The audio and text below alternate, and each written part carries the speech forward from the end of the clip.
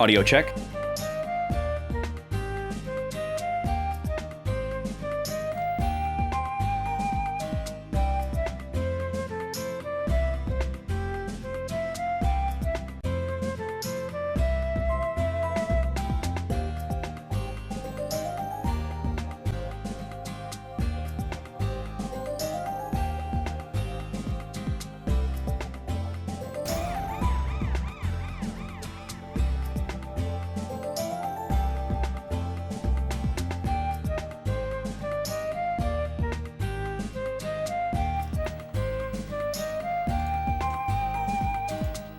All right, party people. Welcome in. It's Friday. I'm still congested, but I feel fine. So, my voice is busted still. My nose is busted still. But my brain is working. My energy levels are high. I don't think we're gonna have any coughing fits today. The cough is pretty much gone. Just except in the morning, there's still a little bit of phlegmy nastiness. And then when I lay down, there's a little bit of a persistent cough. You know how that goes. So, inching the needle of progress ever closer, just at a much slower rate than I would like and than I would have predicted. We've got some stuff to plug, including something that I should have plugged yesterday and Tuesday, but forgot about because of sick brain. And probably just also like overload, and because I forgot to write it down. So let's go ahead and get switched over.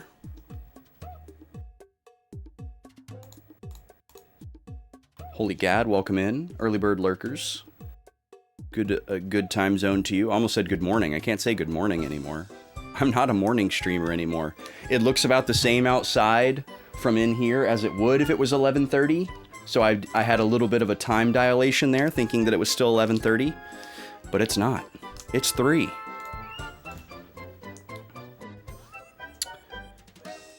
Spit it up, spit it up, spit it up. All right, let's switch over.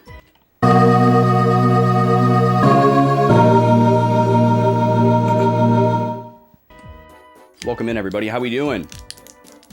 Nice to see ya. Don't think you're gonna get a free wheel spin from my own resub, Gad. We know that doesn't count.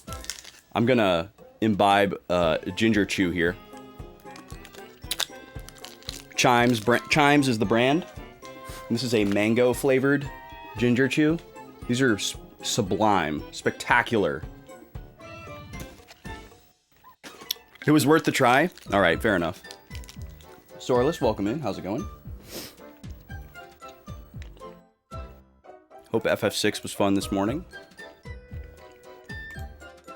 I was lurking for a minute while I was feeding the little guy. Okay, we got some stuff to talk about. First and foremost, the thing that I forgot to plug yesterday, I gotta remember to plug this several times tomorrow. Or several times today. It's happening tomorrow. Tomorrow, I am not streaming, but I will be live as a guest on Jackie's stream. Jackie's doing a charity stream. She's going to be playing some Batman games. She's going to be raising money for a bat conservation charity. She's going to have a bunch of different friends and streamer people call in to talk about Batman and all that kind of stuff. And I'm going to be one of the rotating people. It's not at a planned time. At least not yet. She told me it can be whatever time that I want it to be. And then I'm just gonna like pop into the stream for a little bit.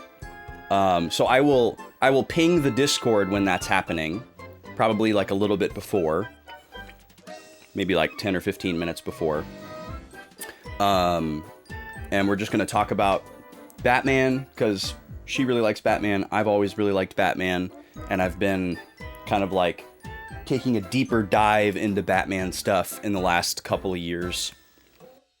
So we're just going to chat about Batman for a bit and be silly. I'm excited about it. She asked me to do that last week while I was on vacation, and I said absolutely. And I should have told y'all about it on Tuesday and yesterday, but I just forgot about it because of sick brain. So I'll post an announcement in the Discord about it tonight so that people who haven't been in the stream today or are in stream but they're not here when I'm talking about it will know about it. It's a little bit short notice, unfortunately, but it is what it is. So in case y'all want to check that out, that'll be going on tomorrow afternoon-ish. It'll probably be around like 1 o'clock or 2 o'clock my time.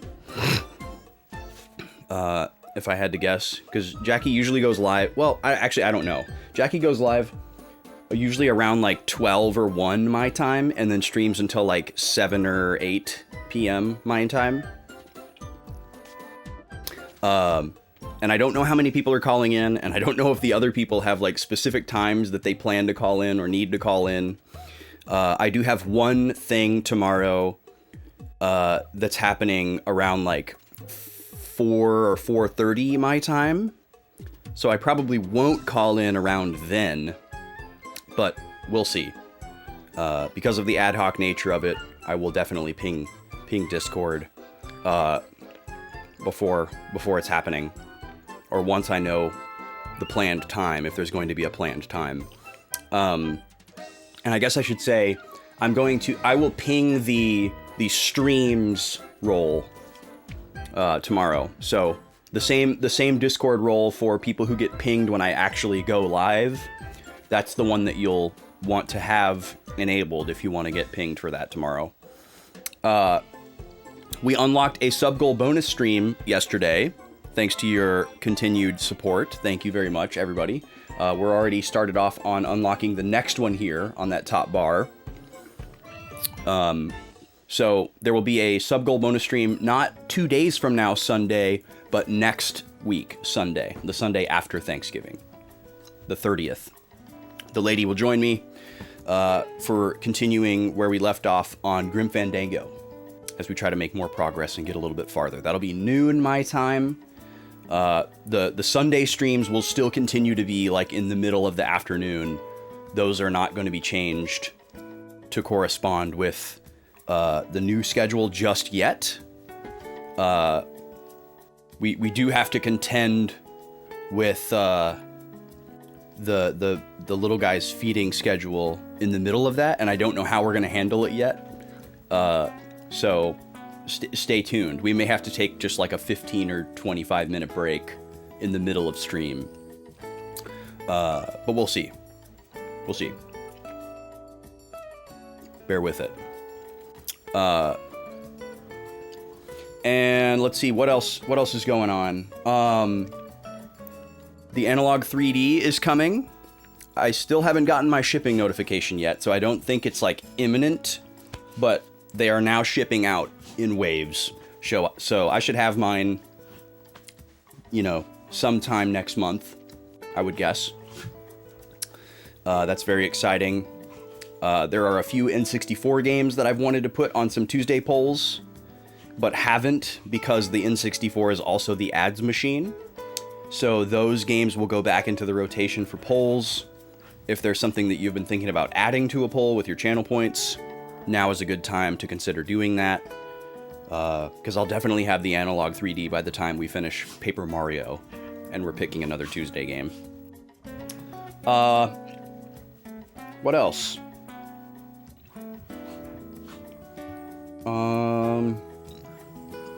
Can't think of anything else.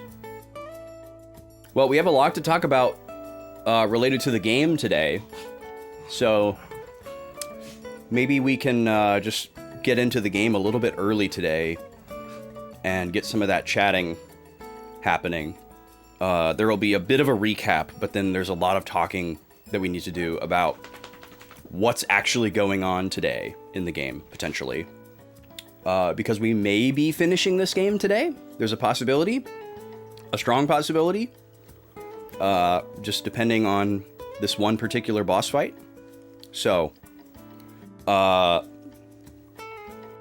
that's exciting. If we do finish the game today, there will be a new Thursday, Friday game poll launched in the Discord, immediately after stream, and it will close. I need to decide, because next week I'm not streaming on Thursday.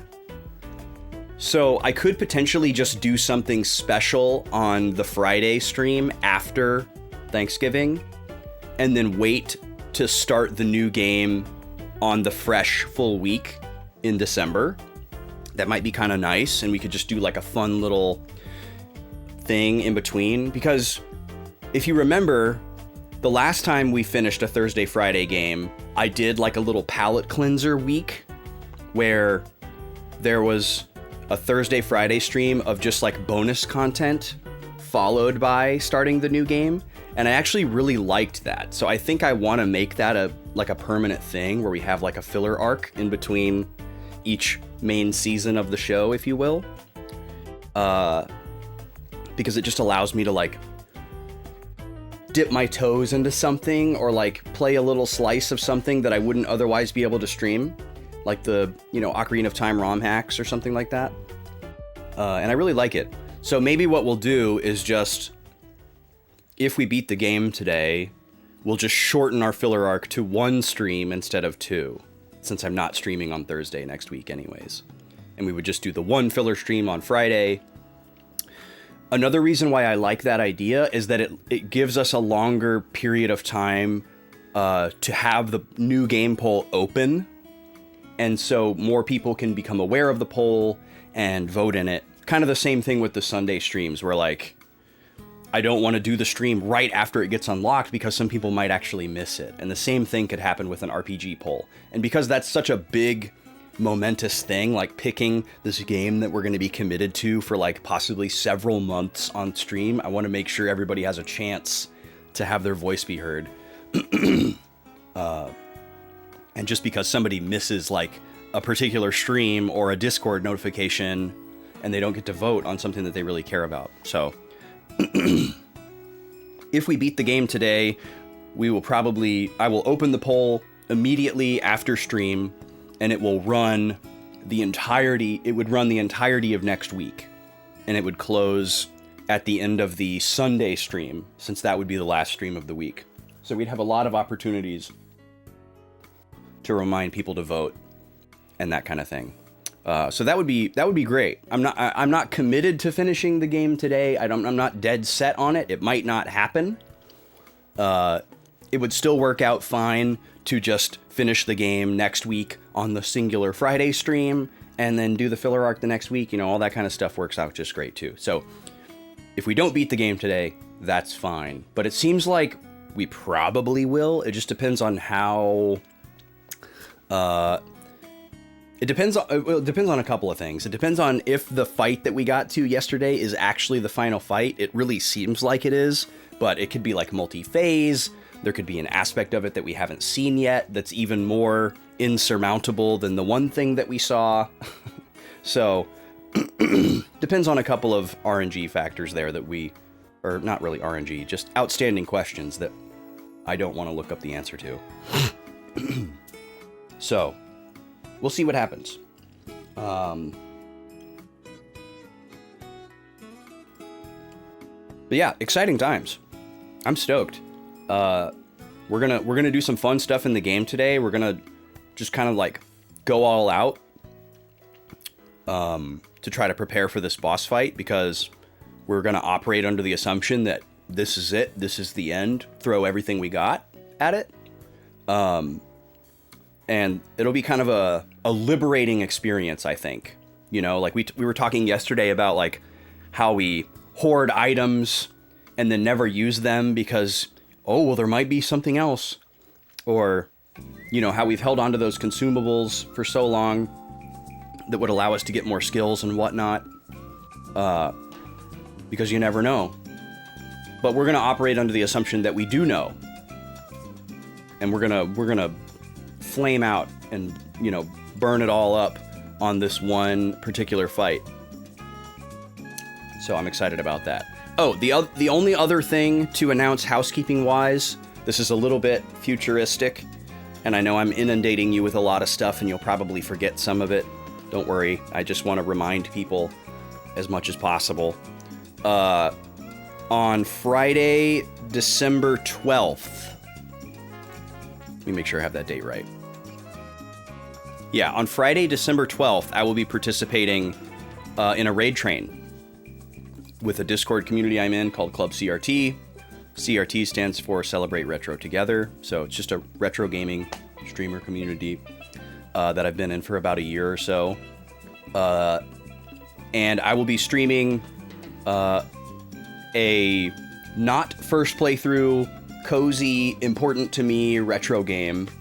The whole purpose of the raid train is for people in the streamer community to get to know each other a little bit better and like mix it up with each other. So we're supposed to play a game that's like important to us and like says something about us, and like a game that we feel like we can use to like kind of introduce ourselves. I'm pretty sure I know what I'm gonna play, but I'm not gonna announce it yet just in case I think of something else and change my mind. But I will announce that formally in Discord, like as it gets a little bit closer. I try not to have too many like big announcements in the Discord at the same time so that people can focus on one or two things in particular. You know, so if we have like a new game poll, I want to focus on that until it's done, and then maybe after that, then I can start talking about this raid train stream and all that sort of thing. If you're not familiar with how a raid train works, basically it's just a schedule of people who are expected to be raided by and then raid into like a specific order of people. So I will stream at my normal time on Friday, December 12th, 3 to 8, like we're planning to do as the new stream time for now, unless things change. And then at a specific time, a specific streamer that is the person before me on the train will raid into my channel at that specific time. And then, you know, we'll kind of say hello to everybody, and I'll introduce myself to that streamer and all the raiders. And we'll talk about like why I'm playing the game that I'm playing and all that kind of stuff. And then we'll get back into the game. And then at the end of my stream, I will raid out at a specific time into a specific streamer, and then they will do the same thing. You know, they'll introduce themselves to us and to me and talk about why they're playing the game that they're playing and so on. So I'll share, like, there will be like official assets and graphics and stuff made that I can share ahead of time so that everybody can like follow all the different streamers or check them out and see if there's somebody that they want to follow, because there's a lot of cool people on the train. That's kind of the idea. That's kind of how it works. I'm hoping I can kind of like ask some people what they're planning to play, so that I can make sure that nobody else is playing the game that I'm planning to play, because it's a pretty popular game. So I could see somebody else choosing it. So that's another reason why I don't want to announce what I'm playing yet. So I'll probably see if there's some kind of like interest form that the community puts together to make sure that there's like a lot of variety in the schedule. Because nobody's asked me what I'm playing, and nobody else has said what they're playing. So I'm hoping that comes up at some point, but if it doesn't, I'm going to instigate that conversation to make sure that there's not like 3 people playing the same game that I'm planning to play. Because I do have a couple of backup options if I can't play this one. I think that encompasses everything that I wanted to announce. Gonna be live with Jackie tomorrow. Time TBA, I'll announce it in Discord. Raid Train stream in a couple of Fridays. No stream next Thursday because Thanksgiving. I'm not going anywhere. I'm gonna be here. I just am gonna take the entire day to relax and be present with my favorite creatures, both bipedal and quadrupedal, and that sort of thing. But I will be live Tuesday and Friday next week, just like I used to do back in the day. Tuesdays and Fridays. That was my schedule for a long time. That's it. And here we are right at about 30 minutes now. So let's go ahead and launch the game. and start getting to brass tacks here. I haven't had any of my matcha yet today. I just made it before stream. But we had special coffee shop coffee today as a treat, and I am absolutely ripped right now. And I don't really need to drink this matcha, but I'm going to, because it's Friday. But I'm glad that I have the extra burst of energy for today, because I think we're going to need it, especially right off the top. How's it going, Shane? Welcome in. It's the FF Elixir thought process. You can't use them because you might need them, so you end up beating the game without ever actually using them. Same with the P-Wing in Mario or the Magnum Ammo in Resident Evil. Yeah, we were talking about that phenomenon, or conundrum, or dilemma, whatever you want to call it, a little bit yesterday.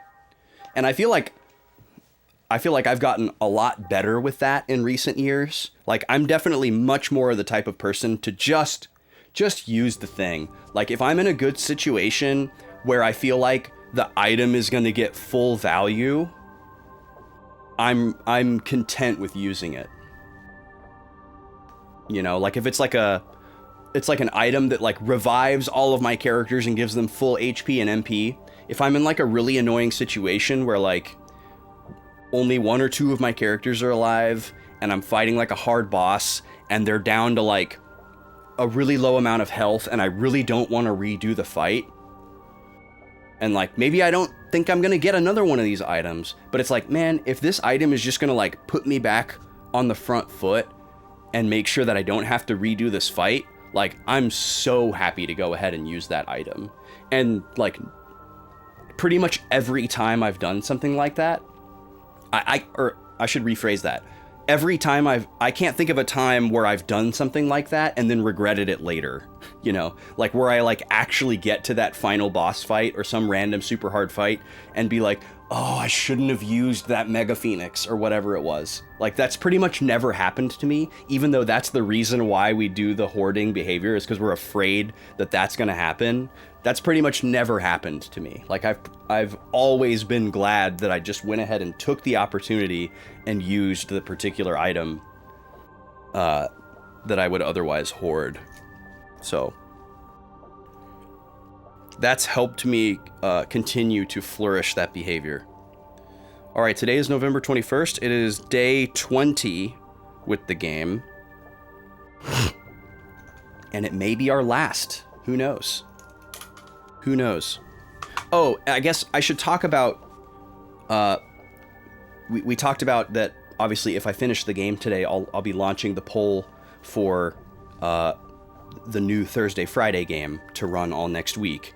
And I've mentioned previously how we know exactly what's going to be on the poll, but I'll revisit that again.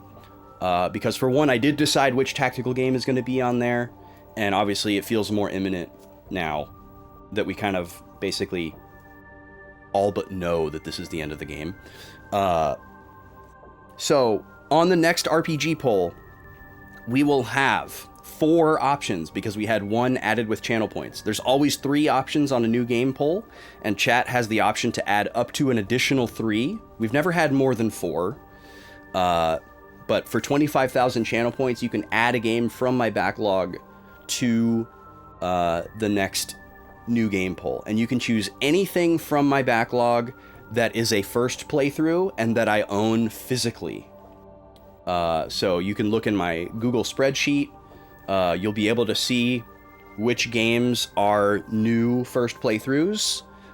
You'll be able to see whether or not they're a physical game or a digital game.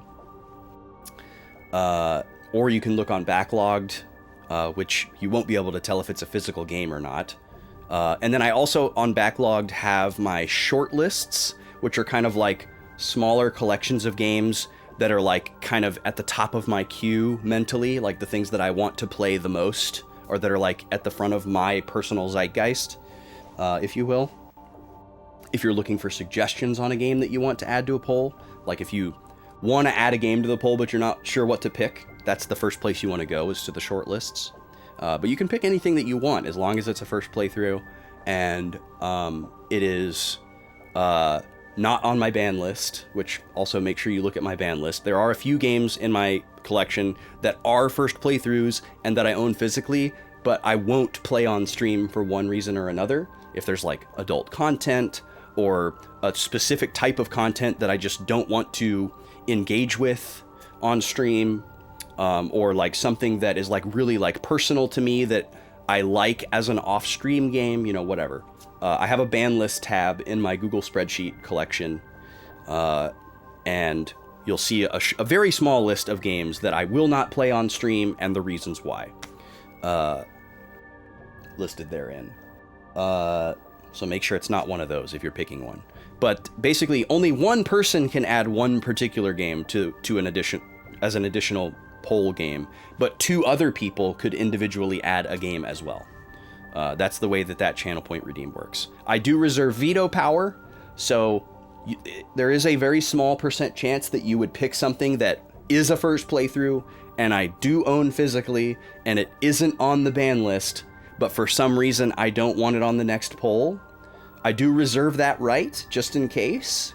It's pretty unlikely, but I do reserve that right, just as an asterisk, so if you were to pick something that for some reason I would just be like, you know what? I hadn't considered this. Maybe this is a ban list game for me. Or, it's too similar to these other games that are on the poll. Or, I want more console variety. You know, I might choose to veto your selection. It's never happened before, but I do feel like it's important for me to mention that I reserve that veto right. So, anyways, 4 games on the next poll. Always 3. 1 was added with the channel point redeem.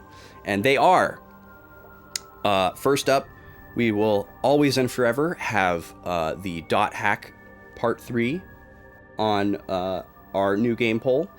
It's going to be there until it wins. And Part 4 will be the same way. It's been on every RPG poll since we started doing them.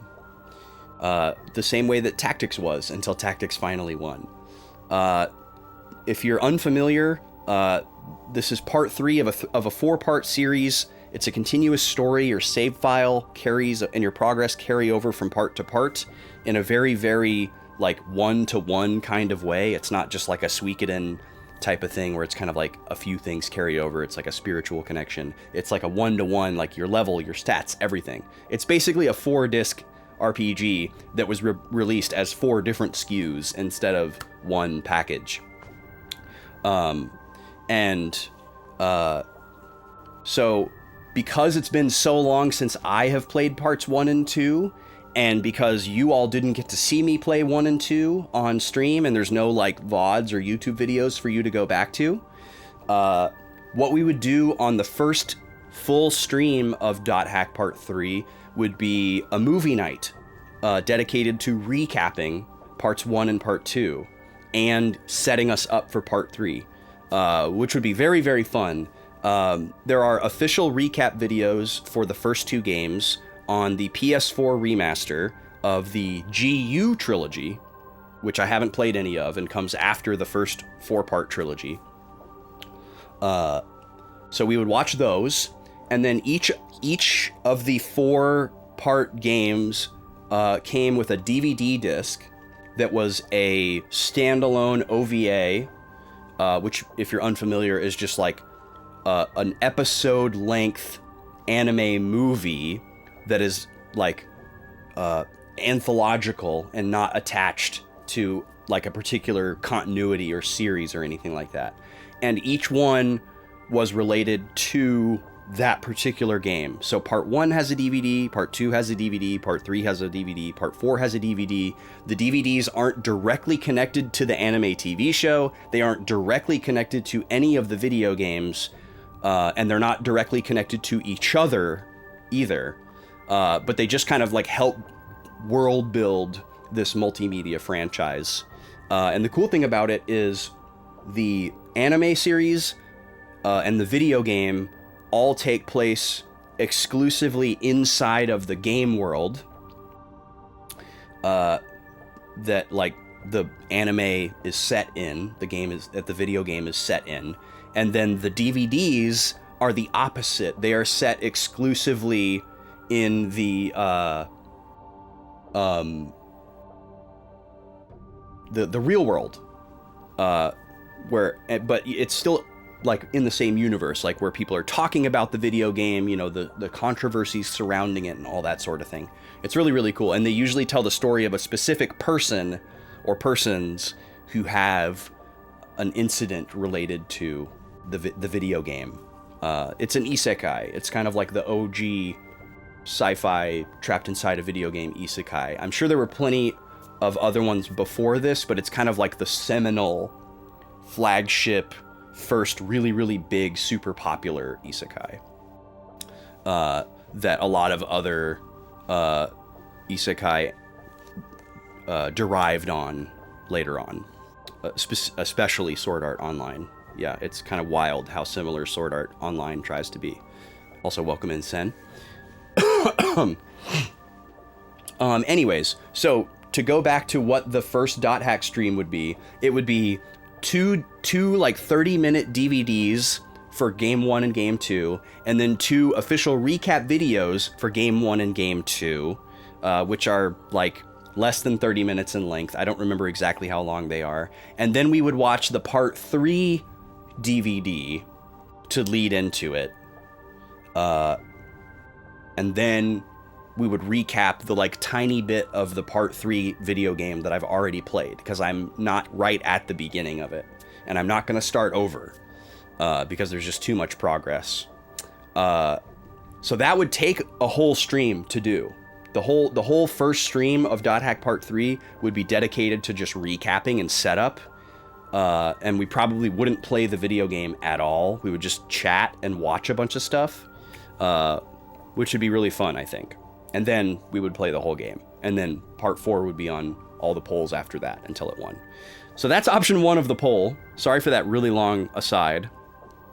Option 2 on the poll will be Xenosaga Episode II.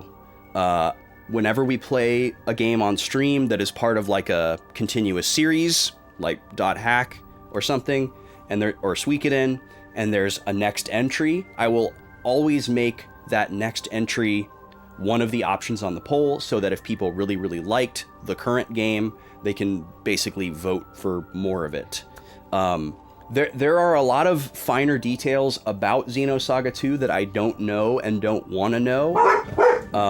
I know it's not exactly the same as the first game, but I don't know to what extent, and I want to keep it that way. So please don't like post things in Discord about it.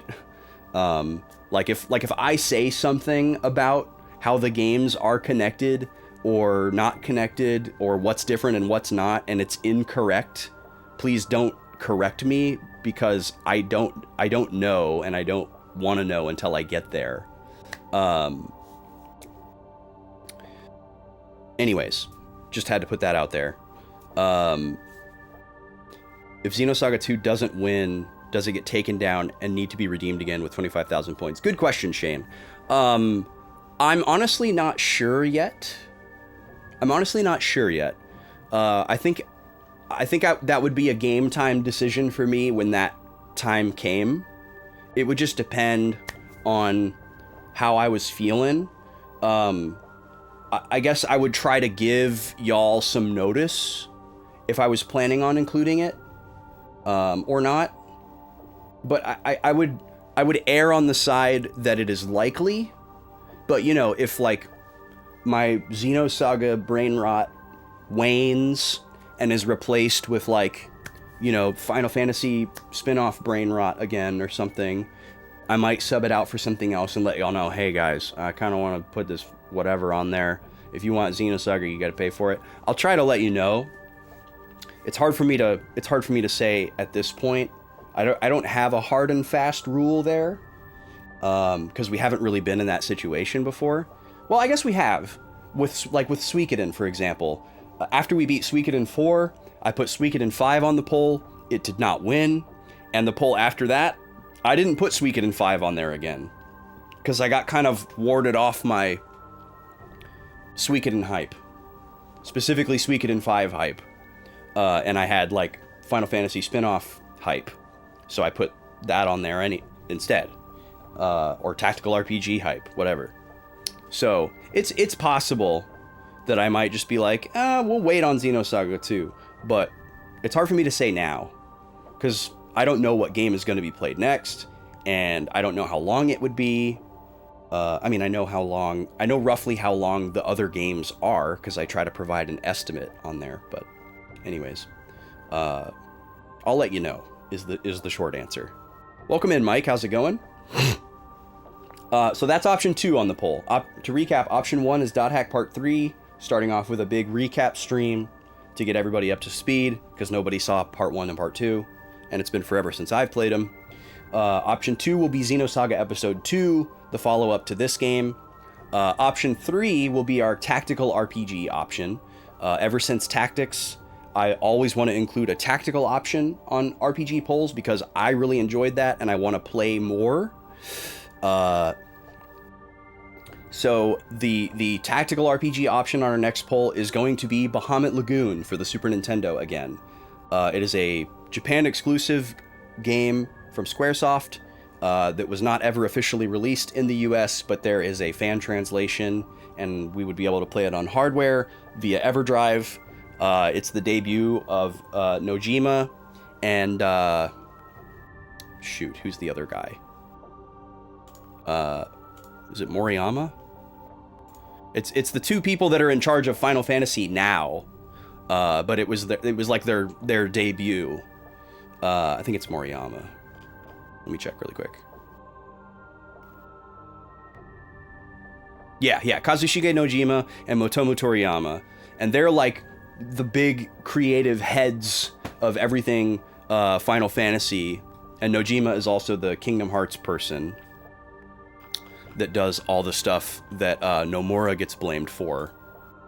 And I think it'll be interesting, because I'm not really a fan of the stuff that they're doing with a lot of the Final Fantasy stuff right now, and I'm not really hot on Kingdom Hearts and that style of storytelling, that kind of like vibes-based storytelling. But I think it would be really cool to see their first, effort as like young, hungry Squaresoft employees who are probably more reflective of some of the bigwigs of the time. They're probably more like understudies of people like Sakaguchi, or the Saga person whose name I'm forgetting at the moment. So I just think that would be really cool. And it's a tactical RPG on the SNES focused around dragons. And the music is done by Noriko Matsueda, who is a woman who composed a lot of cool stuff for Square, very like prog rock inspired. And she wrote one song for the Chrono Trigger soundtrack, drove a wedge, snuck in there between the giants of Uematsu and Mitsuda, and wrote the boss theme. And that's the song that my band and I chose from Chrono Trigger to represent Chrono for our most recent album. Great song. Very Emerson, Lake and Palmer inspired. And then our fourth and final option on the RPG poll, added with channel points, will be Blue Dragon for the Xbox 360, which would be my first ever Xbox 360 game, because I just bought a 360 and the games for it this year.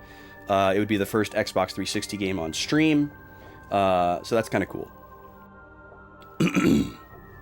Suikoden 4 is the black sheep of the series, but it's one you have a soft spot for.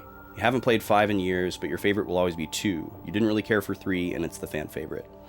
Yeah, I don't know if you were here for any of my Suikoden stuff, Shane, but I really liked Suikoden 4 a lot. There were certainly like some issues with it. There are things that I would change in like the context of a re-release or a remaster. But it's kind of like my favorite one so far. But I'm also doing a weird playing order. I'm playing in like a machete order. I played 1 and 2 first, and then skipped 3, and then 4, and then the next one in my playing order is 5, and then 3 is last. because 3 is like the only one that I have nostalgia for because I played a tiny bit of it as a kid, and it's also like the culmination of like the transferred save data idea from 1 and 2, and then it's like the last one with like the original writer director or whatever, and I just assume it's going to be the one that I like the most, but we'll see. So I decided to put it at the end of the playing order, but we have to play 5 first. Which I got kind of warded off on because of Memory Carp. Memory Carp played 5, and he kind of bounced off of it. And I didn't watch a lot of his playthrough because I didn't want to spoil it for myself. But we had very similar feelings about 4 and about 1 and 2, so I trust his opinion. I mean, I trust his opinion in general. We're buddies. But I will play 5 at a certain point, and I will give it a fair shake and give it my own analysis and, you know, play it in a vacuum and come into it with a open mind and clean slate and everything like that. I just got kind of like de-hyped in that particular moment because it was like right before I was potentially going to have the chance to play it, and I was like, ooh. And so I pulled it off of the upcoming poll because I was like, I need to let that like not influence my playthrough of Suikoden 5. So luckily that's kind of like trickled out of my brain now. And I think I'm ready to give it its fair due whenever the time comes. But it's not going to be on the next poll. But feel free to add it with channel points if you want to see Suikoden, obviously. That's totally fair game. Chrono Trigger has so many bangers, it's wild. I mean, we shouldn't be surprised given the roster of composers. But yeah, Chrono Trigger is like especially like within the VGM community, the video game music like cover scene, remix scene, it's a meme. Like everybody likes Chrono Trigger. It's like the most universally, like Chrono Trigger, Mega Man 2 are like the 2 soundtracks that you like cannot get away from in the VGM community. But Chrono Trigger is way more pervasive than Mega Man 2, because Mega Man 2 is more of like the old heads and like the rockers, because it's like very straight ahead rock and roll kind of thing. But Chrono Trigger has all this like jazz stuff, and jazz and fusion is like super hot in the VGM scene right now. And Chrono Trigger just works amazingly with all that kind of stuff. So it's just like it's always been a hot ticket in the VGM scene, but like it's like doubly the hottest ticket right now in the VGM scene, and has been for like the last like 10 years. Everybody playing Chrono Trigger stuff. You weren't here for Suikoden. I didn't think so. You can't remember what I was playing when you first came here? Well, my RPG playthrough before Xenosaga was Final Fantasy Tactics. So if you were here for any of Tactics, you were here before Xenosaga. If you weren't here for any of Tactics, then you showed up for Xenosaga. Your top 3 from the 16-bit era are Chrono Trigger, FF6, and Phantasy Star 4. Yeah, I want to try Phantasy Star at some point again someday. I don't know when that's going to be. I don't have a way to play them on hardware because I don't have any Sega stuff, and I'm not ever going to buy any Sega stuff. I think the only compromise that I would make is if I was able to get like a Mega SG, the analog console, and then just buy like a Sega EverDrive and just put like the full library on it or something. But there's like a lot of collections and re-releases of the Phantasy Star games, and I'd be totally fine just buying one of those and playing them, but I still would want them physically, and there's not that many options there. Is it because of the Japanese Mega Man meme songs? No, it's definitely not because of that, Sen. It's just because people freaking love the Mega Man 2 soundtrack. It's just so good. You weren't here for Tactics, because you hadn't played it in 14 years. Yeah, you must have just showed up for Xenosaga then, Shane. You must have just been magnetized by it. Okay, let's go into the menu here and do a recap of what we did yesterday, which shouldn't take too long, because we really only saw one cutscene yesterday, and then we'll talk about what the plan is for today. So we started off yesterday at a save point that we had backtracked to, and I had to kind of like relearn the layout of this dungeon to get back to like new territory, which took me a second. And then we worked our way through some new sections, saw a couple of new random enemy encounters that we just skipped. We found the last red door, which helped me kind of confirm that this is the final area of the game for myself. And then we found the infamous giant platform diagonal elevator that is in so many Japanese sci-fi games. Metal Gear Solid, Xenogears, Xenoblade. They're all over the place. Sound off with your favorite video game diagonal elevator in the chat. And we fought a gauntlet of enemies on there that kind of culminated in a boss fight. It was pretty challenging. Luckily, we were able to backtrack to the top and save so that we don't ever have to do that again. And then at the bottom of the elevator, we went into an ominous room where we met Albedo. We found the reactor. We started off a fight with Albedo. And after defeating him in a not too difficult fight, he summons this giant Gnosis that is fused with the reactor core that we have to defeat in order to shut down Proto Merkaba.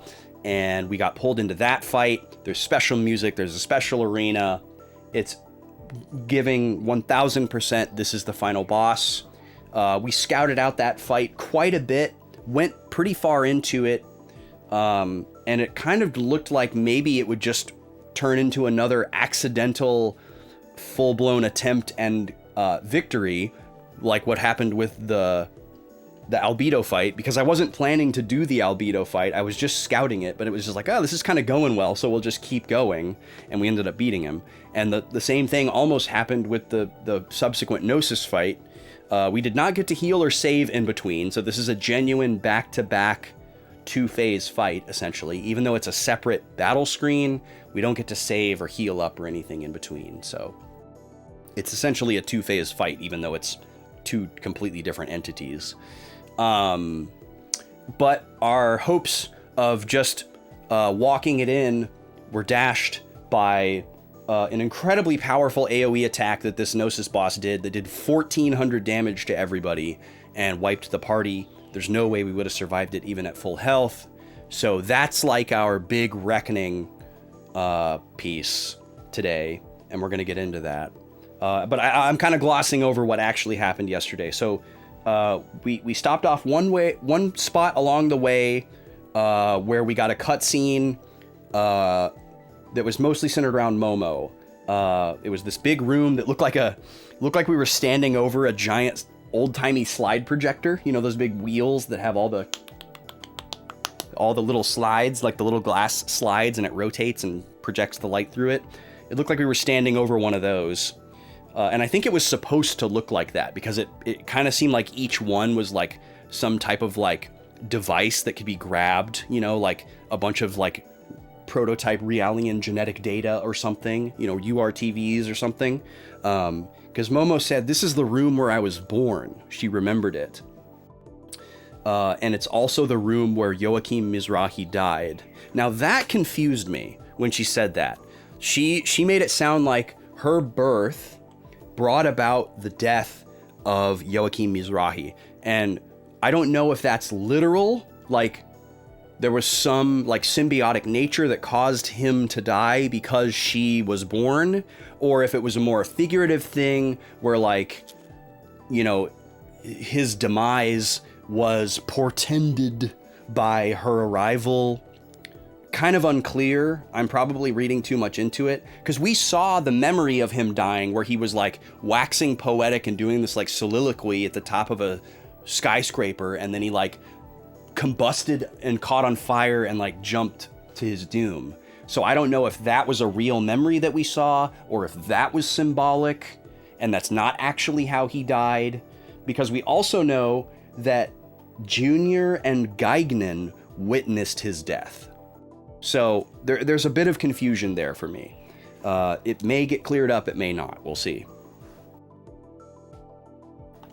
But Momo continues to talk about how she feels a lot of pain and suffering came as a result of her existing, you know, and she feels very personally responsible for that. Like, she recognizes that her quote-unquote dad, her creator, who she has good feelings for, but they're kind of like implanted in her and like programmed to be that way. They're kind of like artificial. So she has to like reckon with that.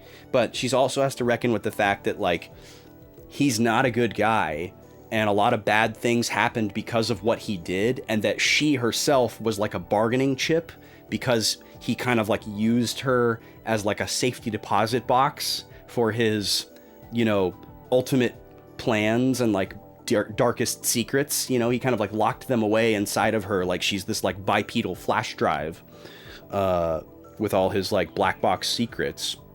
And she's like, wow, you know, all these like bad people are doing all these bad things and killing each other and manipulating people and lying and, you know, committing crimes because they're trying to get to me. And if I didn't exist, none of those things would have happened, you know? So she's putting a lot of burden on herself because of that.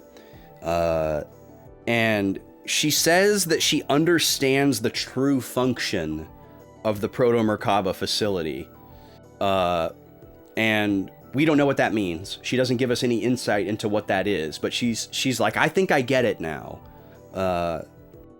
And so for our limited understanding, the true purpose was just a manufacturing facility to create Momo and possibly the Gnosis, or creating a way to harness the Gnosis, or create a way to reconvene the Zohar and the Song of Nephilim, or, you know, I don't know.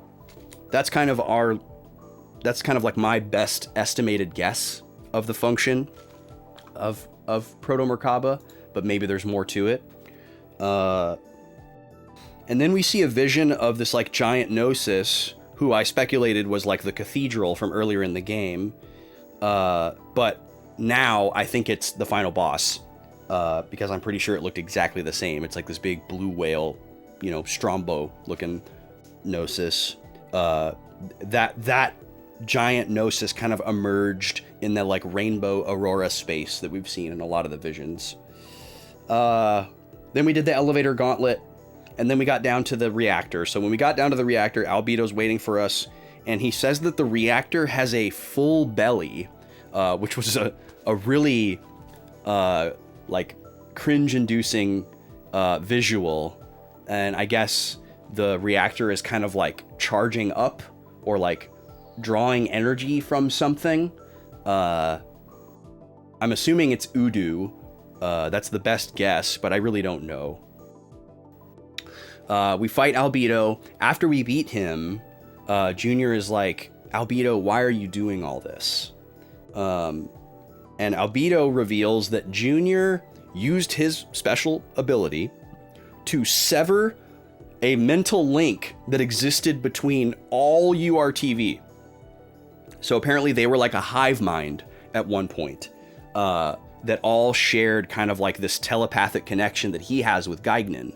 But Junior destroyed that, and now only the telepathic link exists between him and Gaignan. Don't know how he was able to maintain that or reestablish it. And apparently him severing that mental link also caused all of the URTV to succumb to Udu, which is why there's not any more of them. We know that there were like 600 plus URTVs because they're all numbered. And presumably Junior, Gaignan, and Albedo are like at the very last. Like I think Albedo is 669, and then Junior is 666, and Gaignan is 667. We have no idea who 668 is, but I imagine there's somebody important who we don't know yet. And most of the other, if not all of the other URTV are gone or destroyed or lost because of Udu. And the only reason why Albedo is not did not suffer the same fate is because of some kind of like weird anomaly where he like benefited from Udu and got like new powers, and that's how he has his like crazy regenerative stuff or whatever. And then he refers to that incident of Junior severing the link as Junior's sin, and that's why Albedo wants to make Junior suffer and stop him, and that's why he's on his path that he's on, is to make Junior atone for his sin. And then Junior kind of like is vulnerable at this time. You know, he's like, hey, I did that because I was like afraid, and you know, I kind of regret doing it. Like, I do feel bad that all of my like URTV siblings are gone because I did that. And then and then he like does like the "this baby right here" meme and opens up the reactor, and it kind of like activates or whatever. We see the giant Gnosis that's fused with the core, and he's like, if you want to stop Proto Merkaba, you gotta destroy this thing. And then he like zips away, and you know, he zips and dips in his spaceship or his Gundam or whatever, and leaves us to fight Sophie Maristos or whatever it's called. And that was the conclusion of what we saw yesterday, story-wise, outside of the fights. So today, our focus is going to be on using up all, like, going to town, using up all of our like consumable items that give us more skill points and tech points, having a very like calculated, concerted effort to like what party we want to use, what abilities we want to focus on, where we want to pour those point balances into, like which buckets we want to fill up, how we want to use those points, and just get our build and our equips and everything completely dialed in, and then go fight that boss and kill it, and beat the game, and probably watch a bunch of cutscenes and take a bunch of notes and react and review and whatever. That's kind of what I'm hoping for today. Option B is we get bodied by the boss and have to revisit, and you know, we spend all day trying out different builds. But we have our cascaded saves, so basically what we'll do is we'll use all the consumable items, go for a build, do a separate save, and I can write down the details of it in the journal. If it doesn't work, we can revert to the previous save and try out a new build, make a save for that. We could even bounce back and forth between the different saved builds, try them out, and kind of like A/B what's working, and basically take however much time we need to dial into like what is going to work against this boss. I guess option C is that massive attack is just a huge difficulty spike and damage check, and we're going to have to increase our max HP by 500 points plus on every character and have to do like an absurd level of grinding. I don't think that's what's going on. There's got to be some way to avoid or mitigate that attack, but that remains to be seen. But that's a distant, far-flung option C. We'll probably see option A or B unfold today, and then we'll go from there. It's time for the first ad break. I've snoozed it once already. You're going to see Smash Bros. If you're not behind the ad wall. It's Samus versus Ness. Ness is clocking it. We're almost done with this matchup. Then we're going to switch to our most anticipated matchup of Captain Falcon versus Fox, our kind of top two contenders here, although Captain Falcon's technically in third place momentarily. More on that later. And I'll be back in about 3 to 5 minutes. So grab a snack, get comfy, beverage, whatever you need, take meds, etc. Pet animals, and I'll be back in a few. Thanks for being here, folks. Gameplay after this. Free for all! 3, 2, 1, go!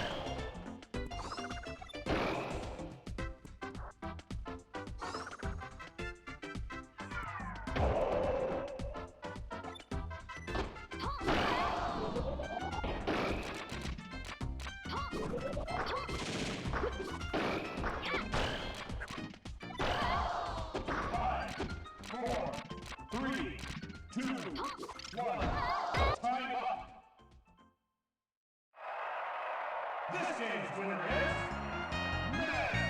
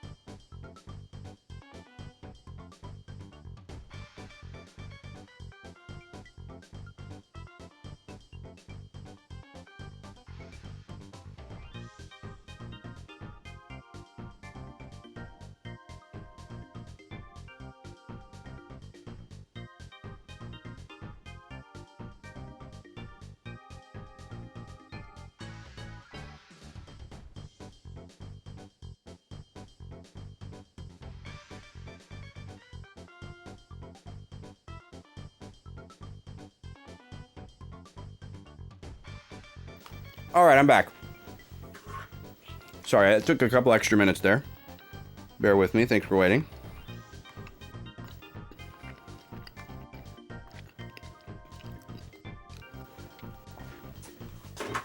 The little guy needed some extra steps to get situated for nap time. This is... You don't Smashy! understand.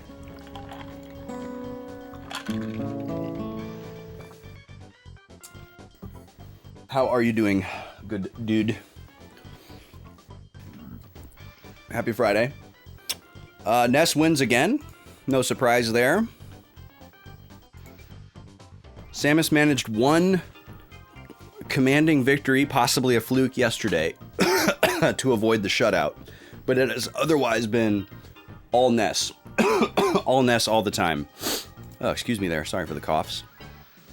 That was from the drink, not the sickness. So Ness has moved comfortably into 4th place here. Sam is still chilling down in 9th. Ness has got a long way to go to be sniffing at the heels of the top 3. Probably won't be able to make that happen, but who knows. They certainly have a chance to fall.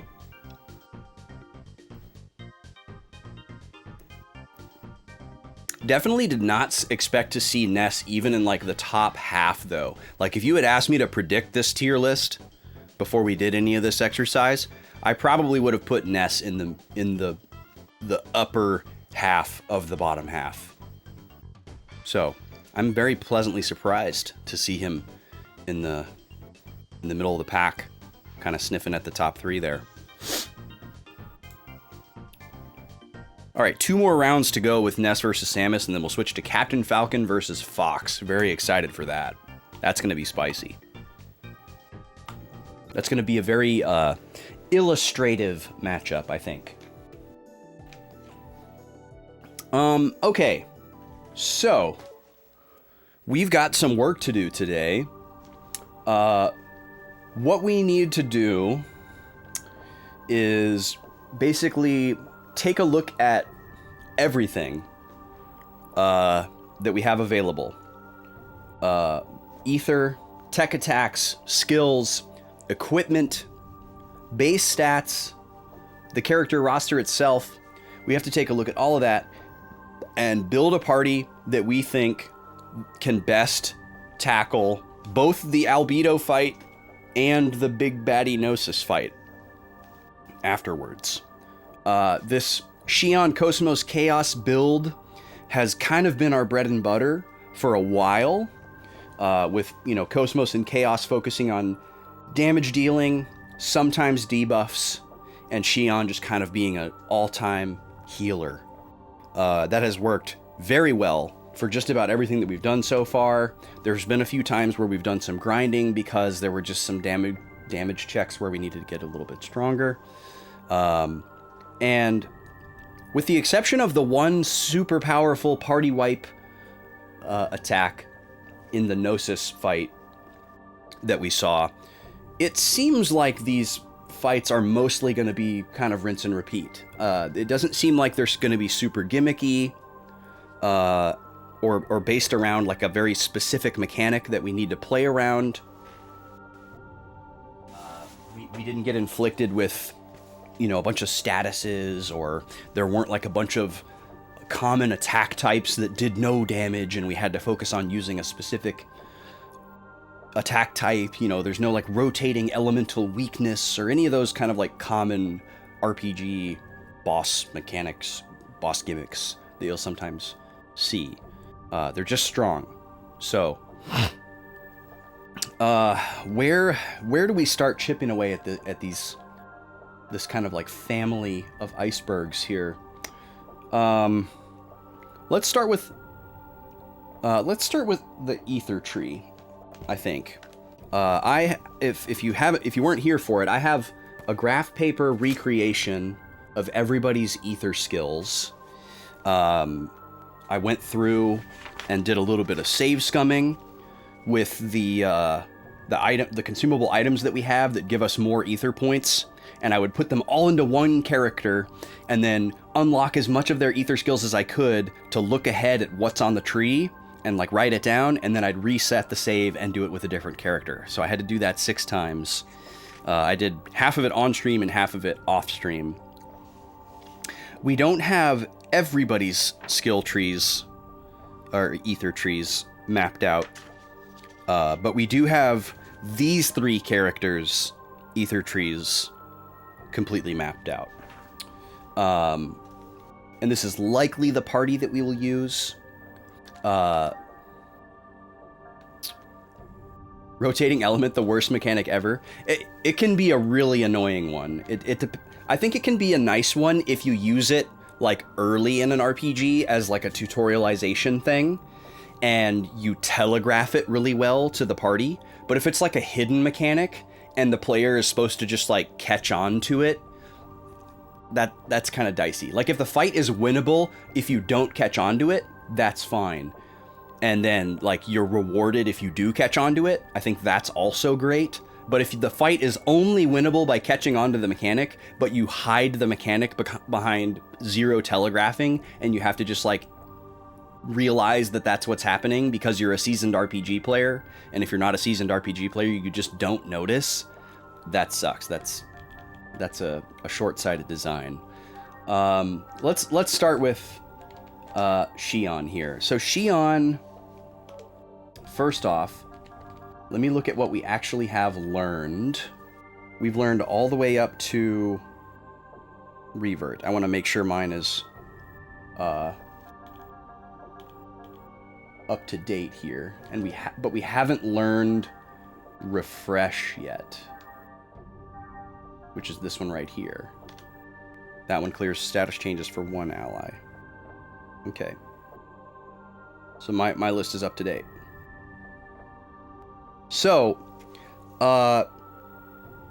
Xion does have a skill on her tree called Safety Level that allows us to cast a status effect on one ally where they will live on 1 HP. So that might be it right there. That may be what we're looking for to get through this fight. I would be extremely surprised if that was the only way to deal with that attack. But it certainly seems like a very effective one. We'll need to take a closer look to see if maybe, is it like Pokemon where that only works if you're at full health? And so we would also have to be at like full health before that happens. We do know that boss also has the ability to remove all status changes. And if I recall correctly, I think the boss may have done that right before it used that attack to try and stop you from potentially using this strategy. So maybe you'd need to like have a boost ready to like boost in as soon as it does the status change thing so that you can get that on like one character and have them survive and then use like a Mega Elixir or whatever W item. Really, really annoying. But it's certainly a line. It's certainly a line through the fight. Other than that, we've got the status removal for a single ally, and we have a speed plus 25% for one ally. Xion's final skill is kind of a weird one. It does damage, it steals items, and it has a one-hit KO chance. Kind of a weird one. Wouldn't be useful for this fight. It's probably useful for like fighting mobs and grinding, especially if you're trying to like farm the like skill point, ether point, tech point items, which is definitely something that I had my eye on kind of like throughout the game. Okay. Chaos has an AoE revive spell, which you can only use one time per battle. That coincides really well with the one that we just talked about with Xion, that lets everyone live on 1 HP. Because Chaos could be the one to live on 1 HP and then revive everybody. Presumably you'd only need to do that one time. This boss has 16,000 HP, and it used that skill at around, I want to say, 5,000. So certainly not the end of the battle. But maybe it only does it one time? Who knows? That would be best case scenario. It's also possible that just once it goes below a certain amount of health, it can use it at any time, which is very scary.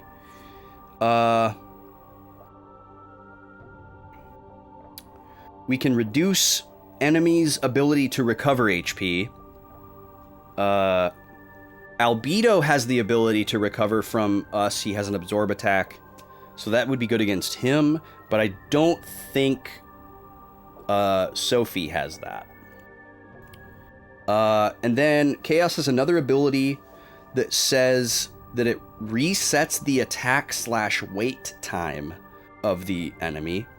That could be very useful against both Albedo and the Gnosis, because Albedo was boosting his speed really, really heavily, and it got a little out of hand. Debuffs didn't seem to work against him, so it's possible that that skill won't work, but it's certainly worth a try. And then Chaos's ultimate ether skill attacks enemies and removes status from the party. So kind of a dual purpose there. For Cosmos, we have a Demi slash one-hit KO chance ability, not relevant. We have a beam attack for all enemies one time per battle. The one time per battle makes me assume that it is very strong, but this enemy isn't. Neither of these bosses are weak against beam attacks, so that's not particularly attractive. And then Cosmos' last three abilities are AoE elemental attacks. An ice one, a fire one, and a lightning one. The last boss is weak against lightning, so we do want to try lightning against it. And there are points where we want to use AoE magic against the adds that it brings out. Adds, ADDS, additionals, is what I mean by adds. That's an MMO term. Even though I'm not an MMO player, I use it because it's convenient. So we may possibly build a path to the lightning skill for Cosmos. Chaos has a lightning skill, and we were going to try it out when we were scouting, but I forgot to set it. Now it's set. And that's a single target, not an AoE. Let's look at the other three characters' ether trees here to see if there's a case for changing the party.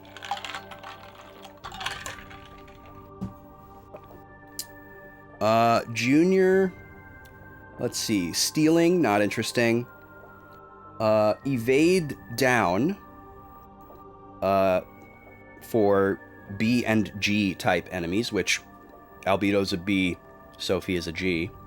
But again, a lot of the debuffs that we tried to use didn't seem to work, so not sure we'd be able to rely on that. It's essentially the same function as Cosmos' down dex. So, lowering their evade rather than lowering their accuracy. Honestly, down dex is better, if it works. He also has one that is described as disabling spells for B and G type enemies. That sounds too powerful to work. I'm inclined to assume that there's just no way that we'd be able to completely disable the spells of these two final bosses altogether. I don't think the game's going to let me do that, so I'm not even going to entertain that possibility. This other one, though, for coin lock, is an interesting one. It's a double-edged sword type of mechanic where it blocks all status and buffs from one ally. So you can't increase your speed, you can't give yourself the thing that lives you on 1 HP, etc., but you can prevent yourself from having your ether lowered or being confused or whatever. You know, you're impervious to all status, whether it's positive or negative. And then he has a speed plus 25 as well. So Junior has a lot of abilities that are the same as other people's abilities, which is kind of interesting.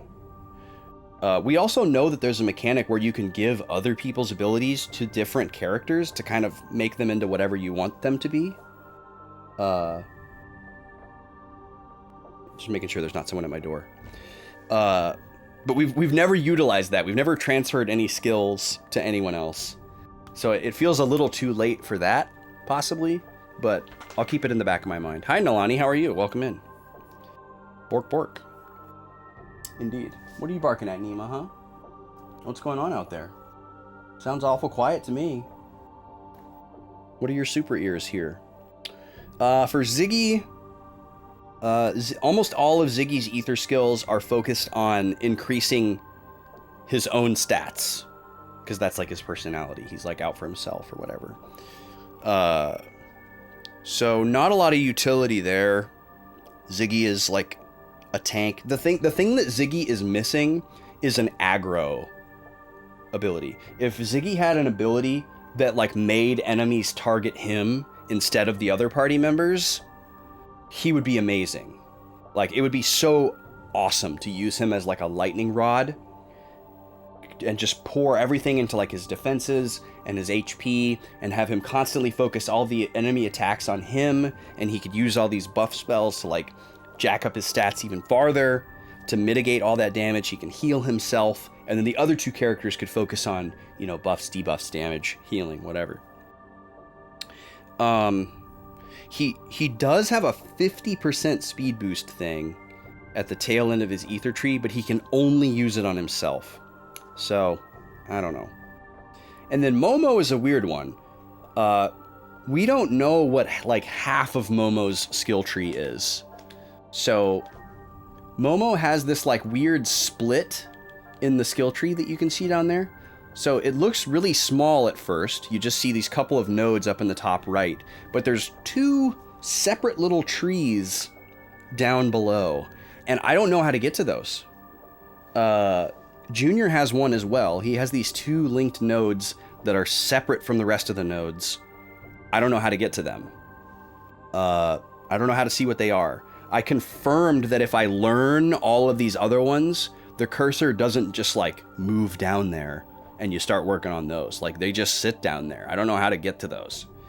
I don't know what those are. I don't know if that means that there are like reserved slots so that those same types of abilities can be transferred from other characters. Like, oh, Momo can carry 3 purple abilities from other characters, and that's what that is? Maybe that's what that is? I was under the impression that you could just transfer any ability from any character to any character. Maybe that's not the case. So, as far as what we know we have access to for Momo, we have a non-elemental ether attack, single target. We have a self-targeting ability, support ability, that is just described as a heavenly gift. That leads me to believe that it's some kind of like RNG pool of buffs. And then we have a revive, and we have an act down 50% for a specific enemy type, which is M type, which is not useful for this boss. So, much like the rest of the playthrough, not seeing a lot of promising utility out of Momo for this fight. That's fine. I'm not really seeing a case for Ziggy or Junior either here. So I feel pretty confident about sticking with this same party, which immediately helps us kind of focus our efforts here. That means that we will probably use all of our consumable items on these 3 characters, because they're the ones that we're going to use.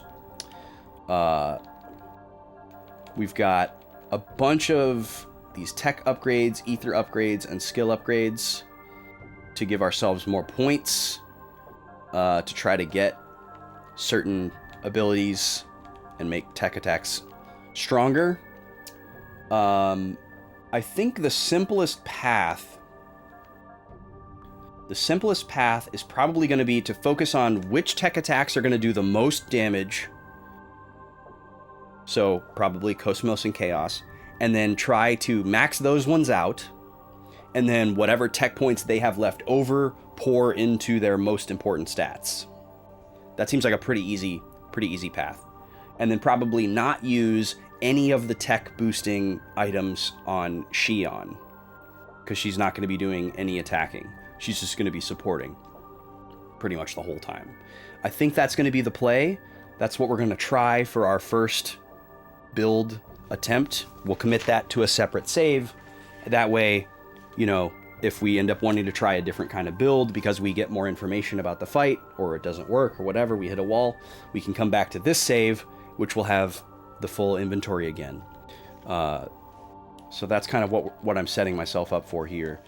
The ether consumable items, on the other hand, might all need to go to Xion, because I would love to get...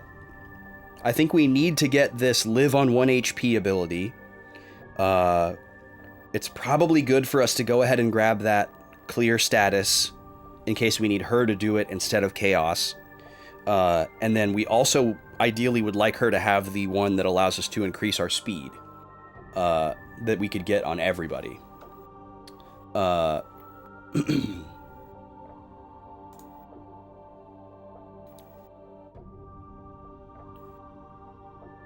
So, and I feel pretty good about that, because the only other skill that we're looking at is one for Chaos, and we'll probably have enough points and or consumables left over in order to get that one, which is the AoE revive.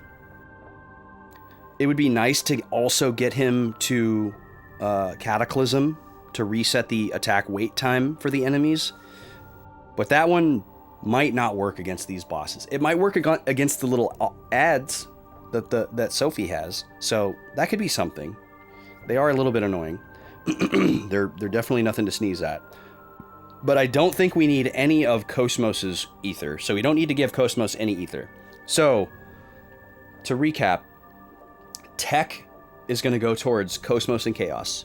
Ether is going to go towards primarily Xion, and then maybe a little bit Chaos, but not Cosmos.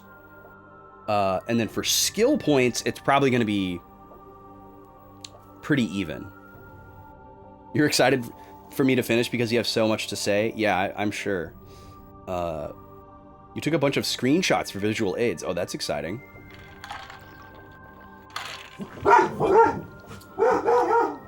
Nima is convinced that there is a threat. Okay, let me put this away. Let's take a look at what ether points we have right now before the consumables. So Xion has 360 points. We need let's see here. Where's number 9? We need...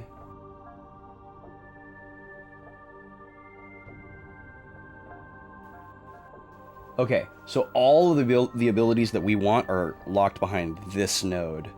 So we need 160 for refresh.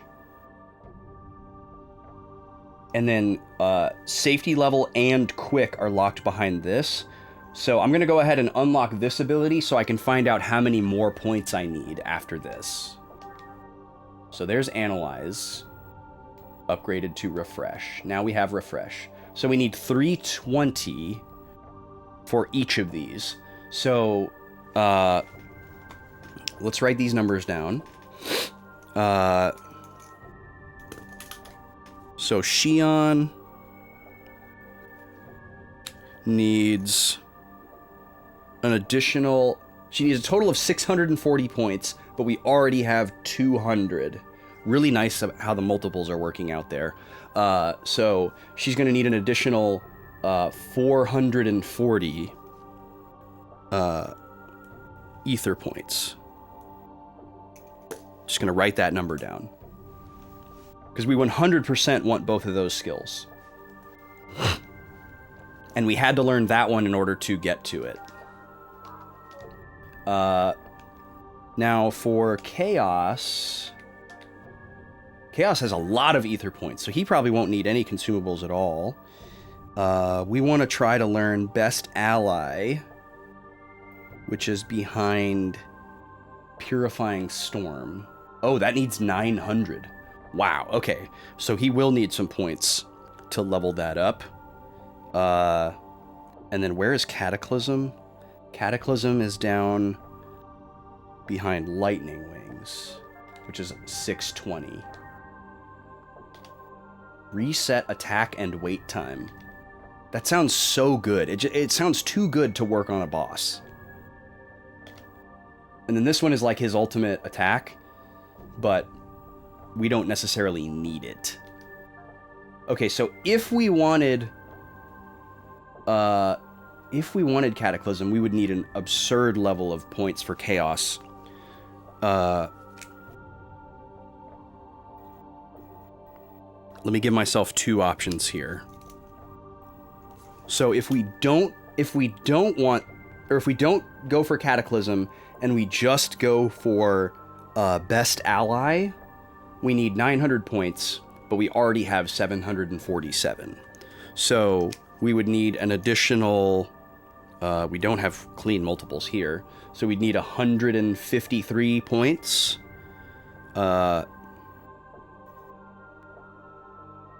Or we would need 153 plus 620. So 773 ether points.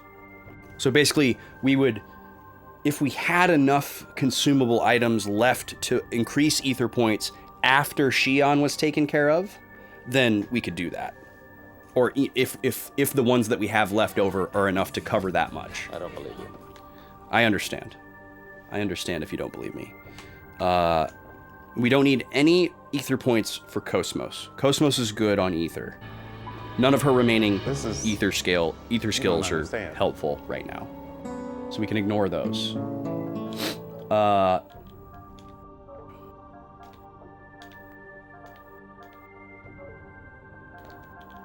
And like the can of worms of trying to like put some of the support skills on Cosmos instead of Xion is too much for my brain. So I'm just going to focus on every character just having the skills that they have and just kind of ignore the transfer mechanic. I think that's going to be easier for my brain. Let's look at these tech attacks really quick. I want to look at Shockblade again. Shockblade is different status effects, but don't they only affect a specific type of enemy?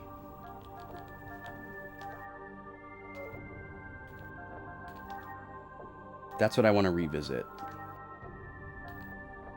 Yes, and it's only M types.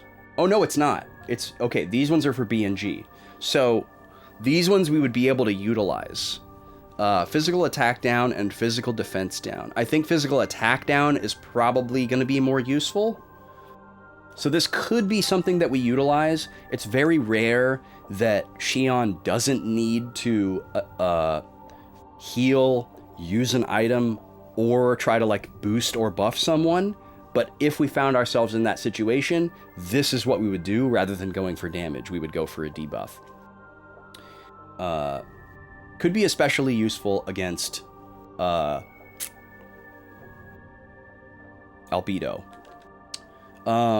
This Star Hat might actually come off. The additional ether points earned aren't going to be useful from this point on, because we don't get to use them. We get a bunch of ether points from the Albedo fight, but we don't get to use them because we go right into the next fight. So, presumably, this is we already have the ether points that we're going to have. So this is no longer beneficial beyond the 4 points of defense. So there's probably a better choice here. Whether it's just the more powerful helmet so that we have better resilience, or some other accessory. Hey Cheaty, welcome in. Thank you for the good luck.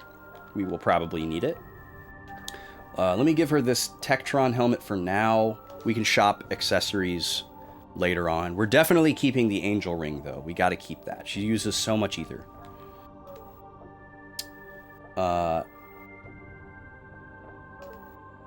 Okay.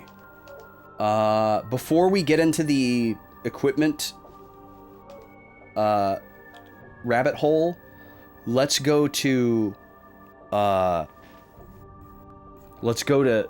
tech next. So we're going to prioritize Cosmos and Chaos as damage dealers, which means we want to use as many tech points as we have at our disposal to power up their most powerful attacks that we plan to use.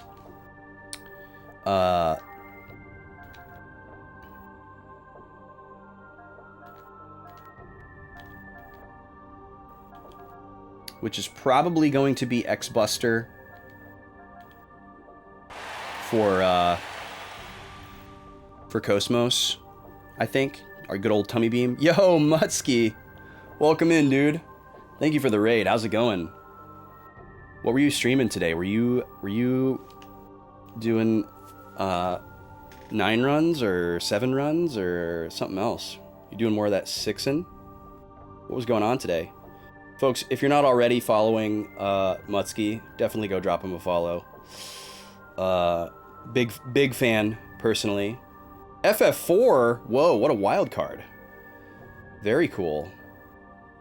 Welcome in, everybody. It's nice to have you. I am currently in the weeds, putting a build together for what I believe to be the final boss. Please don't confirm it. I like to play games in a vacuum. Mutt getting absolutely walled by automod for Kappas. No worries, my dude. Thanks for understanding. Thanks for the follow, by the way. But yeah, welcome in, folks. If you've never been here before, which you likely haven't, I'm Austin, the channel's Backlog Boys. I'm a boy trying to work through his backlog. I got a big wall of games behind me. RPGs are definitely my bread and butter. That's what I stream on Thursdays and Fridays.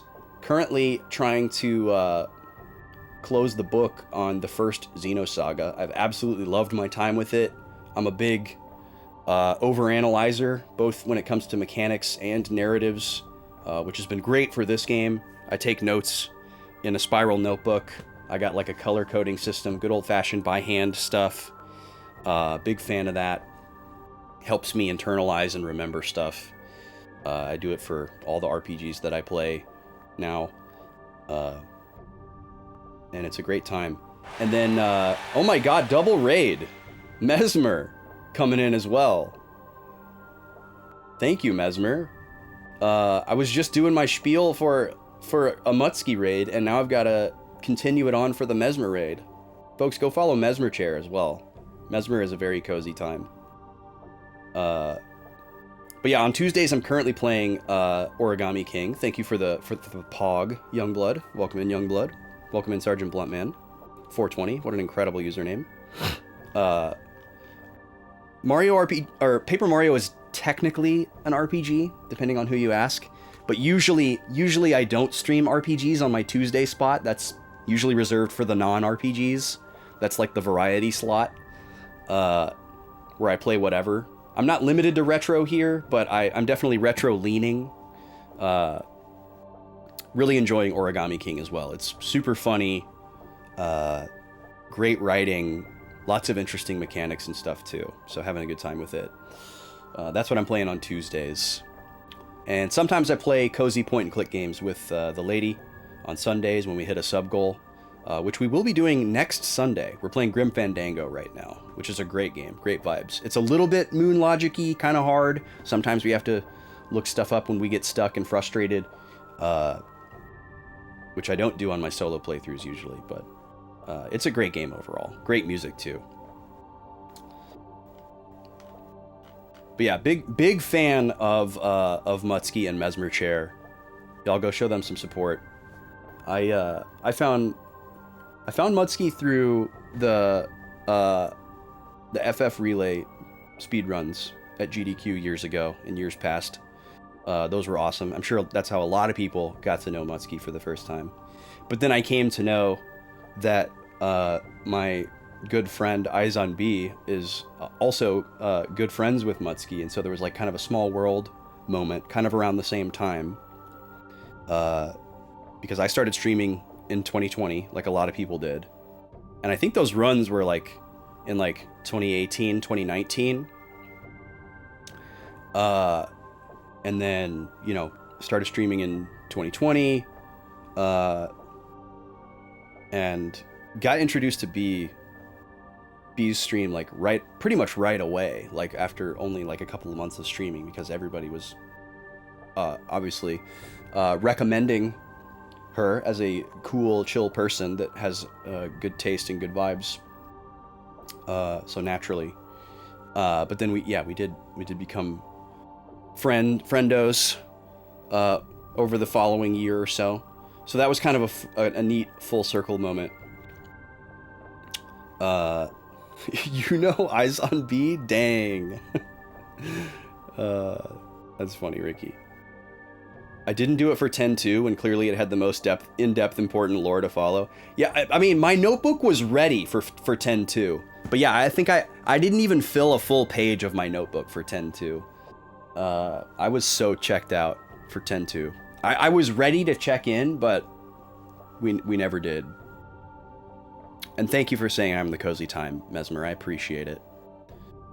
Take care of your post-stream BRB type stuff. You found Mutski through B as well? Yeah, that was the interesting part, Cheaty, is like I was independently watching and following both of them early on and didn't realize there was a connection until one of them just randomly mentioned it. And I was like, wait a minute, what? So that was kind of a fun moment when that happened. You've known her for a long time, since 2015. Wow. Yeah, that heavily predates me. But that makes sense, Cheaty, because you were a FF9 runner as well. I am not a speedrunner doer. I am just a speedrun enjoyer. I'm a longtime speedrun enjoyer. I've been watching GDQ for that long, but I wasn't really like a Twitch person outside of watching marathons, speedrun marathons. I didn't actually start watching random like individuals on Twitch until I started streaming. And then I was like, oh, this is like a social network, and it's like better than all the other ones. And you can like actually meet people and form connections with them, and it's not just like slop and drivel. Wow. Why didn't I come here sooner? I mean, technically Vaughn and I streamed on Twitch for a couple of years, but it was so infrequent and we were so bad at it. It was so much harder to stream on Twitch in like 2017 than it was in 2020. We could never get it right. So we just stuck to YouTube and did pre-recorded stuff. Vaughn is the other Backlog boy, if people are wondering why it's Backlog boys plural and not Backlog boy. I am strongly of the mind that everybody should feel like one of the boys here. I think that's a great vibe to project. And I'm also pushing for boys to be gender neutral. We can all be one of the girlies sometimes, and we can all be one of the boys sometimes. So I would love to welcome everyone as one of the boys here. But there are two of us boys when we initially set out on this journey. I used to do YouTube content with my buddy Vaughn, and we did pre-recorded old school style no cam let's plays for YouTube way back in like 2016. We did that for like 4 years. It was a great time. Vaughn and I are still really close friends. He just doesn't have time to stream anymore. We started streaming separately on the same channel during the pandemic, because he moved to went to a different state temporarily for a work thing, and so we couldn't do YouTube while he was doing that.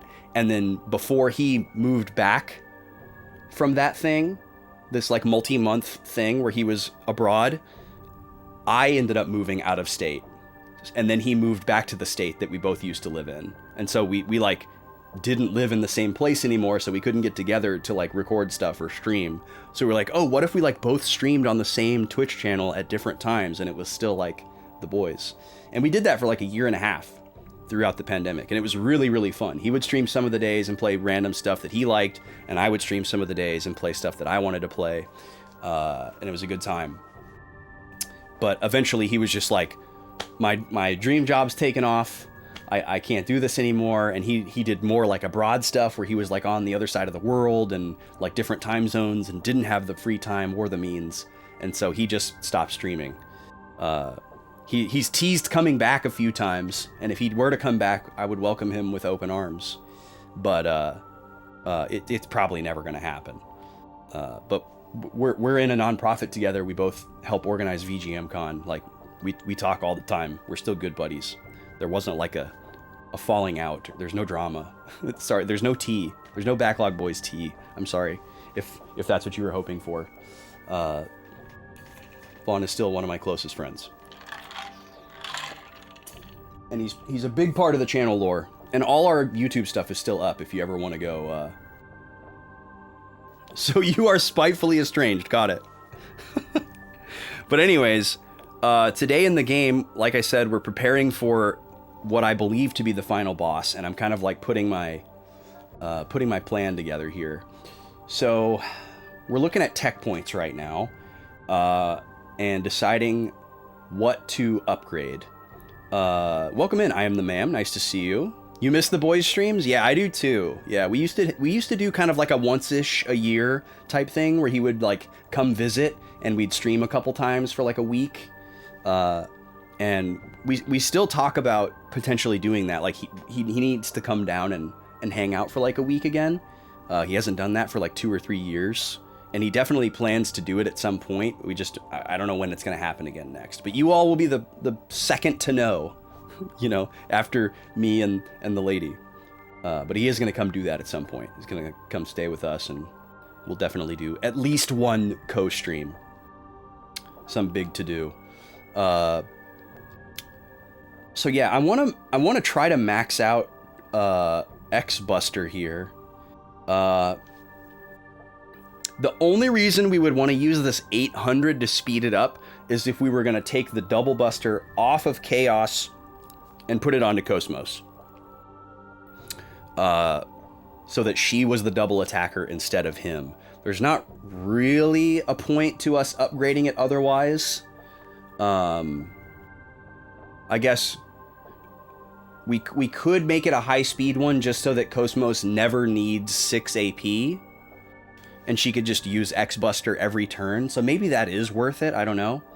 But we're kind of more interested in this lower cost tech lane, which makes the attack more powerful. But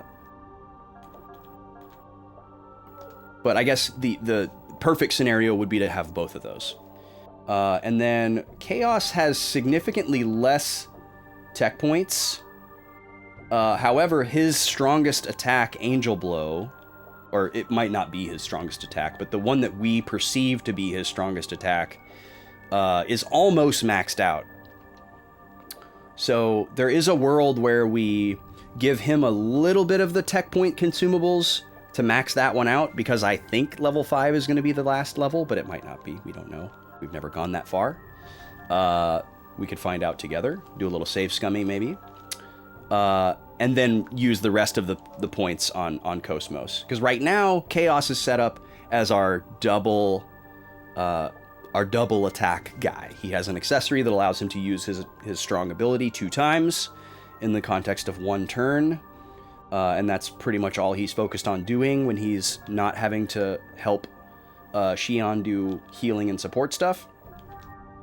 And then Xion, we never use her tech attacks anymore because she's constantly healing and using support stuff. So we don't need to worry about her tech points, which is unfortunate because she has a massive balance to use, but there's not really anything to use them on. Oh, Shockblade is at level 6. Okay, well, that kind of confirms that level 5 is not the last level. I guess the fact that it's a 2-digit number maybe should have been informative of that as well. Maybe 10 is the high level. Who knows? This is a very strong attack, but it's rare that we get to use it. Because she's just so busy cleaning up all the time. Xion the janitor. So I think we have a very clear plan for tech points in addition to ether points. Because what we want to do is use as many as we can to max out the 2 high damage output abilities that we have. And then whatever's left over, we would put into increasing their stats. Because those, interestingly, use the same balance tech points. We could end up pivoting and trying a build that's more focused on increasing base stats and not focusing on the tech attacks, but I don't think that's likely. This would be what we would pour all of Shion's tech points into. Try to give her more HP, more vitality, and ether defense. She doesn't really need anything else. And in fact, we can probably just go ahead and do that now. HP is the most expensive, so we'll do that last. How much can vitality go up? Vitality can go up to 97. We can afford that. Ether defense, very inexpensive. How about Dex? Dex, very expensive to max out. Evade? Dex, we can't, or Evade, we can't even do it. Okay, so we'd obviously start with Vitality. That's great. That's about half our points. And then Ether Defense we could take care of as well. So both of our defenses we could max out. That's fantastic. And then the rest we would probably pour into HP. Over Evade, I think. We don't need to worry about her strength at all, because it's not going to be utilized. So let's go ahead. I think we can go ahead and comfortably do that. So Vitality is maxed per level. Not maxed, but maxed per level. Ether Defense is maxed.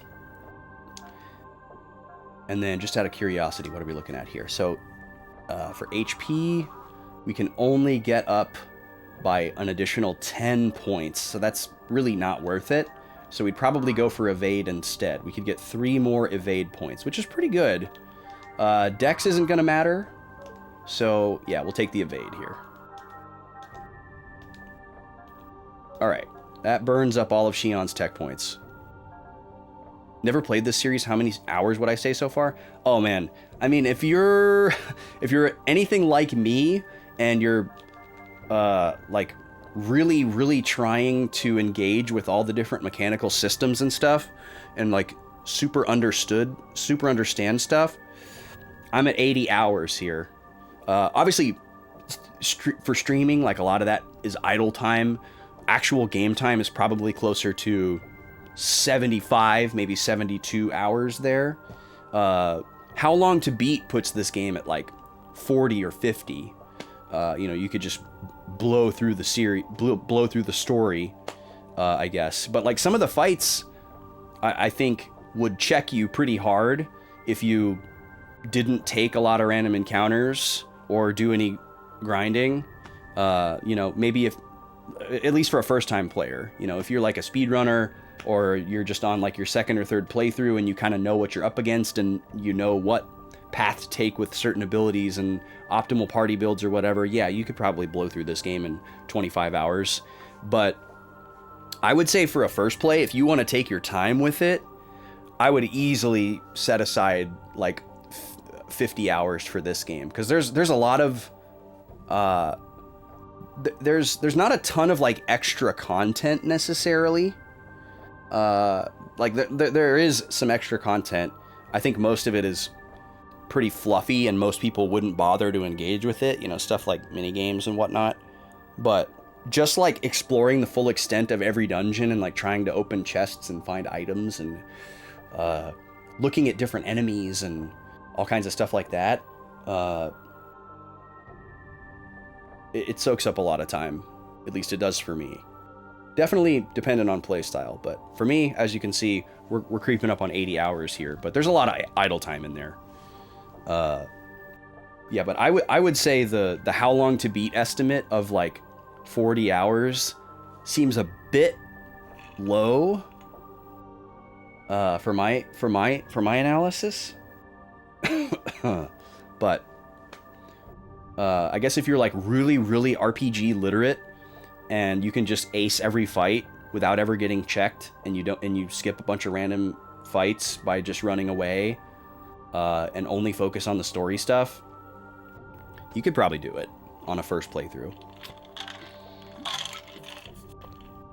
Another thing too is like reading dialogue out loud adds a lot of time, but this game's very heavy voiced.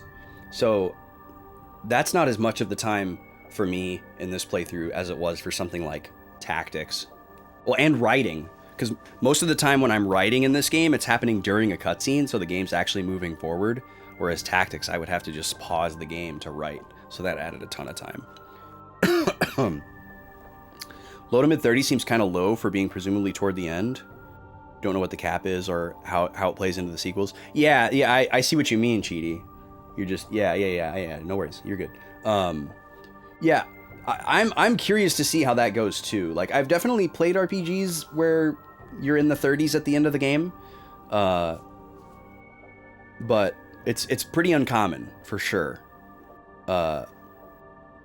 What fight has put me in my place the most? Oh, that's a good question. It really hasn't been that bad.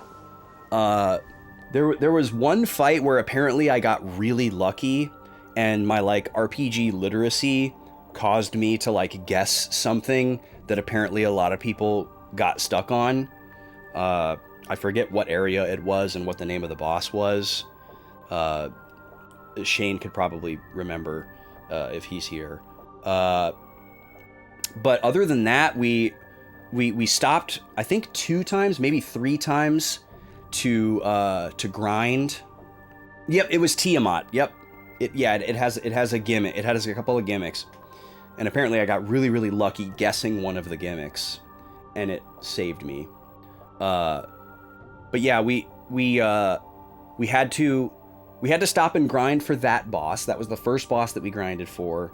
And then we recently stopped and grinded for another semi-gimmicky boss in Kukai Foundation. And then we did a very small bit of grinding before the boss that we fought on the bottom level of this place that was like a big mech. And that fight was very close to putting me in my place, but we did beat it first try. But I could see that one being a really bad one for a first-time player. And the Kukai fight that I grinded for, I could see stumping a lot of people as well. The crab robot when your ship gets boarded. Okay, yeah, I do remember that moment. I don't remember the specifics of the boss fight. I grinded for Cherenkov. Okay. What? Well, wait, wasn't Cherenkov right before Tiamat, Shane? Wasn't that kind of like the same part? He was the boss that gave you the most trouble on your very first playthrough. I was thinking that was like the same thing. Oh, Protodora. Which one was Protodora? Maybe I'm mixing up Tiamat and Protodora. Or is Protodora the Kukai one?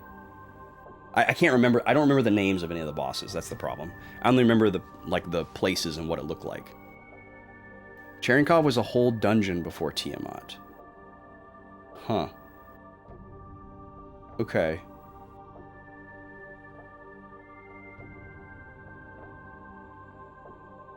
The big monster with the 2 larva ads. Okay, yes, I was thinking that was the Tiamat fight, Ricky. Okay, thank you guys for clarifying. My memory is a little spotty with some of that stuff. Okay, let's get back into spending some points here. So, okay, let's go back to Cosmos's tech attacks here. So we want to level up X-Buster here.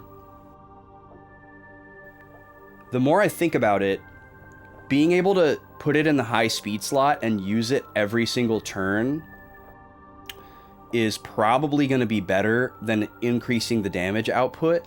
So if we had to choose one, I think that's what we would choose. Because doing the current amount of damage more often equals basically double damage, whereas increasing the attack potency like 2 or 3 times probably doesn't equal double damage. So that's my logic there. And then Chaos's points are all going to be dedicated to Angel Blow, which just needs 500 to go up another attack power level. But we know that there's a bunch more attack power levels potentially It could be different per skill. Maybe they don't all go up to 10. It just depends on which one it is. But we probably want to give him a consumable to increase his power a little bit. I wish there was a little bit more information on this stuff, like so that I knew how much power I was getting from each upgrade. But we really have no idea. We would have to just trial and error in order to see. Which isn't completely out of the question, but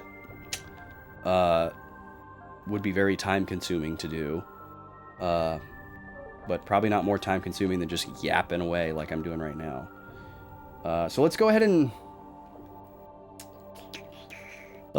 take this upgrade right here for the high speed. And then let's put it here instead of S-Chain, because we're not able to use S-Chain.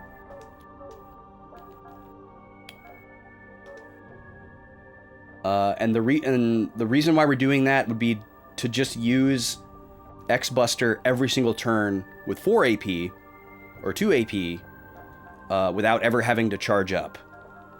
And then Chaos would continue to use the Double Buster with Angel Blow 2 times in a row.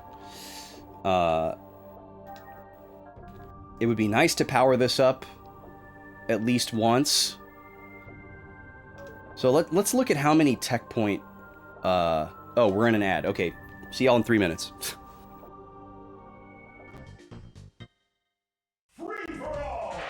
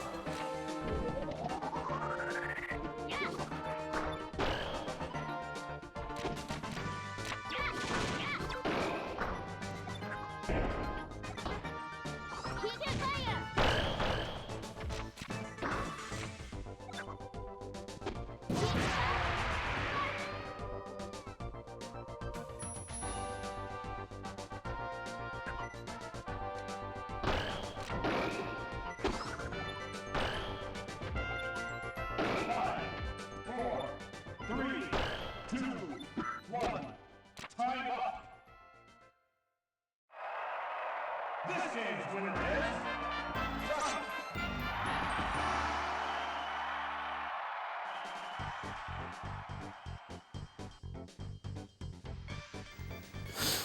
All right, we're back, folks. Samus has pulled it off again. Not going quietly into the night. Well, maybe quietly instead of silently. 2-8, our score now. One more round to go with this matchup before we switch over to the heavily anticipated Captain Falcon versus Fox. Our two heavyweights.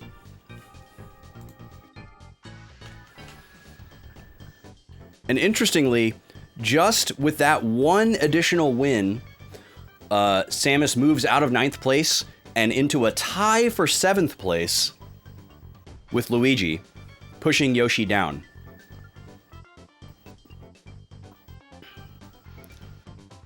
That probably won't last, since Luigi and Samus still have 2 more matchups and Yoshi has 1 more. But exciting for Samus fans, potentially, in the battle for the middle of the pack. All 3 of those characters have the same average score of 4.4. Yoshi is just in 9th instead of the tie for 7th because his total score is a little bit higher, which means his average is not speaking as strongly.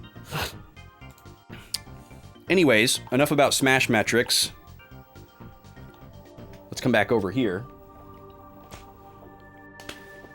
Falcon Punch! Also, Cheaty said something really nice that I skipped over because we were yapping about Xenosaga, and I want to go back to it. Cheaty said that he was glad that he found me. He has a great time hanging out here. Every interaction we've had here or on Discord has been a very positive experience. Wow. What glaze you give to me on this day, Cheaty. Thank you for saying so. I agree. Oh, we're getting wide. Folks, we're getting wide. Stretch it out. Oh, yeah. Whoo. Thank you, Space, for the wide. Folks, if you've ever felt like your aspect ratio is slightly off, I'm sure we've all felt that way sometime, just know that everything will eventually return to equilibrium. Hang in there, stay strong, enjoy the stretch. Shane started watching streams during the pandemic. You didn't discover Twitch until after the lockdown was over. Wait, what? You started watching streams during the pandemic, but you didn't discover Twitch until after lockdown was over. So were those the same thing happening at the same time, or were those 2 separate things? Were you watching streams on a different website and then you found out about Twitch later? That was a confusing message. You do like Twitch a lot, though, because you love talking with JRPG fans about the games that you love. Yeah, honestly, I kind of touched on this earlier, but like, okay, YouTube streams, gotcha. Yeah, Twitch is far and away my favorite social media website. It might be more accurate to say that Twitch is the only social media website that I've ever enjoyed using. I've always not enjoyed using social media, like, since its burgeoning, since its beginning. And it was something that I couldn't really put into words for a long time, but it always just felt like I wasn't getting out of it what I thought I wanted. And it was interaction.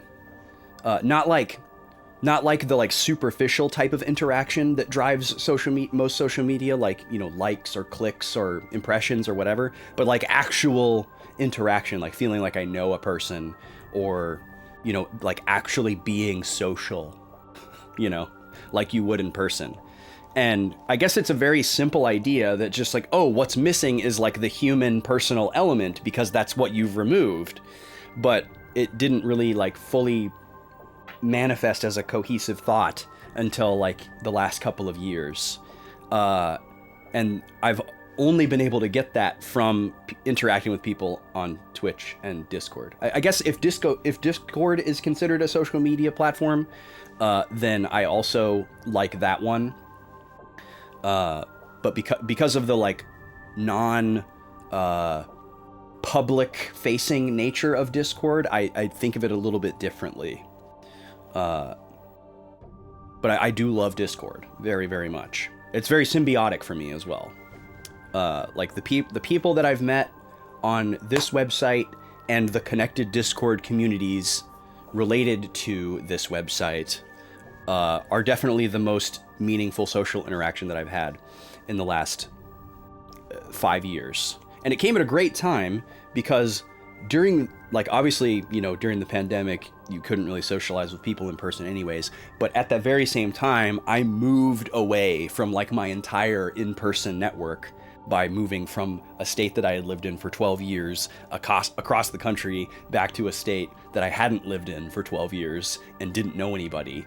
So it was, like, very serendipitous to, like, refocus all of my social attention into Twitch and Discord, because I had to for more than one reason at the same time. Also, welcome in Space. How are you doing? You started watching streams on YouTube first as well. Interesting. I watch a lot of YouTube, but I don't watch hardly anything live on YouTube. Twitch and Discord true combo. It's true. It's true. Yeah, I think a lot of us feel that way, Shane.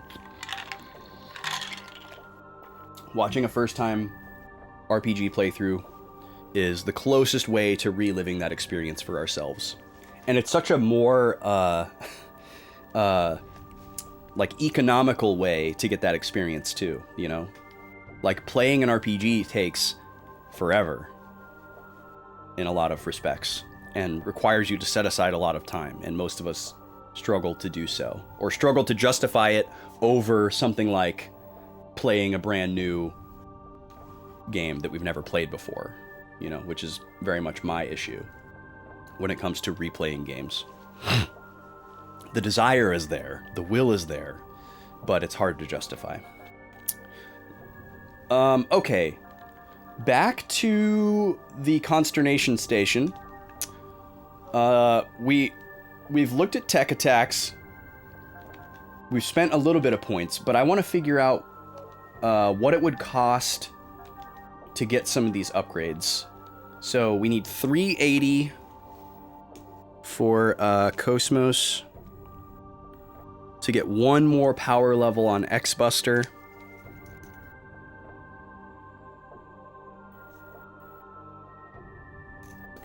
And then for Chaos, we would need 500 skill points.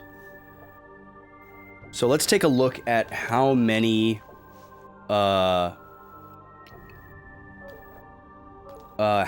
consumable skill points we have access to. You're vicariously going to play FF10 tonight when another streamer is playing? Nice. Yeah, Sergeant Bluntman. Yeah, exactly. That's a big one. I'm the same way. Like, there's so many games that I'd love to replay, but it's way easier for me to just, like, kind of soak up the vibes, you know, for a couple hours. And speedruns are great for that, too. Like, a big draw for me of watching somebody like Mutski speedrun FF7 or FF9 is because I love those games, and I would love to replay them, but instead of spending 70 hours to replay them, because I love them so much and I would want to, like, engage with every little nook and cranny and dialogue box, I can just watch, like, a 4-hour speedrun and, like, soak up the core experience, and just kind of, like, let it, like, wash over me. You know, you get the audio and the UI sounds and some of the iconic moments and cutscenes and whatever, and, like, it's very economical. It's like taking, like, a little astronaut Thanksgiving dinner pill instead of spending all day to cook the turkey and make the stuffing and the devil, you know? It's like that's like the analogy that I think of. Okay, so for skill points, we have 250 plus 250. So we have exactly 500 skill points to use to give people. I forgot to account for everyone's current balance, though. Or wait, no, I looked at the wrong thing. I need to look at tech points.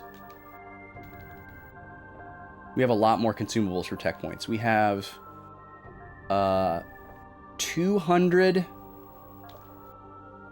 300, plus 110. 410. So we have 410 TP. And then what did we say for skill? We had 500 exactly? Yeah. So we have 500 SP. And then how about ether? Ether, we have 100 plus 400. So 500 plus 240. We have 740. Okay. So let me go back and redo some of this math here.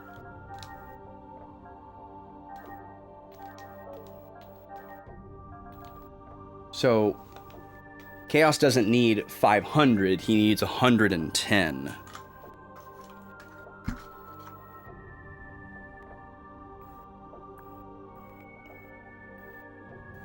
Big difference there. And Cosmos doesn't need 380, she needs 354. Which is more or less the same thing because of how the increments work, but I'll still write down the exact number. Okay. Yeah, quick and to the point, get that fix and get done, yeah. Although FF10-2 is a weird one, is because the way that the game is structured, the full experience is locked behind all kinds of this, like, non-linear missable stuff, which is one of the things probably my biggest gripe with that game. I just did my first playthrough of 10-2 earlier this year, Sergeant Bluntman, in between Final Fantasy Tactics and this game, and it was certainly an experience of all time. I'm glad that I can finally say that I've played it and like sincerely engaged with it, so that I like have the right to make the analyses and criticisms that I have, rather than them being labeled as unfounded. And not based in reality or not based on experience, but yeah, that was something. Certainly something. Okay, I don't know why I quit the menu.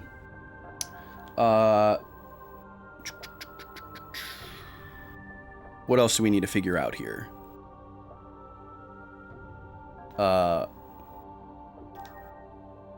Oh, I wrote the wrong numbers again. These are our TP numbers, not our SP numbers. We haven't looked at skills or equipment yet, so I guess that's the next thing.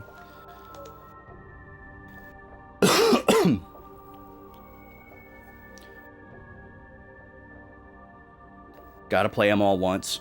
Yeah, I mostly agree with that sentiment. I would say gotta play them all once unless you don't want to. I would say you have to play the game if you want to like really dunk on it. If you want to really dunk on a game, you need to have played it. If you don't want to play the game, that's fine, but also like maybe shut up about it. Maybe don't talk about the game too much if you haven't played it. I think you're entitled to have a snap judgment of a game, but you have to qualify it as such.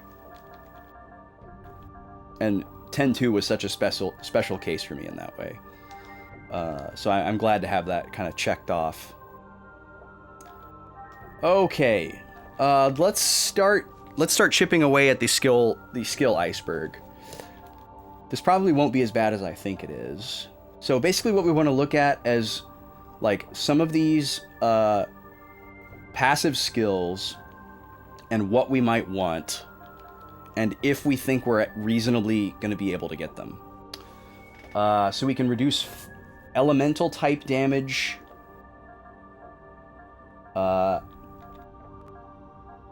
We do know that some of the attacks that Albedo and the Sophie Gnosis use are specific types.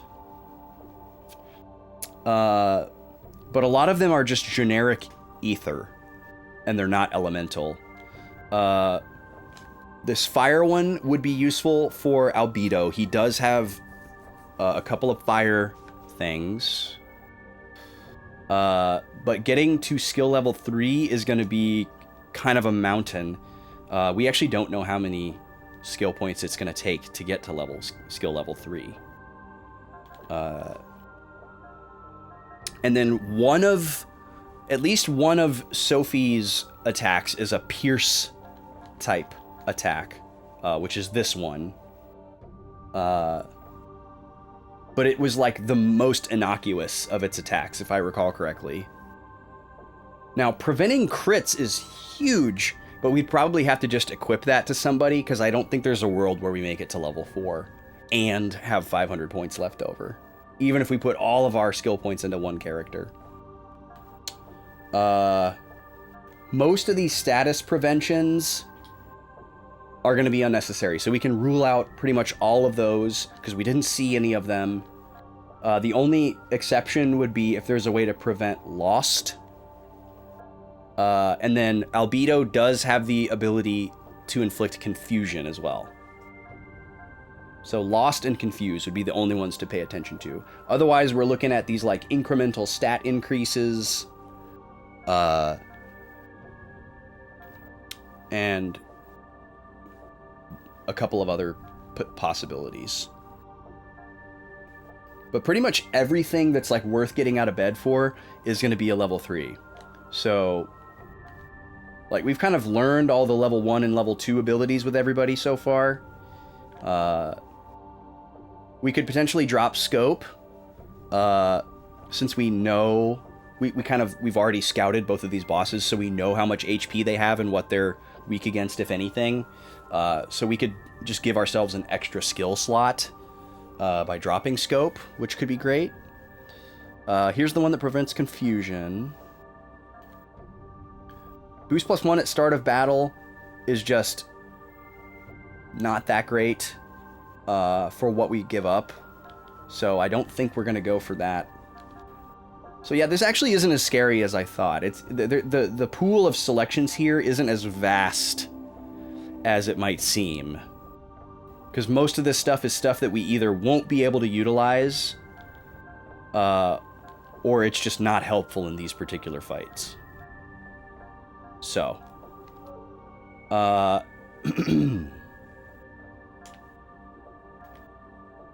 let's take a look at what is already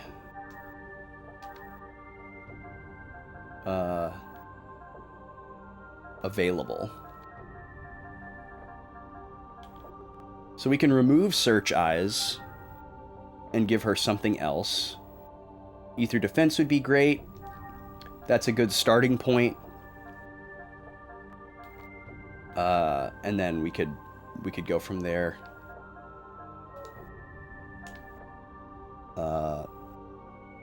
Oh, you know what? Before we go any further, another thing that we should do is we should unequip our other party of all accessories, if they aren't already.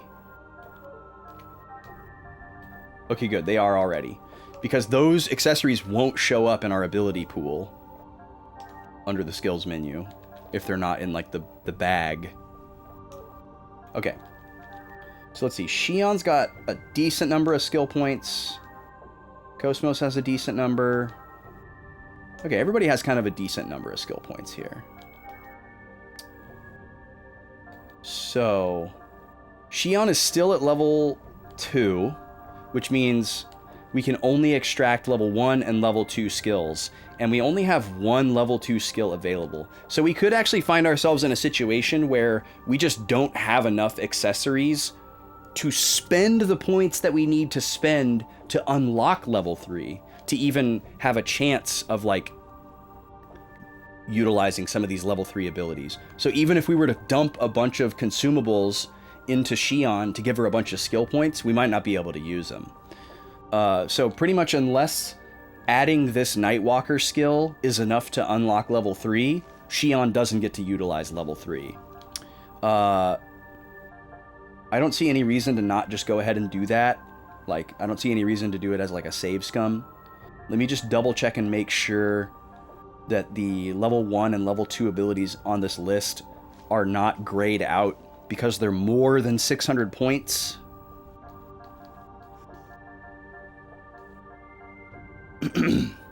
They should all just be grayed out because I've learned them already. Just double checking. Yeah. Okay, so let's go ahead and learn this. Okay, that's enough for level 3. We don't actually know what that number is. I think it's 1,000, but it might not be 1,000. It's very hard to keep track because there's nowhere I can see how many skill points I've spent overall. I guess I could look at the abilities that I've learned and then cross-check their costs, but it's very complicated. Because I'd also have to remember how many points it was from level 1 to level 2, which I'm not certain on either. That would be something to fix in the remaster. Okay, but now we can clearly at least see what's available for level 3. So we've got some stat buffs. These are good contenders for sure. 4 defense points on either side of the aisle is nothing to sneeze at. That's a lot. These lonely ones, probably not. We don't want to find ourselves in that situation. The 20% fire reduction is a possibility for albedo, although we made it through just fine without it. And then the 20% slash pierce, not really that worried about it. If we had like a 20% ether damage across the board reduction, absolutely we would go for that. These are a bunch of status effects that we haven't seen in this fight.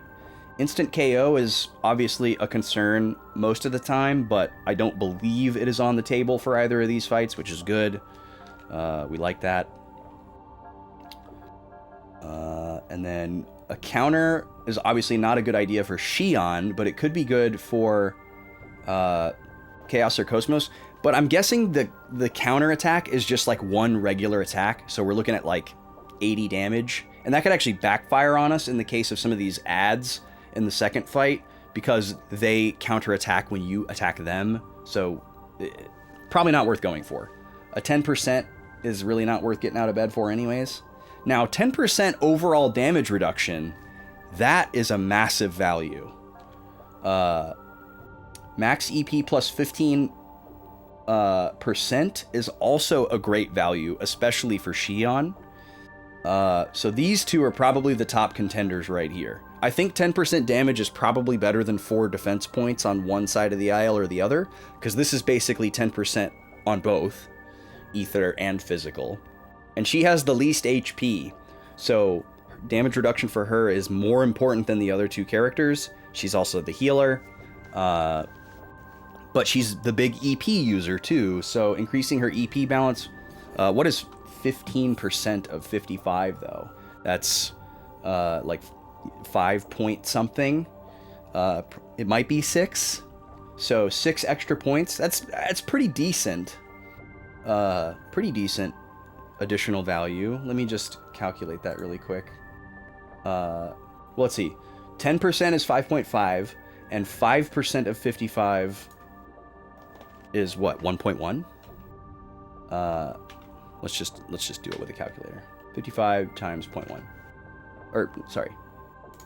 55 times 0.15. 8.25. Okay, so we'd have 8... I'm going to assume it rounds down. So we would go from 55 ether points to 63, which is great. That is a good value. Veil is an interesting play as well, but it's probably too much of a double-edged sword to rely on. So I don't think we want to go for Veil or Anti-Veil. Those are too risky to get locked into. Preventing Confusion is great, but definitely not better than the other two. We managed the confusion just fine the first time we did the Albedo fight, so I'm definitely more focused on the second fight as far as what we need to do. Yo, Rich! Welcome in. So many raids today. Thank you so much. Rich, welcome in. How's it going? Folks, go follow Rich Glitch. I barely was able to say that. Click that heart at the top of your chat if you're not following already. Make it a solid white one. What was going on today? How was the stream? What were y'all getting up to? Hope Xenosaga's been good. Thank you. Xenosaga has been good. This game is really great. It makes brain go burr. Has been my best description of it that's been my short description that I've been giving everybody that asks me how it is. Both mechanically and narratively, this game heavily engages the frontal lobe.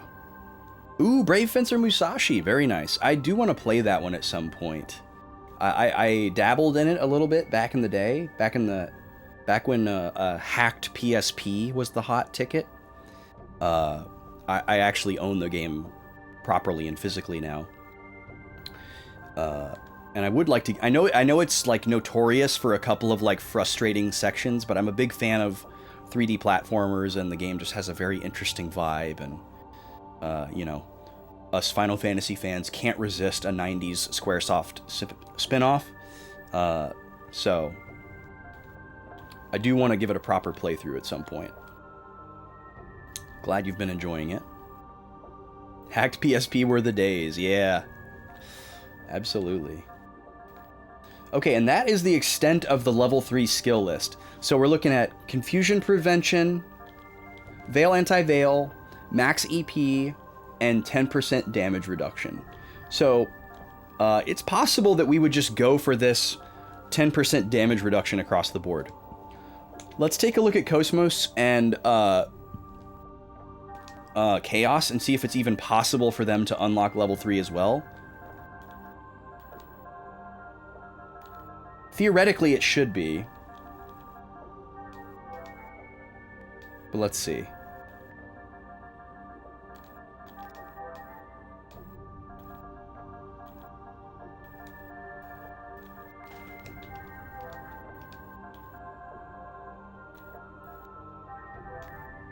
Yep. Okay, so Cosmos has hit level 3. And Chaos has got everything except for Nightwalker, just like Shion was. Okay, so this should put him at level 3. Yep. Alright, so they're all at level 3. All of the level 3 skills cost 300 for the most part. There's a couple that don't. But I think all the ones that we're looking at cost 300. So let's see. This one's 300, this one's 300. Confusion is 300. Yeah, the only one that's not 300 is Bind, which we haven't seen in this fight, so we can just safely say 300 across the board here. That makes it very easy. You miss your PSP, you had Nightmare on Elm Street. The movie, oh god, some UMD action. I still have 2 UMD movies. Gonna raid and run, gotta go to the store, get some food for your dog. Get that food for your dog, very important. Take care of your pups. I totally understand. Oh no, stomach problems. Hopefully, maybe a home-cooked meal will help. Yeah, I hope she feels better soon. Take care of that pup. Rich, thank you again for the raid, I really appreciate it. Very kind of you to bring everybody over. And yeah, I hope pup feels better soon. I have 2 pups of my own, and they are my very important family members and babies, and I would be similarly fretting if they were having tummy problems. One of mine has pretty mid to mid-high anxiety related to barometric pressure and stormy weather, so she's had it rough the last couple of days here because it rained yesterday. Not like stormed, but it just rained. And today she's a little bit on the mellow today, but she's doing pretty good. Okay, so let's see, back to the notes here. We need 300 for 1 skill, but every character has 3 skill slots. So we would have to decide how many of these we wanted to go for. We have... Let's see. How many skill points do we have?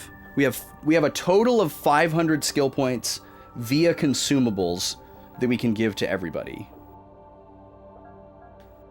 So just at a glance, that's about enough. Let's see. let's do some napkin math here. So Cosmos has 150, so she'd need another 150 to get one level 3 skill, and that leaves us with another 450 SP.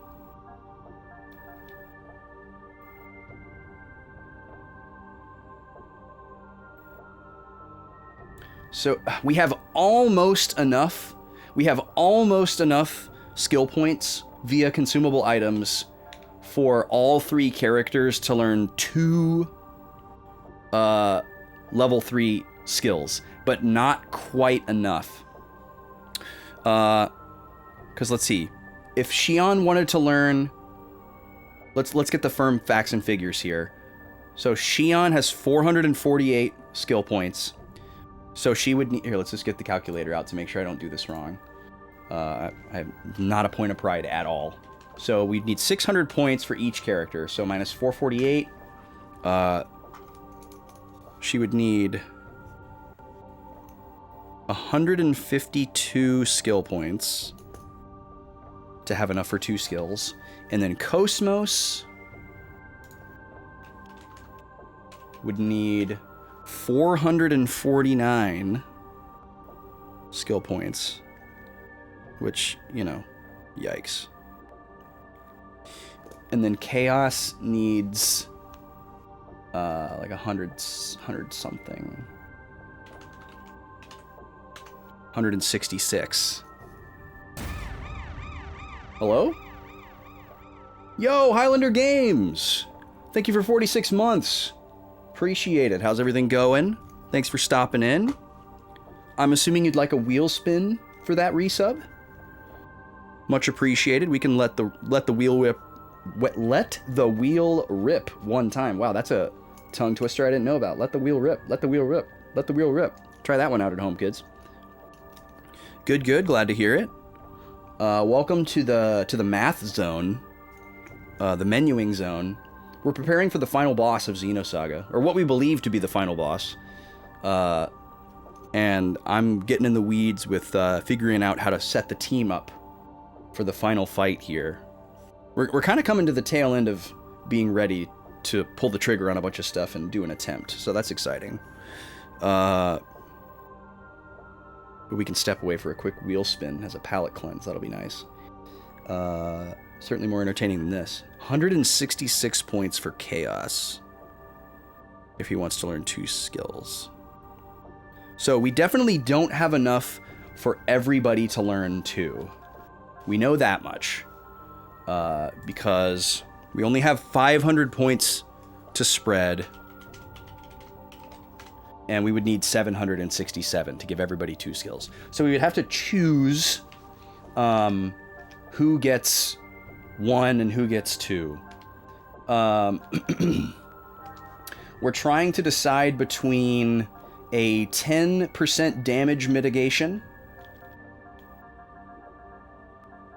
and a maximum ether point count.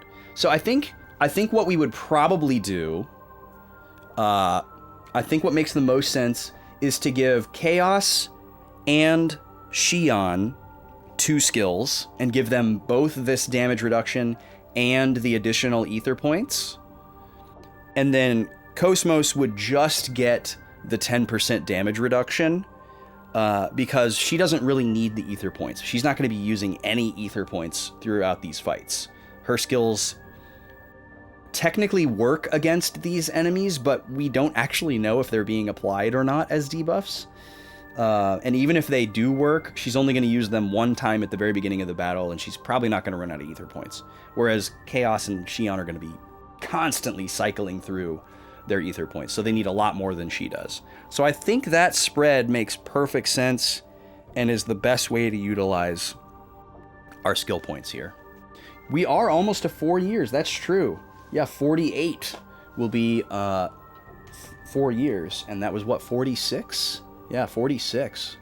Coming up on it. It's been a long time. Don't get sentimental on us now. Well, actually, it's okay if you want to. We can get sentimental here. We're pro emotion here at Beat Boys HQ. But let's turn on the roaming mic and swap over to the other camera. We'll kick on the exciting music for a second. while we head over to the wheel cam, we're gonna let it rip one time for Highlander Games. Thank you again for that resub. Heavily appreciated. If you've never seen this thing before, we got a little new people in today, so I'll do a quick explain. There's 12 wedges on the wheel. Every single one is different. There's all kinds of different shenanigans here, but basically the short version that you need to know is that at the beginning of every stream, and this is the first spin of the day, so that's now, even though we're hours into the stream, when a stream starts, the pink wedges, those 3 pink wedges and those 3 orange wedges are locked. What that means is whatever's on them doesn't actually happen until another wedge of that color has been landed on. So the first time we land on a pink wedge in a stream unlocks a craft soda tasting, where I'll go grab a special craft soda from the fridge that I've never tasted before. We'll show it off and talk about it, review it live on the stream. And then orange wedges work the same way except for a snack tasting. I've got a box next to me that we call the snack log, filled with all kinds of goodies, all different kinds of treats, all of which are new to me, and we would taste one, review it live on the stream. And then after that, those color wedges get unlocked for the rest of the stream, and we can do things like a Wordle or show off the puppies. You know, might have to gift a sub back to chat. You might get a special role in Discord that lets your vote count for 2 when we pick a new game, all kinds of fun stuff like that. We even have an art time redeem where you get to pick a color, and I'll paint a square on this cute little grid, whatever color you want. Well, of the colors that I have available. All right, we're gonna let her rip for Highlander Games. Pink and orange wedges are locked. Yellow wedges are exercises, and green wedges are activities. Let's see what we've got. Holy Gad's excited for a spin. He's ready for chaos. We've got an orange wedge. I'm gonna have to go into the doorway here and do 5 pull-ups for you. Let's see if I can make that happen. I have been negligent on my normal exercise routine the last couple weeks because I've been sick. As you can probably hear in my voice, unless you're new, maybe you can't tell because you've never heard me with my normal voice. My voice is a little throwed, a little shredded. I feel mostly better, but there's still a lot of congestion and nastiness happening, and the nights and the mornings are still a little gross. But we'll see if I can bust out 5 here with a parallel grip. Stretch out for a second, as one should do. But pull-ups are hard, man. It's the one exercise where it's like, it seems like no matter how many times I do it and how much like stronger I feel like I'm getting in other areas, that the pull-ups just never seem to get any easier. So let's see if we can bust out a 5-pack here.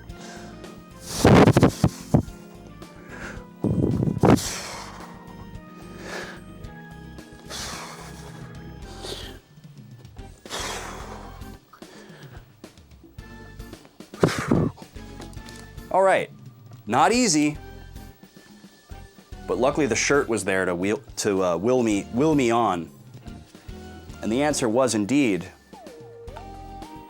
yeah. All right. Now that we've got the blood pumping a little bit more, let's go back to menuing. the electric action. This is good though. I think we figured out what we're gonna do here. So we're gonna give everybody this damage reduction of 10, and then we're gonna give Chaos and Shion Silver Crown to increase their max EP, but we're not gonna worry about that one for Cosmos. So I need to give consumables to Chaos and Shion. Sorry, got a little phlegm happening. To put them over 600 skill points. So let's do that really quick.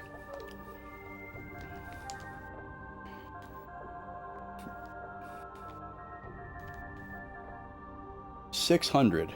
All right, so Xion needs 152. So we'll give her 3 of these. 1, 2, 3. And then 1 of these, which gives 10, but we only need 2 of them. Okay, so she's good now. And then Chaos needs 166. So we're gonna have to give him 170. So 50, 100, 10, 20, 30, 40, 50, 60, 70. And then Cosmos needs to get put over 300. And we have 170 left. And I believe she was at 151. Yeah. So we need to give her 15 of those.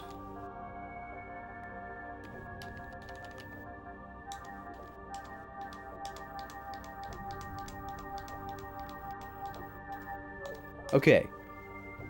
So she should have 300 and Xion and Chaos should have 600. 608, 301, 604. Perfect.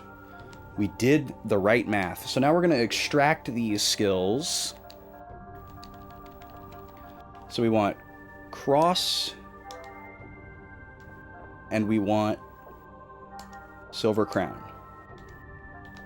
Okay, and then for Cosmos, we want Cross. And for Chaos, we want Cross and Silver Crown. All right, and now we need to set them, which means we need to decide which ones we're not going to use. So currently Xion is boosting defense, physical defense, and evade. Let's just go back to 0 here. So damage minus 10%, max ether plus 15%. Probably just want to look at which of these is the lowest, which of these defenses is the lowest, and boost that one. So let's look at her stats really quick. Regular defense is 95 and ether defense is 51. Okay, so probably ether defense then. I feel like most of the attacks that we're getting hit with are ether attacks anyways, so maybe that's the right answer even if her ether defense was higher. Alright, and then for Cosmos, we just need to get rid of 1 of these to add the damage reduction minus 10. So she's got Dex plus 2, Evade plus 2. Or we'll set back to 0. So damage minus 10%. And then what's the most important after that?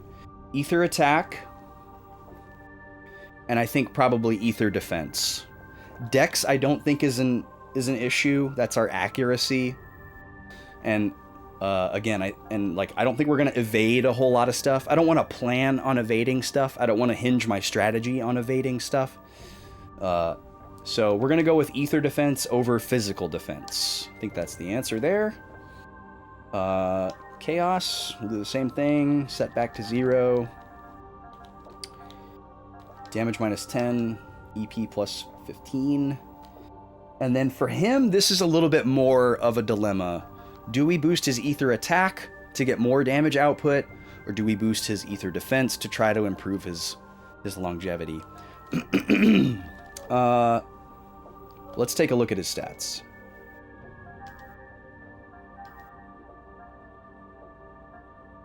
Ether attack 54, ether defense 51. We don't have the ability to increase either of them more at this current level, which is a good sign. That means he's leveled up really well.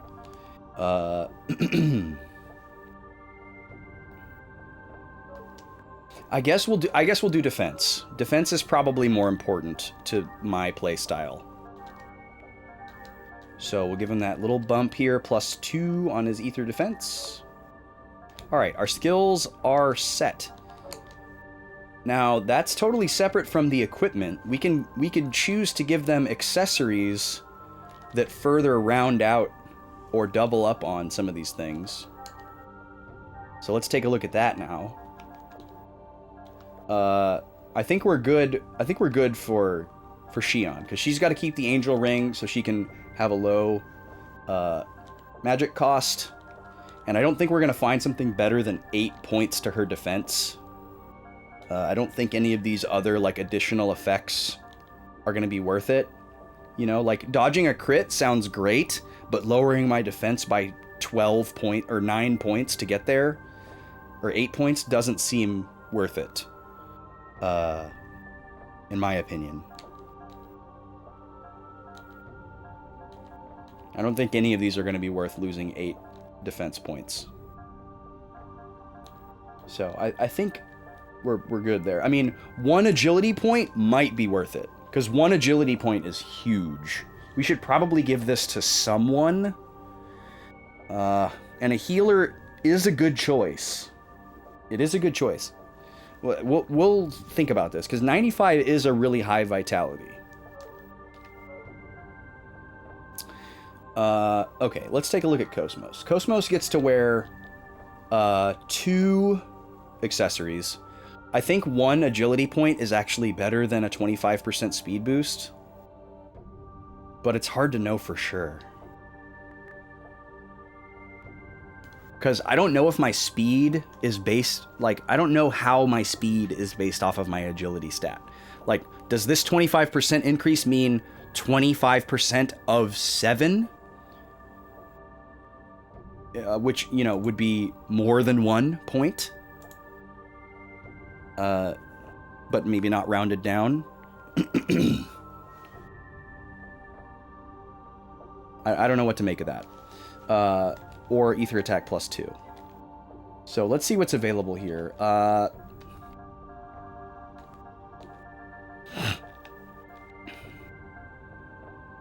Preventing critical hits is pretty huge.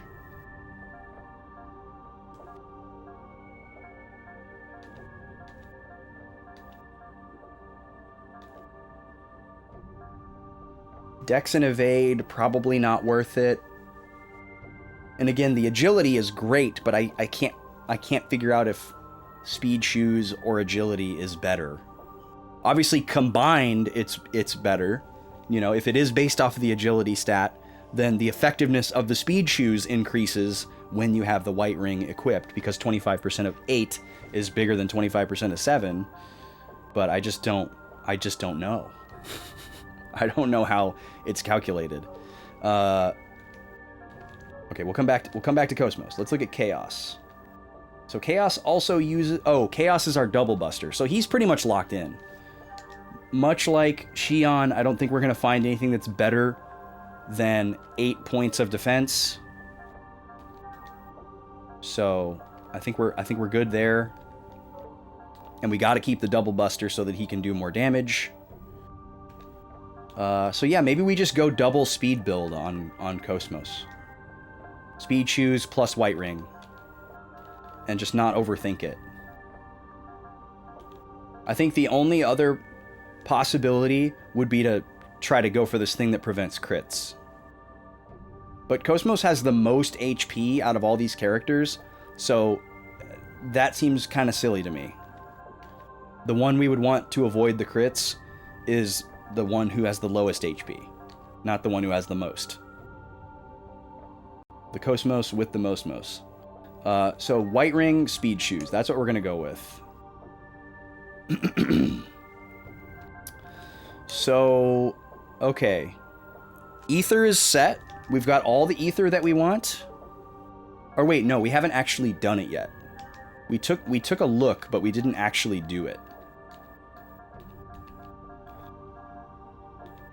We didn't actually do it. So we need to do that. So Xion needs 440 ether points.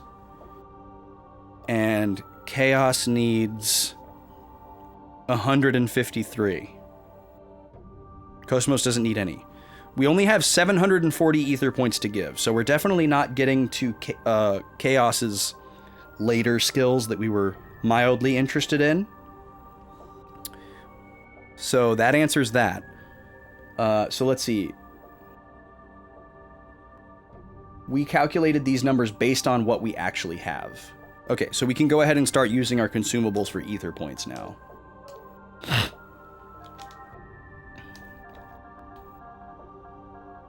Wait, no, that's not those. Okay, so Xion needs 440. So there's 100, 50, 200, 50, 300, 50, 400, and then we're going to switch to the 10s. 10, 20, 40. So Xion should have exactly enough now for the skills that we want. Oh no, she's over by 10. I did one too many. That's annoying. It's not going to matter. There's extra. I'm pretty sure. Okay, so we want safety level. And we... Oh no, I'm one short. Okay, so we need one more of these. We need to use one more of these.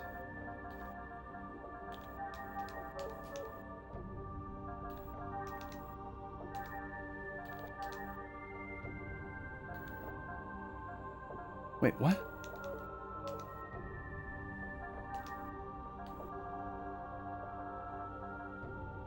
Oh, I used the wrong one. I did the tech one. Shoot. I'm not going to sweat it too much. It's not worth resetting over.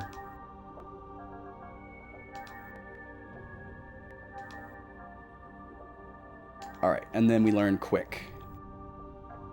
Okay, Xion's done. Chaos needs 153 ether points.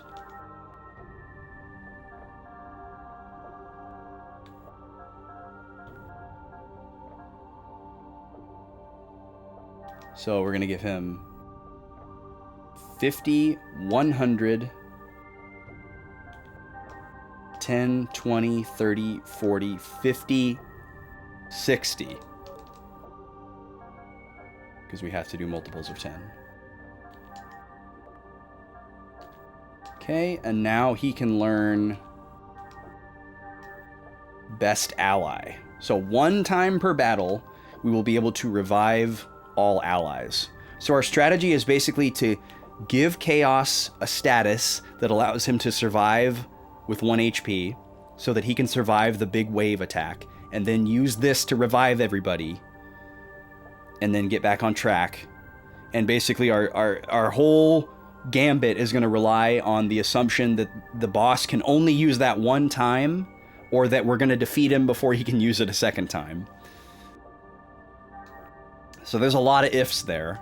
And then also, you know, just bringing back everybody doesn't necessarily get us back on the front foot. Like, they're going to have low health, and he might like double up on turns or something. So it's a little bit spooky, but it's a strong play, I think. It's a stronger play than just about anything else we've got. Okay, so we've done ether, we've done skills. We still have more tech point consumables that we can give.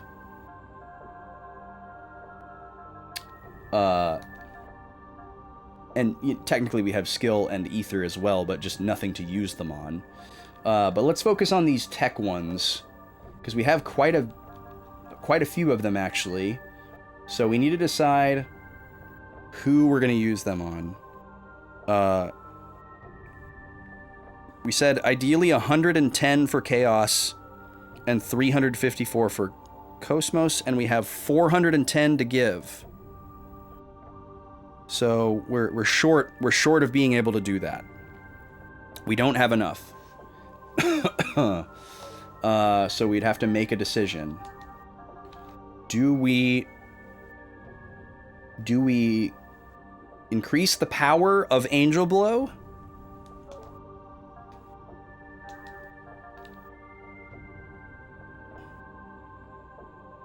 or the power of X-Buster? It's a tough call.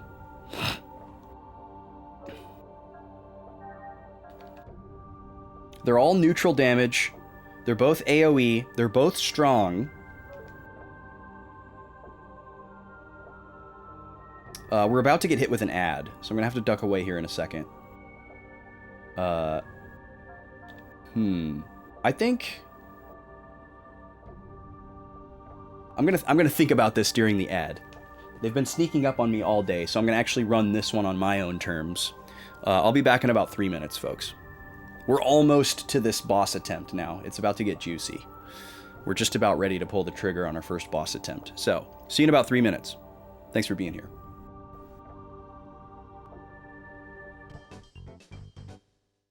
Free for all.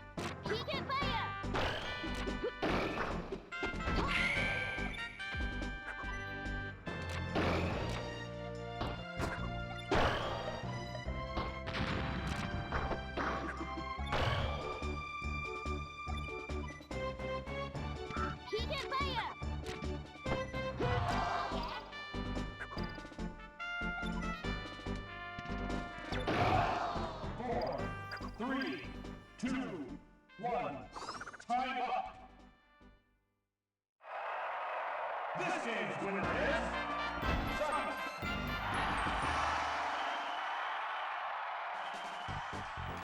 Okay.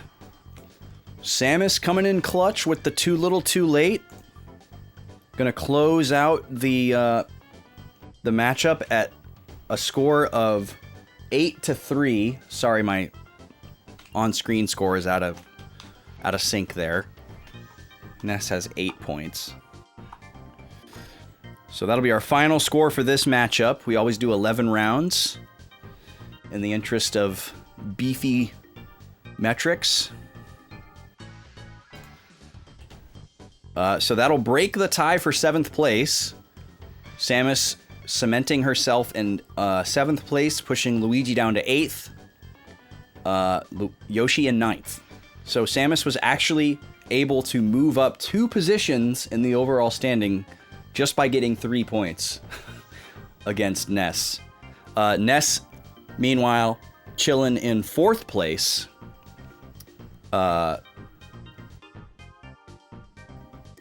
Firmly in front of Mario and Pikachu, down in 5th and 6th. Pretty wide margins there.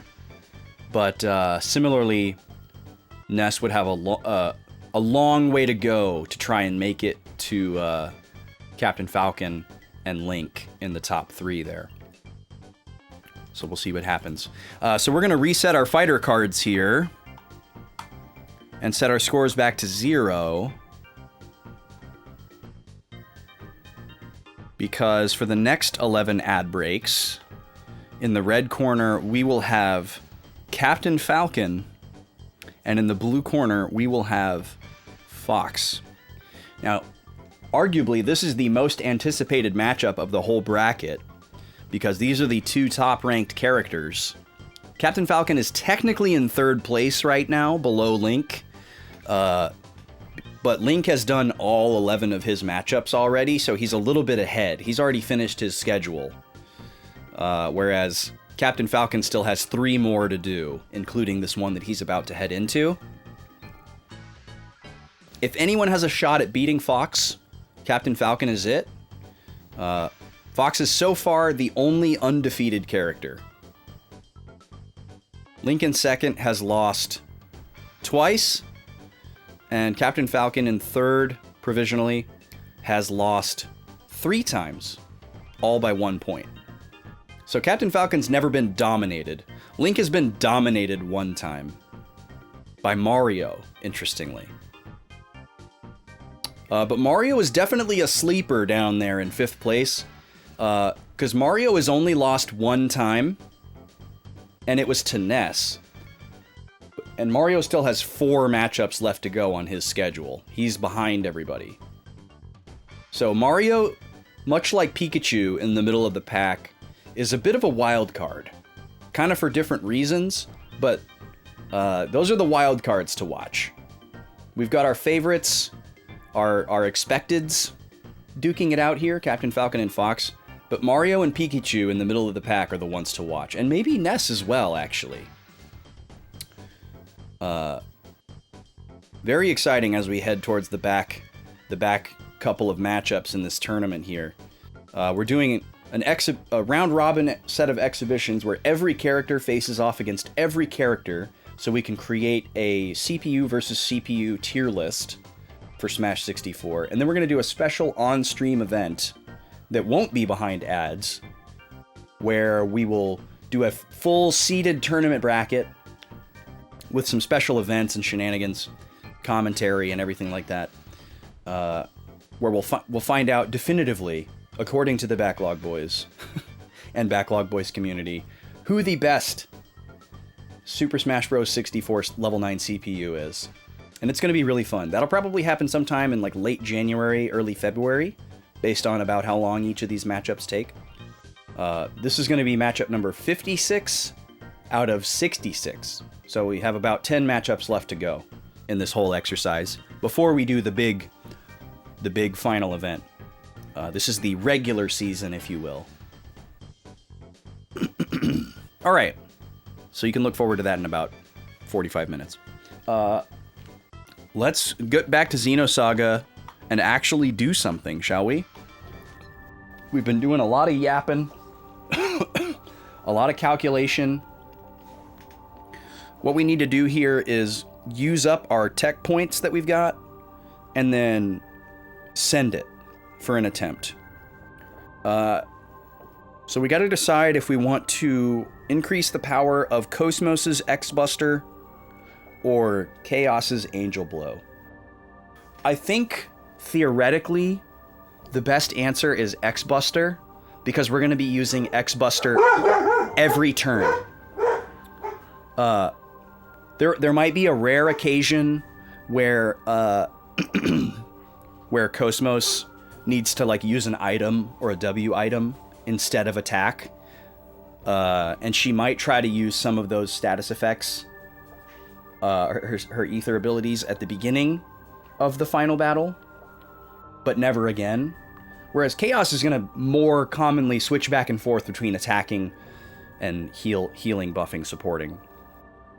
He is our double up damage dealer, but he won't be attacking as often as Cosmos. So I think it makes more sense if we have to choose, which we do, to give the attack boost to Cosmos. So we're going to give Cosmos 354 tech points.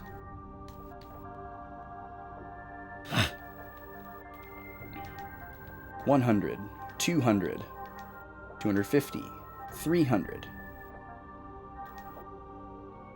10, 20, 30, 40, 50, 4. And maybe we'll luck out, and because this is a more expensive power upgrade, it means it's worth more, or it's a more powerful ability. So there we go. We increased the attack power of X-Buster by 1 level. I don't know how much of a boost that really gives us, but it's better than it was before. And with that, we are ready to top off our ether points and drop a save and go down and do some fights. 2 in a row, to be exact. So this is going to be slot 6, I believe.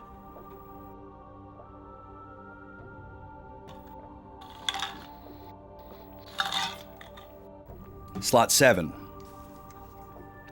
So all of this that we have spent hours doing is undoable and redoable because we're not saving over our previous save. That's how we roll here pretty much all the time. 20 hours between that save that we just saved over and this one. That's kind of wild. That doesn't feel like that long ago that we were at Nephilim. But I guess it was. Again, idle time. We just spent 3 hours in the menu, as you can see. 3 hours of in-game time. Much more actual time. Goated gameplay. Thank you, Mutsky. Actually nuts that you're still here. Okay, let's call this save perceived optimal build number 1. And we're gonna send it. Because anyone who wasn't here yesterday didn't get to see the cutscenes, we'll watch the cutscenes again. But if we do any subsequent attempts after these first attempts, I will skip the cutscenes.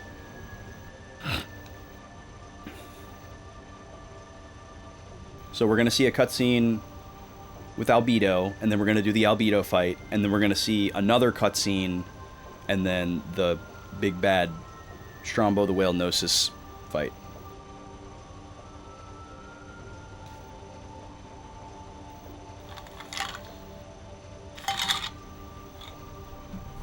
Did Shion just wave as an idle animation?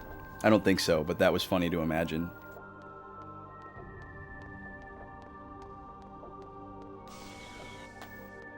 Okay, here we go.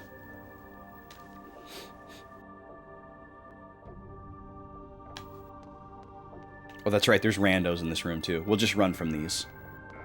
No big deal.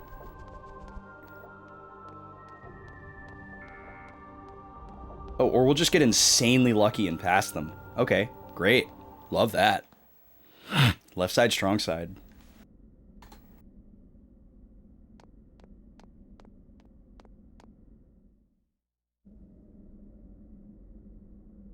Oh, sorry, I was muted. Didn't say anything important.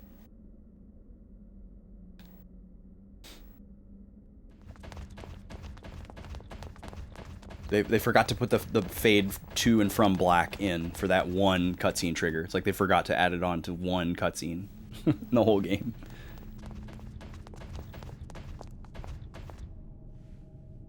You're late. I was about to give up on you, Rubido. Take a look. This thing has a full belly already. I hate that he calls it a full belly.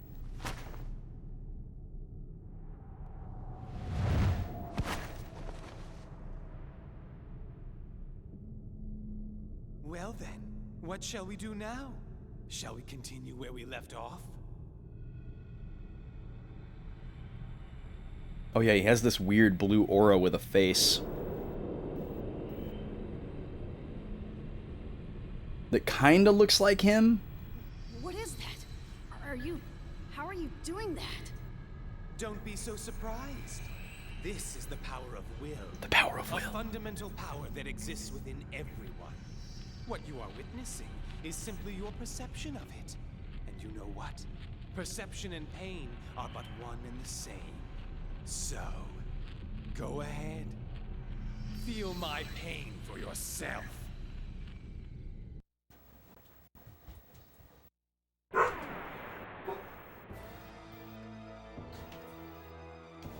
Alright. So, this guy has about, I think he has like 7,500 or something like that. We took the scanning thing off.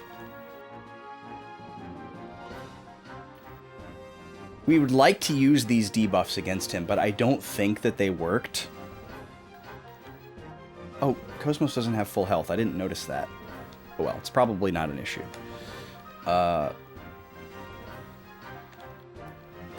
I'm still gonna try these though.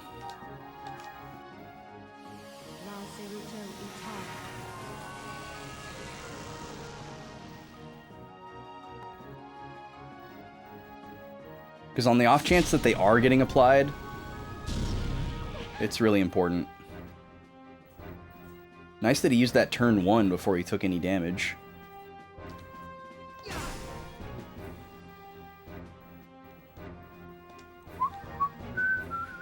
Oh, you know what?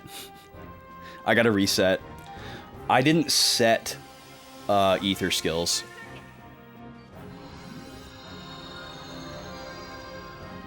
So we have like these new ether skills on Xion that I didn't put into her arsenal.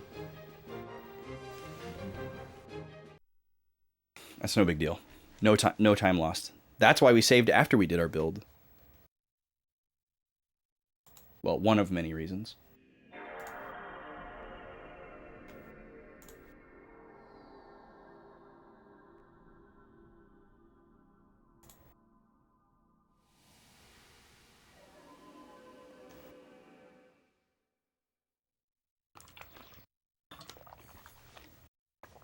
I always forget that. It's a kind of a weird system. When you learn a skill, it doesn't just go into like your magic menu. You have a certain limited amount of like magic skills from your list of known skills that you can like wear at a time. There's like an encumberment system to the magic in this game, just like there is for like the skills. It's kind of a lot. But I guess it makes sense. It makes it a little bit more challenging. Because we probably won't be able to have all of Xion's skills equipped at once. There doesn't seem to be any way to increase your maximum capacity.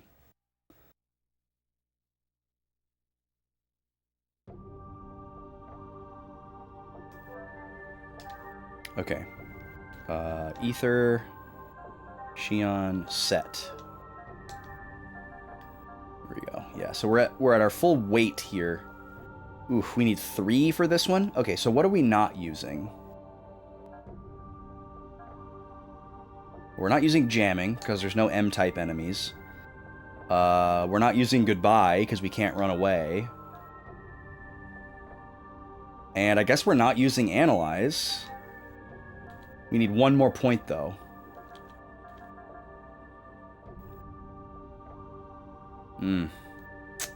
Dang, we kind of want all the rest of these.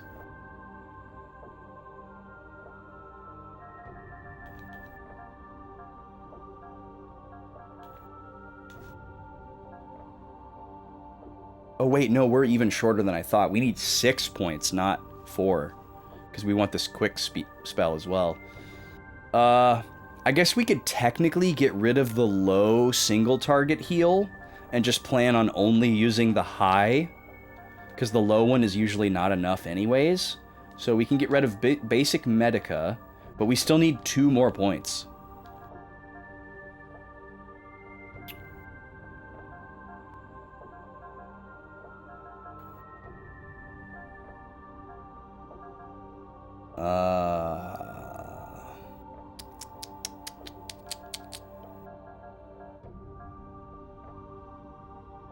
We can live without refresh, but we can't live without Medica all. I guess we could live without boost, but it'd be really nice to have. This is a somewhat important part of our strategy. We don't want to get rid of the big heal. We don't want to get rid of the revive. Huh.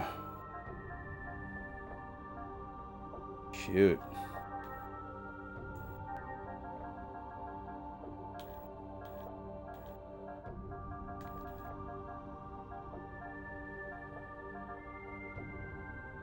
Yeah, we're still 1 point short here. So we could get one of these 1 point spells back by dropping a 2.1.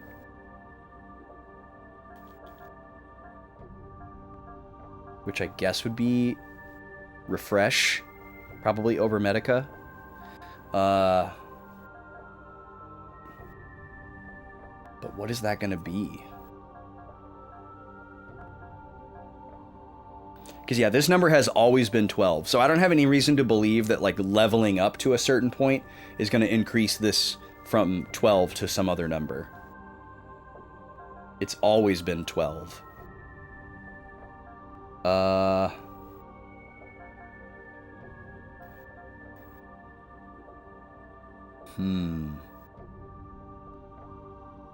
mean, we could try to do it without the speed increase one, but that seems so important. It's also possible that this could stack. It probably doesn't, though.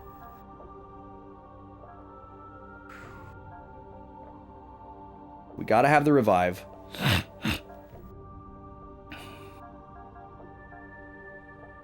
I think it's boost. I think we have to drop boost. But boost plus speed together is such a goated combo.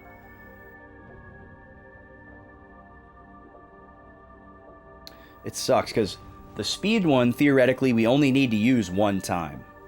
And it just stays on, because most statuses just stay there. I guess the second boss does have the ability to remove buffs, so we'd have to put it back on in that situation.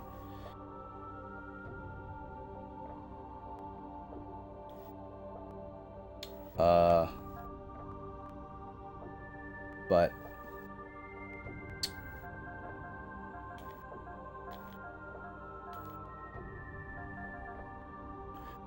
there's really nothing that we can give up here. We're kind of stuck. Like, we kind of want and need all of these. We just have to choose between boost and quick. There's not really anything else that we can have.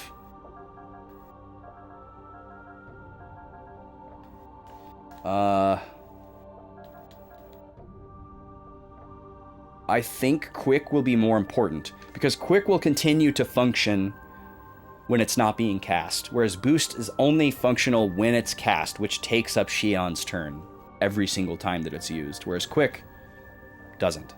So I think that makes it the better choice.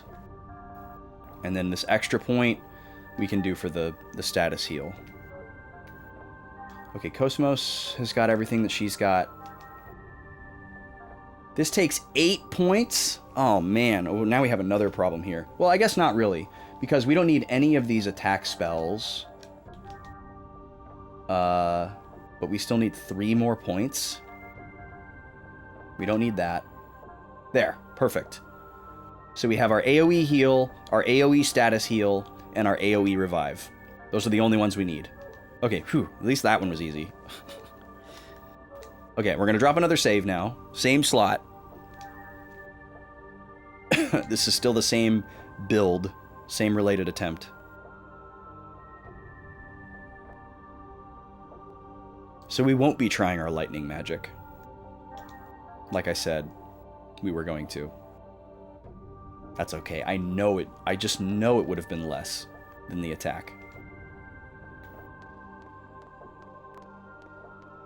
Alright, back down the elevator. We'll skip the cutscene this time. We can't skip the elevator, unfortunately. So we just gotta sit here and think about memes. And watch Shion do her idle animations.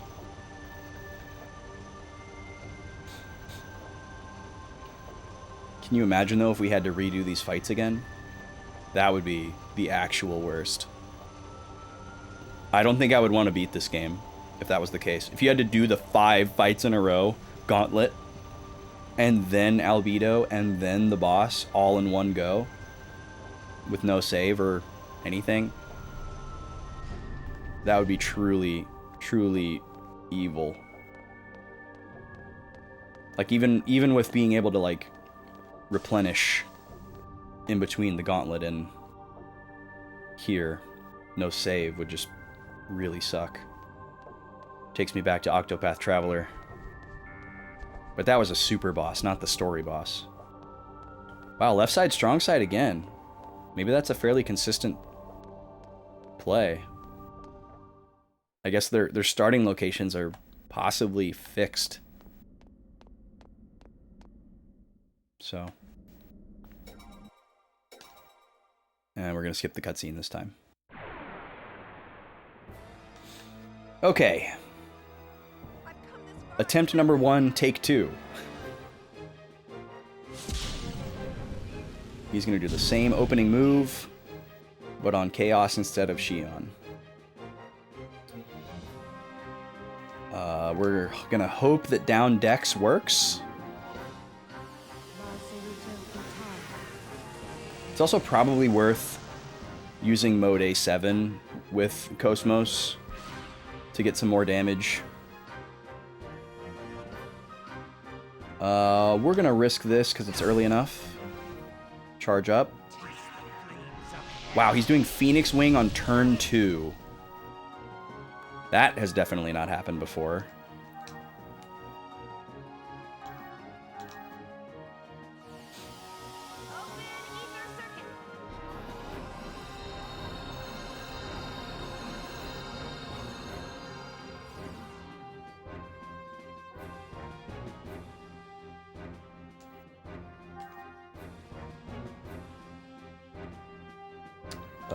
Okay. Let's do down ether. Again, I'm not even sure that this is working. I think it's probably not working. Because he should have some type of, like, icon or, like, thing over his head to show that he has the status. So I don't think it's there.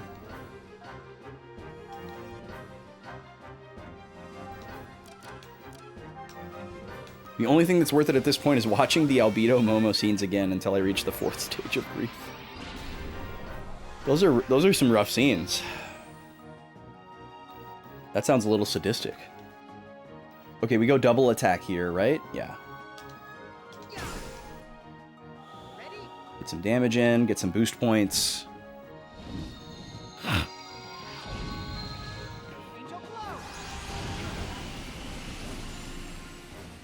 No crit.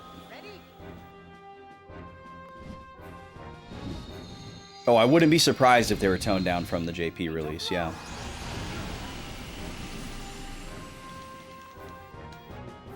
It would be very interesting to see what's different, both aesthetically and in the text.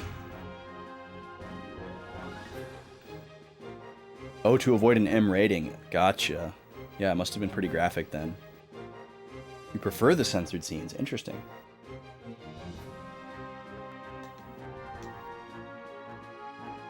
This costs 50 ether points to use?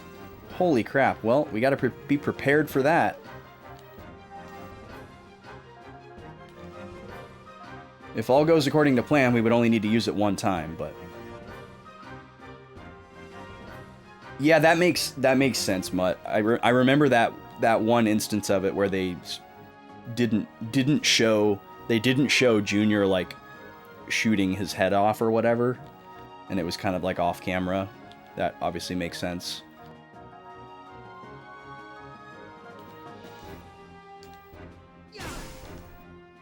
Okay, that's a charge turn. And then we'll do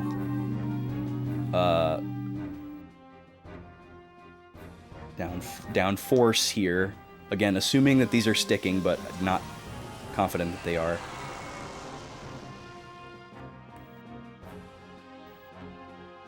Oh, interesting. So they actually changed the nature of it. Huh. Yeah, that's weird that that's what they changed it to, Shane, because that sounds way more visceral. It's weird how that's, like, technically less violent than using a weapon. But I guess I kind of get it.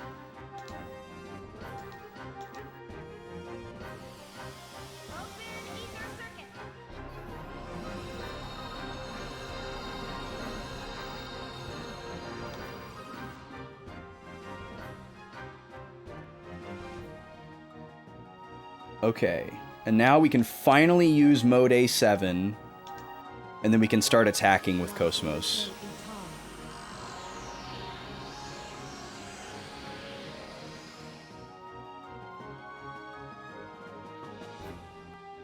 Double Angel Blow. Ready?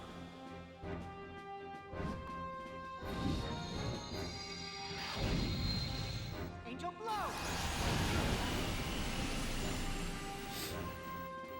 Ready? Get ready to boost Chaos back in. Angel Blow. Nice crit. Okay, we're getting a lot of Ruby Fist, which is actually nice. We like getting that attack. It's the most manageable of his arsenal.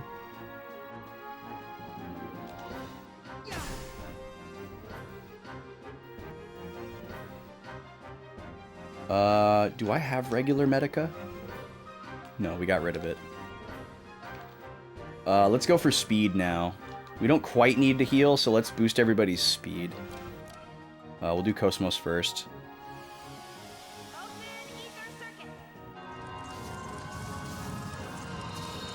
Ah, yeah, that...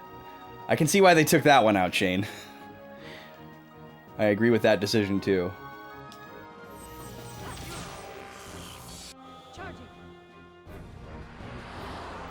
Alright, how much are we going to get off of a boosted X-Buster?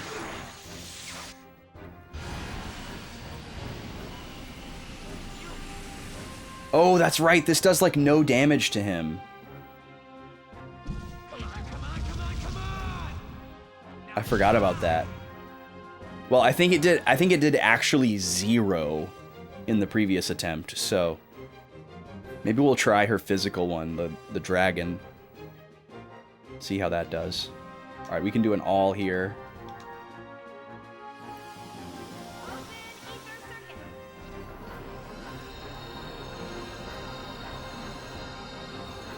I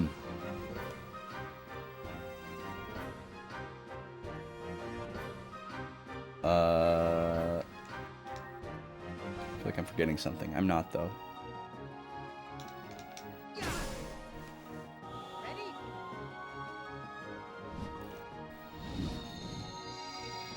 Yeah, Japan gets up to some weird stuff sometimes. Like, some of the stuff is just like, oh, I wish we were more open-minded in the West, and I wish we were more receptive to some of this kind of stuff when it came to American censorship. But some of the other stuff, it's like, nope, don't like that. And that one goes firmly in column B for me.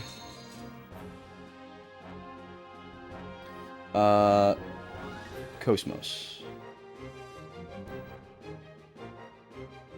I guess I'll Yeah, let's do a charge here. Because the dragon one's not in high speed. So we need 6 AP anyways.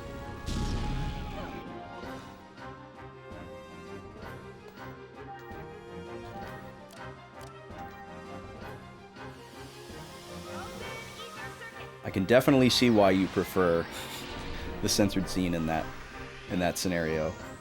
That is not a hot take. Oh, that's right. We were using the thermometer attack against him. Well, since we've got it, let's see how much the dragon does. Charging. Our dragon.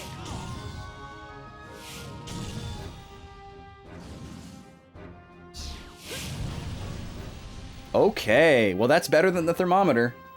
We're gonna keep doing that.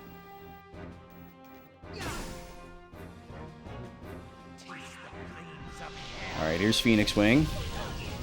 No crit, that's great.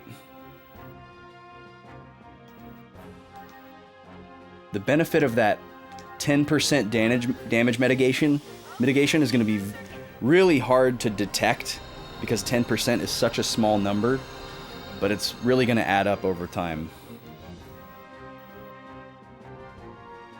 Because we have to, we don't do a lot of damage. If there's ways to like really break this open and do like really big numbers of damage, like thousands of damage every turn, and make fights go by really fast, it's not something that I've tapped into.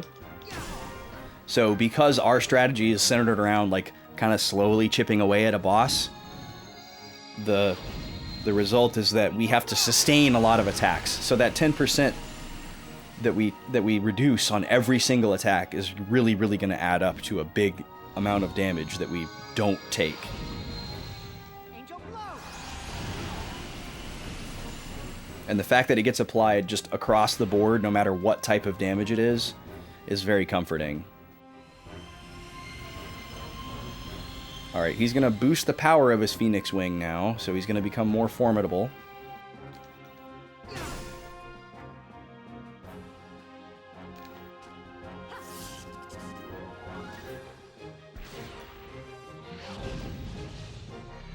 Now he's doing this guy. This one hurts. It's basically an instant kill, single target. I don't think we've ever survived that one. It's probably better for me to use Cosmos to revive. Well, maybe not, because Cosmos is doing more damage. We'll go ahead and go for damage here. Charging. Our dragon. This one is really long. Oh, that didn't do as much, even though it was a crit. Okay, it's actually kind of nice that we didn't revive Xion there, because she would have just died. Let's do a 1-2 here. So we'll do an item revive, and then Chaos can do an AoE heal. I'm not done yet. He's boosting in, great. Unleash some of thy power.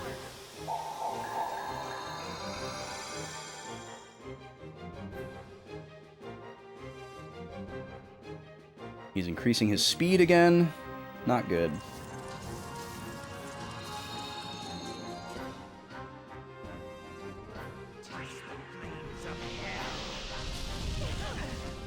Oh, you got it. Why you got a crit with that?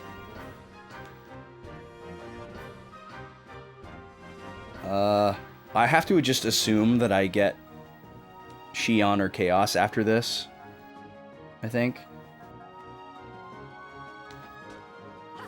If we don't, whatever. Okay. Now, I'm curious about something. Can I use this on Albedo? No, I didn't think so. Okay. So we gotta go recovery here. We might have to go double recovery. I also lost the speed boost on Cosmos and the attack boost. That's probably why the dragon did so much less. So that was a good way for us to see exactly how much benefit we got from that. We now know it's a lot. Yeah, we gotta go double heal here. Unleash some of thy power.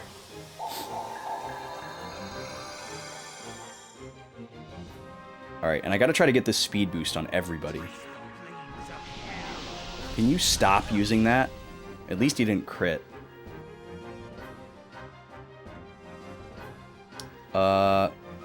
Okay, we're gonna do mode A7 first.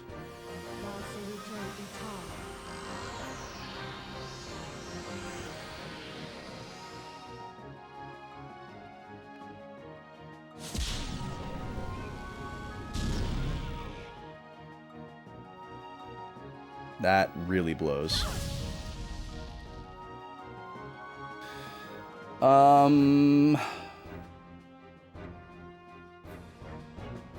I think I gotta heal here.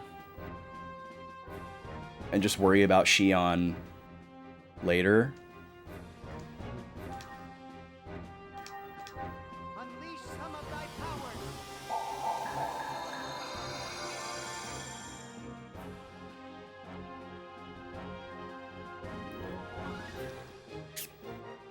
And we'll take our attack here. Our dragon. So when we get to the second fight, we might want to try to compare damage between our dragon and X-Buster.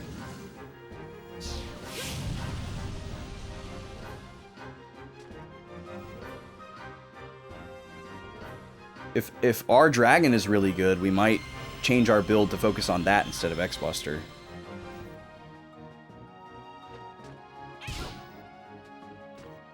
Good job, Xion. Okay.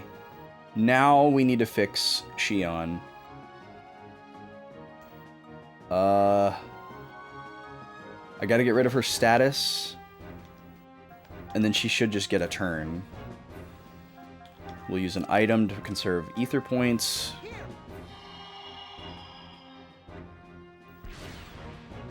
He's boosting in after this, and then it should be Xion after that. If it's... this kind of sucks. Whatever, we'll just hope for the best. It's early. Oh, okay, he's gonna kill somebody.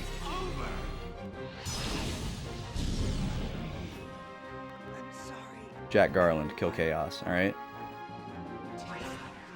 Followed by a Phoenix Wing, wow.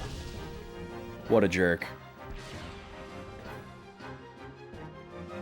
So we're really on the back foot here. I have no EP. I need to heal. I kind of want to just reset. Honestly. With the way this is going. Because he's probably just going to kill me anyways, actually. Okay, he's going to use this turn to boost Ether. But he might immediately go again.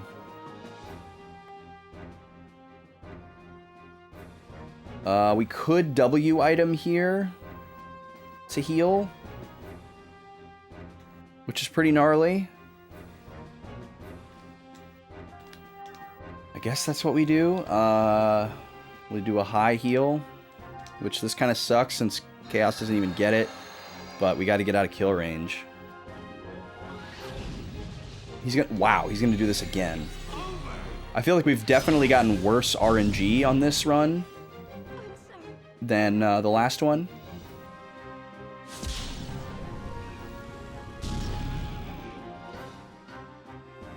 Wow. Yeah, we were never in a situation this bad the first time we did this fight. I think I'm just gonna reset. So, importantly, at the beginning, we don't need to try to do all those debuffs with Cosmos.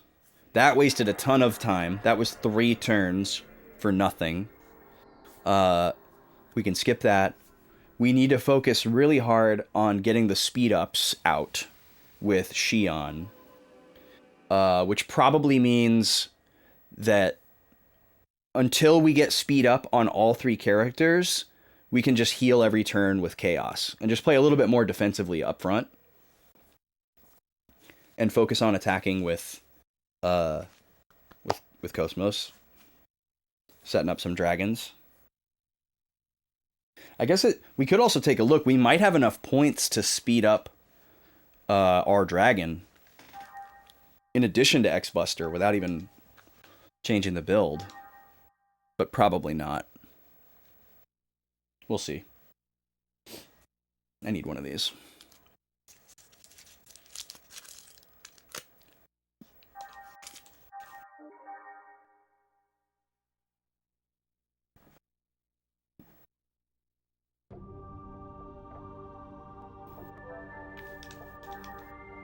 Okay, let's see. Tech Attack, Cosmos. She has nothing. How much to upgrade our dragon to high speed? 400. Yeah, we don't have 400. No shot. We have like 40. Yeah, 40. Okay. So we're not doing that. That's okay.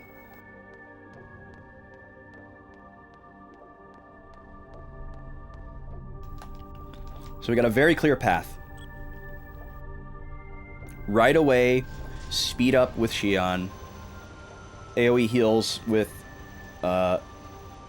Chaos as needed. Cosmos set up dragons after a Mode 7. And just hope for good RNG. Hopefully he doesn't use his insta-kill on turn 3 and Phoenix Wings on turn 2. The EP consumption thing, too, he used it like 3 times that battle, whereas the first time we fought him, he used it 1. To the point where I thought I was imagining it.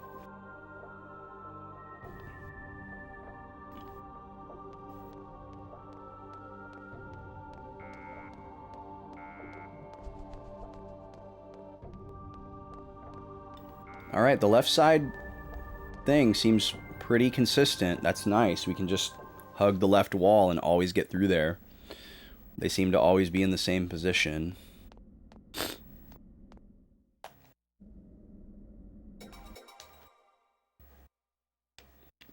Thank God we can skip the cutscene, right? Otherwise this would be Kingdom Hearts Hollow Bastion Riku.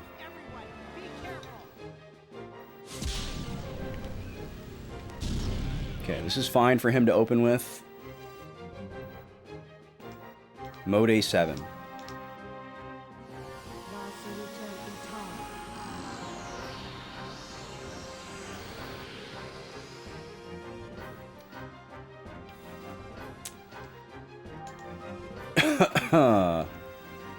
And quick on herself.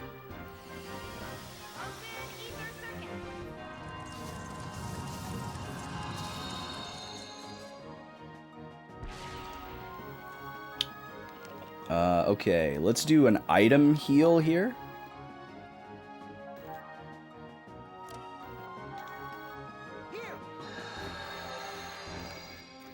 Yeah, that's a really bad byproduct of this era of gaming, was like a really cool long cutscene that maybe they didn't think about how many times people would have to watch without being able to skip it.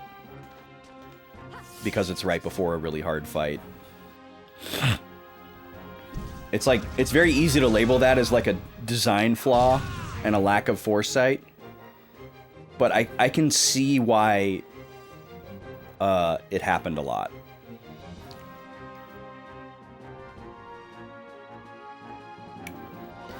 So we're gonna go speed here. Speed here again. On Chaos. We need to get this on everybody. Unskippable cutscenes are the true final boss. That's a good point, Balrogic. Welcome in. Fair point. Okay, and then this will be a heal. Unleash some of thy power.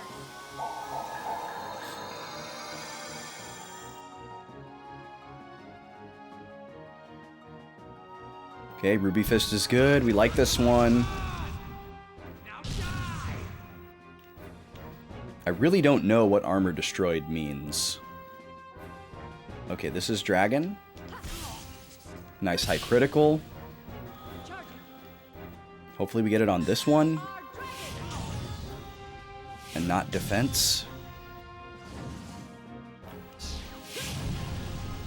Nice.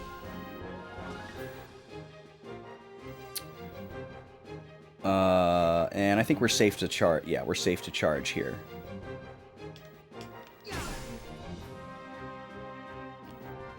And I think we're also safe to go for speed here. Now everybody has the speed boost. And I got to do a good job keeping an eye on when this wears off. Another Ruby Fist. Great RNG so far on his attack selections.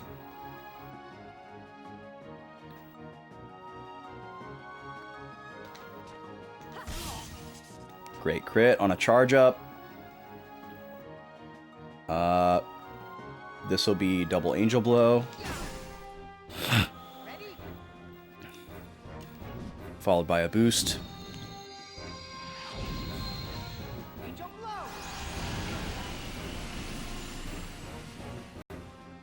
Ready?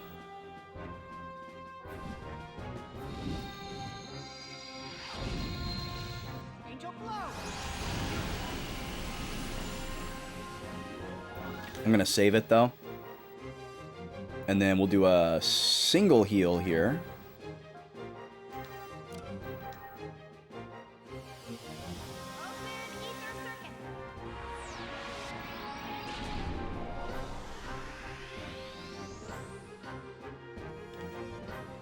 Alright, now he's increasing his speed. There's nothing we can do about that, other than increase our own speed. And this is a dragon. Come on, Cosmos, don't miss. On a high crit turn. That's not cool.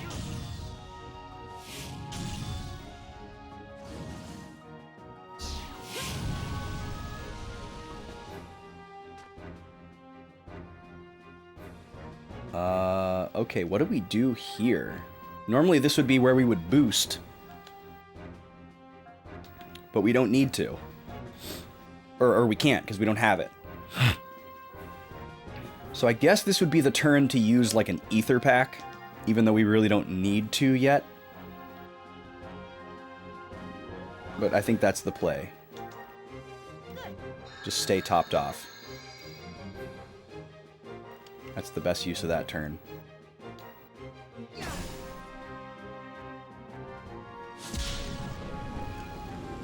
Okay, good. Double angel blow again. Man, maybe we did need that Dex +2. I don't remember. I don't remember missing this many attacks last time.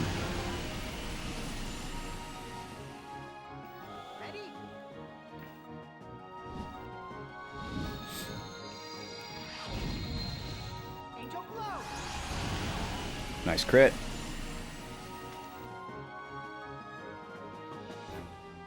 Alright, definitely got to heal here.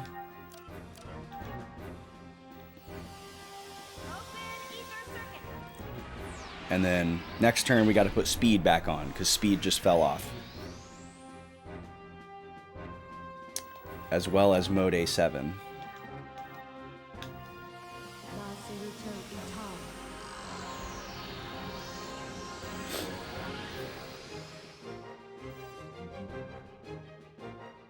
Okay, Ruby Fist is good. Thank you for that. Probably a good time to use some of these boosts before we get too behind. Yeah, we're good here. Alright. Quick on her first.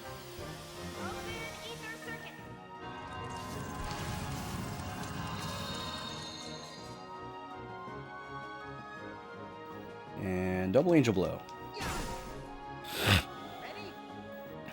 It would be really nice to have the running tally of his HP,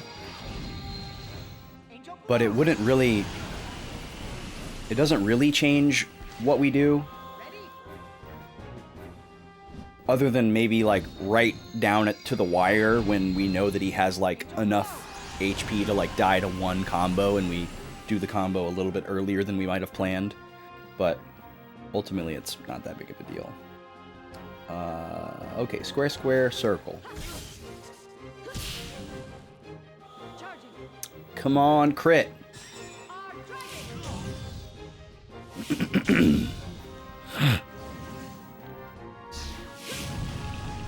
Nice.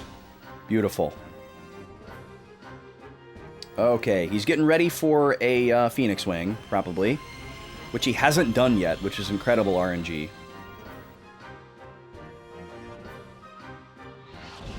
Oh, he's going to do the insta-kill.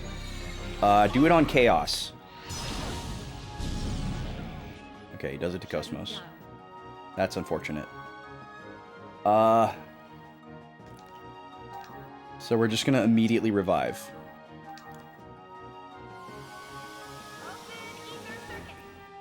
That sucks, because she's the character with 2 buffs. So it's going to take a long time to get her back with those buffs. He's going to boost his speed again. I'm assuming that when he uses this again, it's because it wore off, not that he's stacking it. If he was stacking it, I think this would get out of hand really quickly and we'd be able to tell. I might need to heal here, actually, instead of charging. So that Xion can focus on buffs. Because we're so behind. Unleash some of thy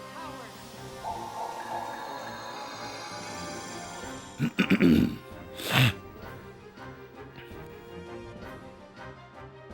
Okay, so you got to do mode A7.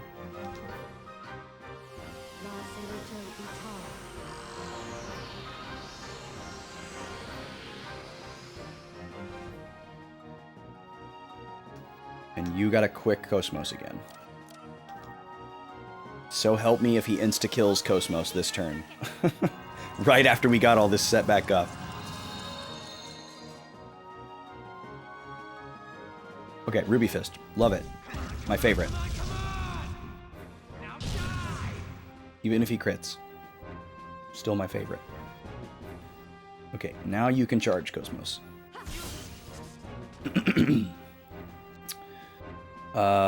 Quick. Chaos. Okay, everybody's got quick back on. We'll do an item heal with Chaos here. No, we'll just do a healing do. That's good value still.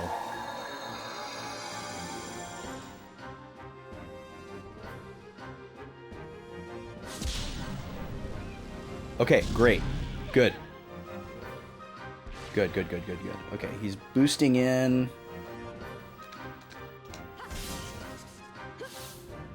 Oh, come on, Cosmos, don't miss.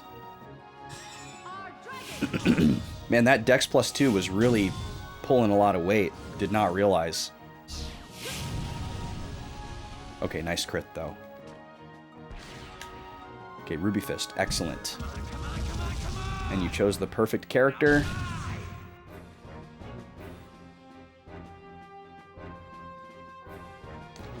Go ahead and charge up. Boost in again. We can just do Medica all here.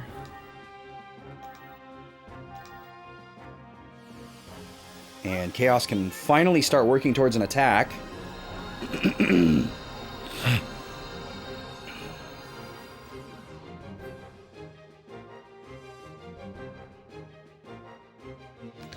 Dragon. Yes. Yes. Oh, that was incredible. Can we get the 3-pack of crits? That'd be almost 1,000 damage.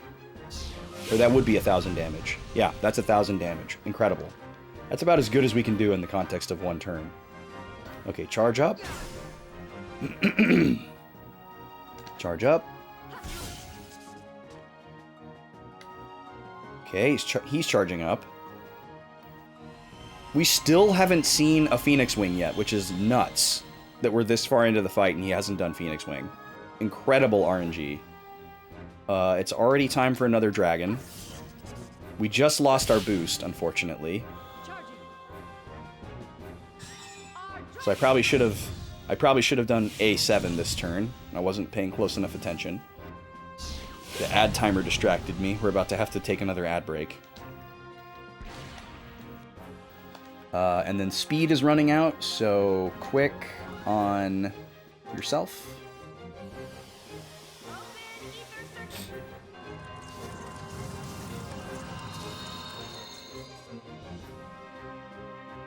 Alright, we're about to get hit with an ad, so I'm just going to pause right here. I'll be back in about 3 minutes. You're not going to miss any gameplay. If you're not behind the ad pack, enjoy the first round of our spicy Captain Falcon versus Fox. See you in a few. Thanks for being here. Free for all! Captain Falcon! Fox!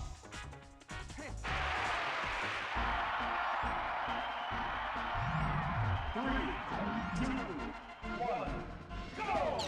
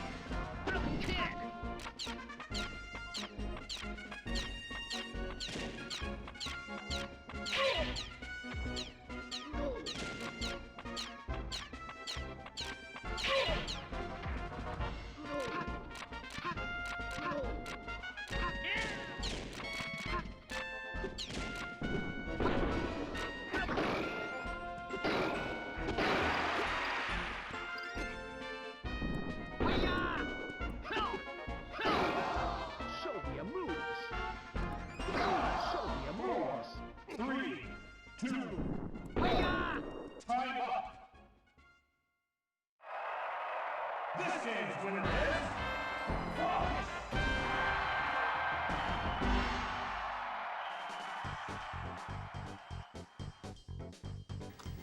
All right, Fox draws first blood there with the round one. Pretty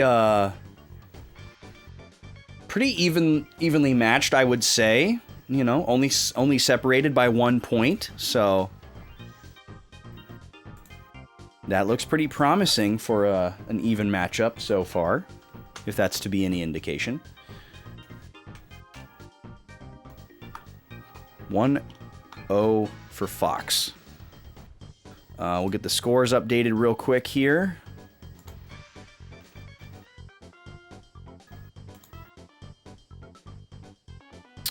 Just out of curiosity, let's take a look. If Captain Falcon were to score the minimum points to win this matchup, 6 points, which would put Fox at 5, it would be enough to put Captain Falcon in first place. So, in a sense, at least temporarily, provisionally, this one could be seen as for all the marbles for Captain Falcon. Fox is already in first place, obviously, so he just wants to score as high as possible to maintain his top spot and to stay undefeated. Thank you for triggering the do a barrel roll command, Balrogic. You probably didn't know that was going to happen. Do a barrel roll is the name of my band. Get wrecked by the bot self-promoting to you.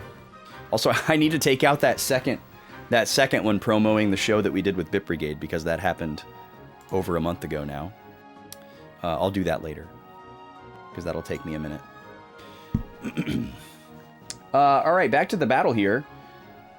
Let's see. We're pretty well on the front foot here. We need to put our buffs back onto Cosmos, so this is going to be an A7 turn. We have confirmation that A7 boosts the power of our dragon. It probably doesn't boost the power of the tummy beam, but we need to pay attention to that and see.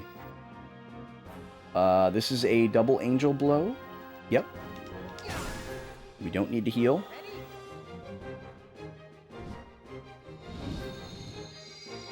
We're pretty much guaranteed a boost point every time we do this, too, which is great. Can we get the double crit?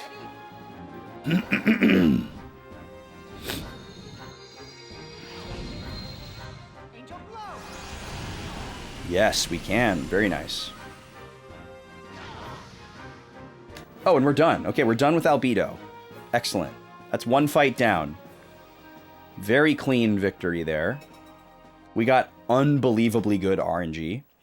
He gives us a bunch of experience, which is nice, so we'll get some incremental stat boosts on everybody for the next fight. We'll watch this cutscene again. Why are you doing this? There's absolutely nothing you can hope to gain out of this. Au contraire. I am doing all this for your sake, Rubidoux. For my sake? Have you forgotten, Rubidoux? That fateful day 14 years ago? Have you forgotten what you did to us? It's all because of you. Because you closed yourself off from us. Our mental link was broken, and one after another, we succumbed to the power of the song. Left behind in that horror. Did we have any choice but to submit to it? Oh, okay, I slightly misunderstood what happened, I guess. Remember what happened, and repent for your sin. It's true, I mean... So he didn't unlink everybody from everybody. He just unlinked himself from the rest. Finally admit to it, you coward. All right, damn it! I couldn't control my fear! Junior. Yes, and therefore, you must atone for your sins. Atone with your life. I am the executor for all those who were destroyed. Thank you for the GGs, by the way, Balrogic. Although, I'm actually grateful to you, Rubidoux. Thanks to you, I alone was able to find the way to a whole new world. Aladdin. What do you mean, a whole new world? That's all that I seek. It's quite simple. Don't you think? What the hell are you talking about?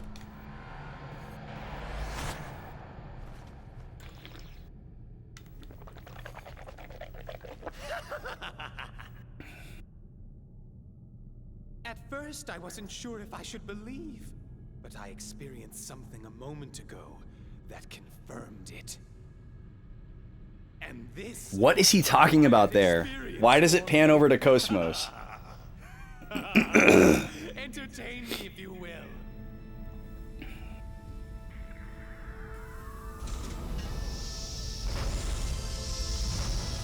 I'm sure it has something to do with the fact that he saw Cosmos in the Mizrahi data. But we still don't really know what that is either.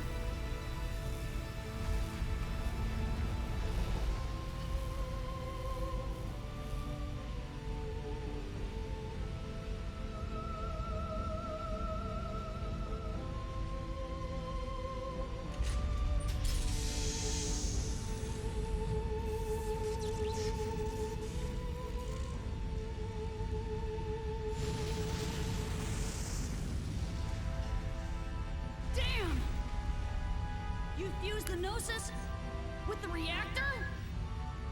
You must first destroy this in order to stop Proto-Merkaba. Another thing that I just realized Oh, almost forgot is that the thing that allows me to survive on 1 HP I'd say 5 that we're gonna minutes cast at on best. Chaos Current condition. might not stay. It might wear off, like the speed boost and the attack boost. He's tormenting Junior just for fun. Farewell. I'm sure we'll meet So again if you I'm gonna cast it at the beginning of the battle, Rubido. assuming that it's gonna be a lot of turns before it's actually needed, Albedo! and that way we'll get to see if it wears off or not. Some buffs that we've used in the past definitely are like permanent, they last for the whole battle, doesn't matter.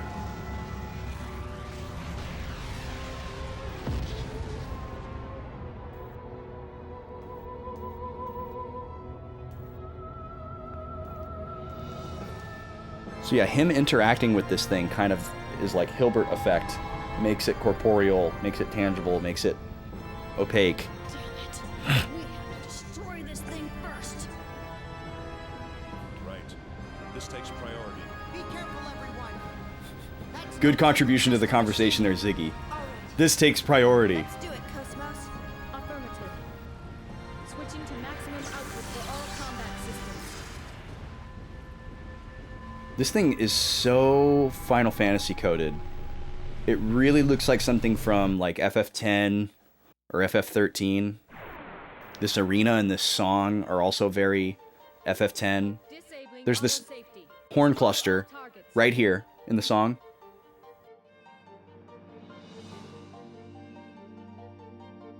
That exact horn chord is in an FF10 song. I said I was going to look at this yesterday and we didn't do it. We're going to do it right now. It's the song that plays before you start a boss battle.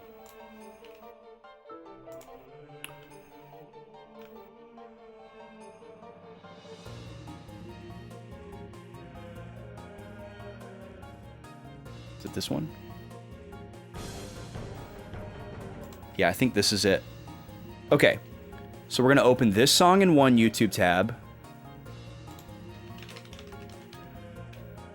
Oh god, I just realized that I can't search for this song without spoiling myself.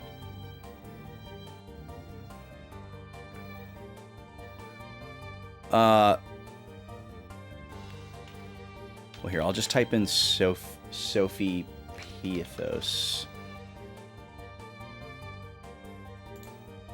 Oh no, that's not gonna work either.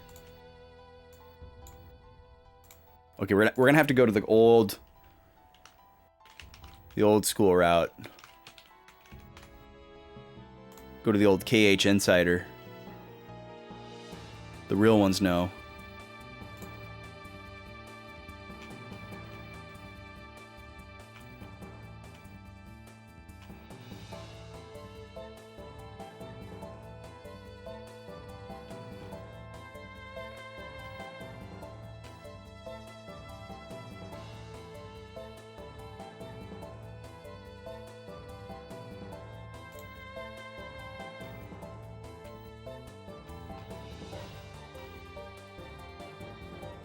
Okay. I gotta go to the screen over here where we don't have game audio, and then I gotta mute it for myself. Now listen to this. So this first clip This is a song from Final Fantasy X.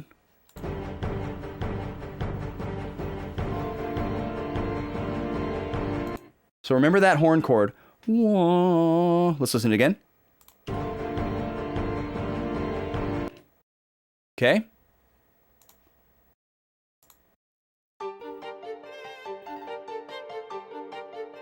Now listen to this horn chord.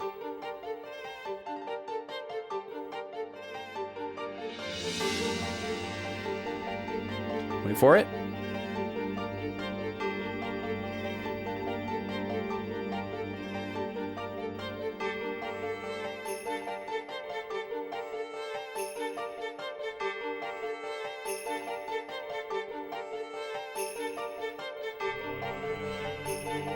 Well, the choir comes in first.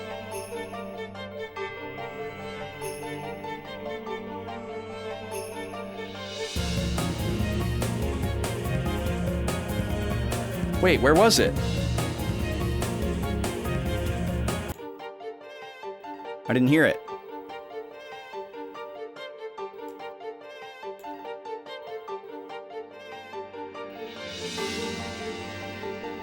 I guess it's not horns, it's organ. But that is the same chord. Chat room.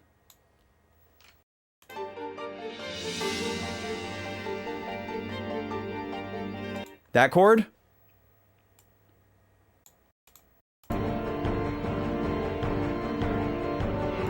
That's the same chord.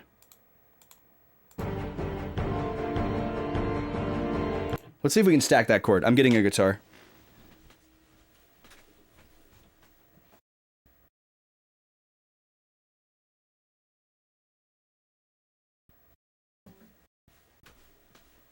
It might be kind of hard to transcribe because it's like a cluster.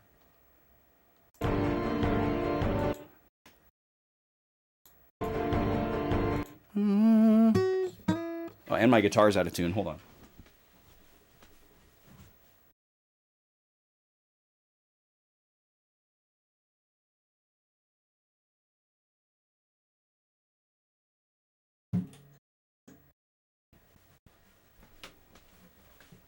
A little free music theory moment for you here because sorry, I'm a little sharp.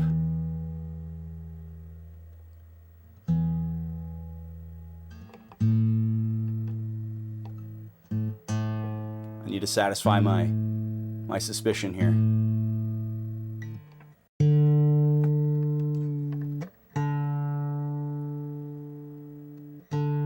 Because these games came out the same year.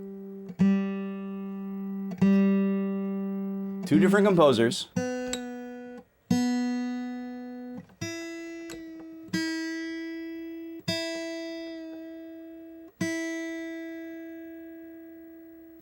Okay.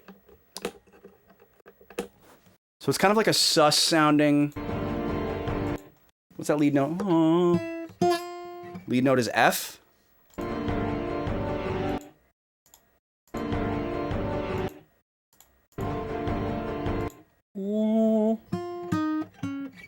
Kind of sounds like there's a whole step in there, but maybe it's a third.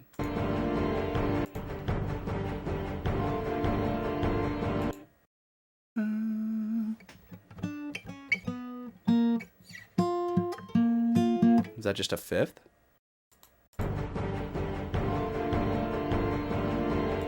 Oh. It's a sixth. Okay.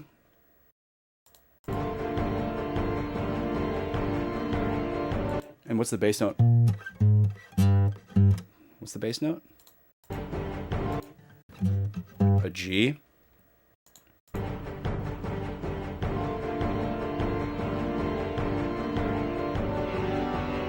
I can't tell if there's any other notes in there. It's hard over speakers with no headphones. Seems like there should be another note in there. Probably not a C. So we've got a G, we've got an A, and an F. That sounds really bizarre.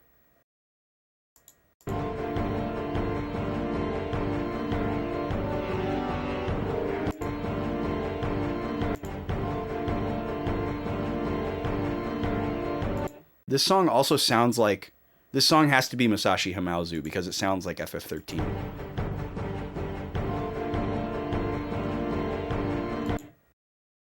Alright. Those are the 3 notes we're going to work with. Let's see if we hear those same 3 notes in this chord in the Xenosaga song.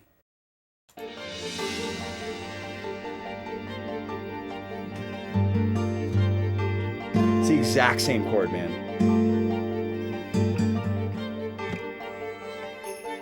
That's so wild. Who ripped off who? Like, or is that just like the wildest coincidence ever? All right, let's go further down the rabbit hole here. Here, we'll go back over here so it's not silent. You can hear it, but I don't hear it. Xenosaga release date. This came out in... Oh, this game came out second, for sure. Okay, I thought this game also came out in 2001. It didn't. So this game came out after FF10. Very FF10 coded boss. Was Yasunori Mitsuda inspired by the pre-boss song from FF10? You decide.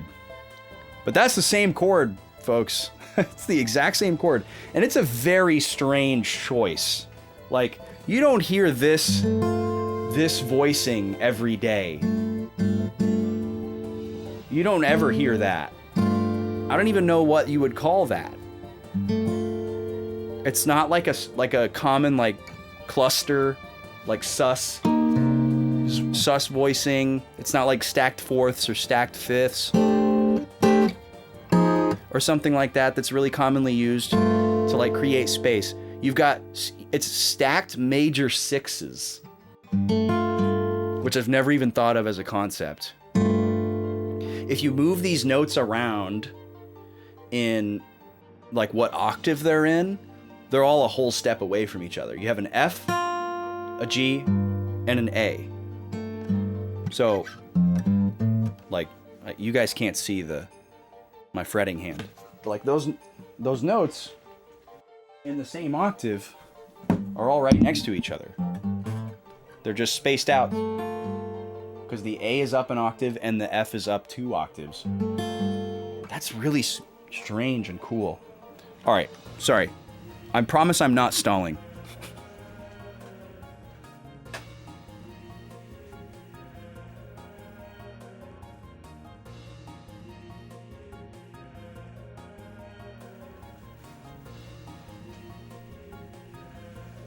Let's kill this thing.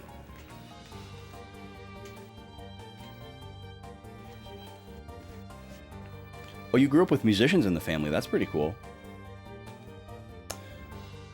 I only grew up... Well, I guess I technically grew up with one musician parent. My dad is a drummer. But other than that, I just grew up with music lovers, music listeners in the family. And I was really the only one to go on to actually be a musician. At least from the immediately previous generation. My great-grandfather was a musician, but I never knew him. The instrument choice is a key component to both songs. Yeah, the brass is used a lot in the FF10 stuff. And it's funny that I thought it was brass here, probably because of the fact that it's the same chord from the FF10 song that I thought of. But it's actually an organ. But organ is like so common for like a final boss theme. Your dad was guitar and your mom was piano. That's really awesome. That's cool, Balrogic. Okay, this is turn 1. This is turn 1. We're boosting attack for Cosmos.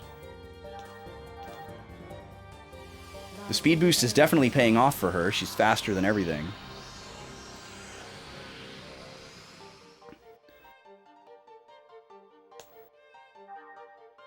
Now, we're going to use our first turn to put this safety level on Chaos, because we're going to need it later in the fight when we get hit with this super powerful attack.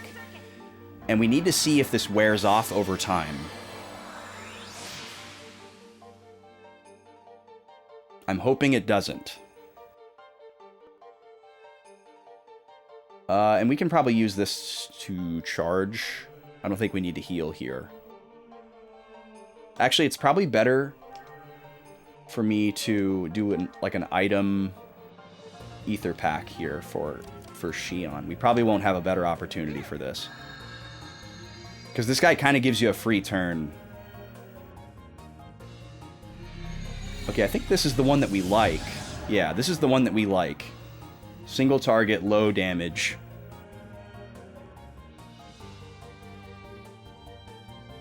So now we need to compare damage on this thing. Do we keep going with our dragon or do we do X Buster? We're going to start boosting speed.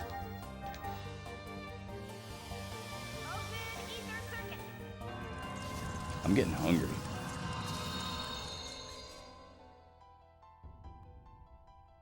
We're going to start charging with Chaos. Column of Light again. Love to see it. On a different character.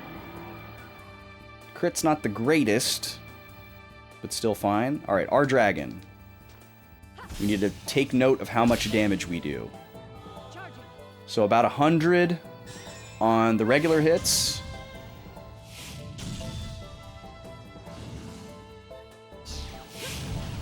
Read that in a second, Cheaty. And 600 on a crit. Okay, that's very strong. Now we need to do an X-Buster and see how it compares. We're gonna lean into speed here. Your mom plays piano, was a music teacher. Very awesome. Multiple years out of practice, but you could still consider yourself a drummer. Hell yeah, Cheaty. Hell yeah. Can also kind of play guitar and bass and piano. But you never had formal training. You're kind of a fraud? No, you're not a fraud. Don't ever say that. You never learned proper theory or anything. Just Unga Bunga. Unga Bunga's the way, man. As someone who did go through Musica Scholastica and learn proper music theory, all approaches to music are valid. They're not equal in the sense that they're not the same, but they're equal in the sense that none is more valuable than another, or like in an empirical sense. Oh, we can just do a quick X-Buster here. Let's see.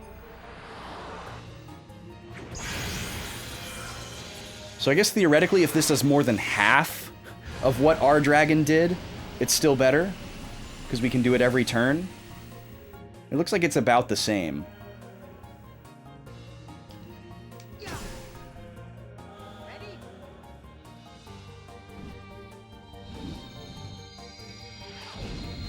And we still need speed on Cosmos. Only one crit. Oh, this is the second one.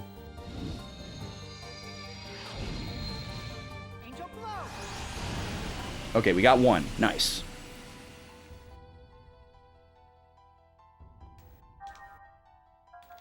Speed on Cosmos. The speed should make a huge difference in this fight, because this guy can't speed himself up. Another column of light. Excellent. And no crit.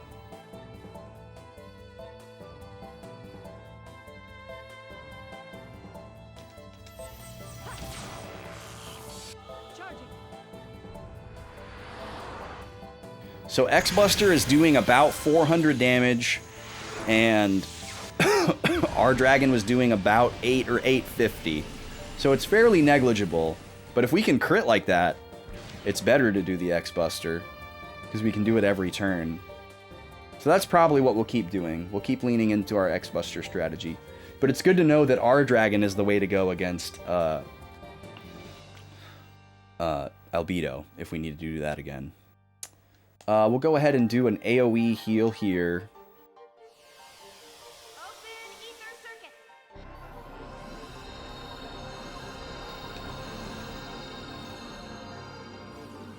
There's that cord.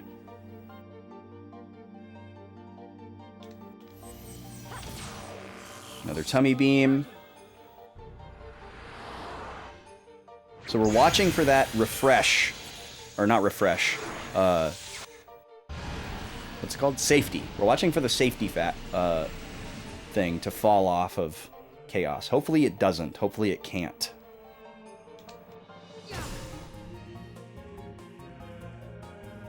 Alright, here comes our first add-on.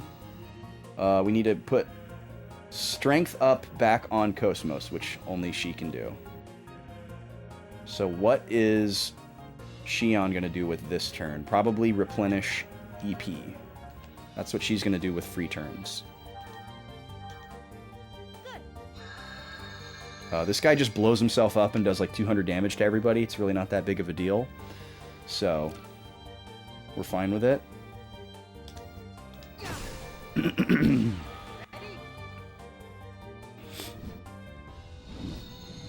And interestingly, he doesn't seem to do it until you attack him. But we have to attack him, because we can't attack the guy in back until we get this guy out of the way. So, we do what we must. Mad boosts on Chaos. We're going to utilize those right away. And here he goes. He's going to blow himself up.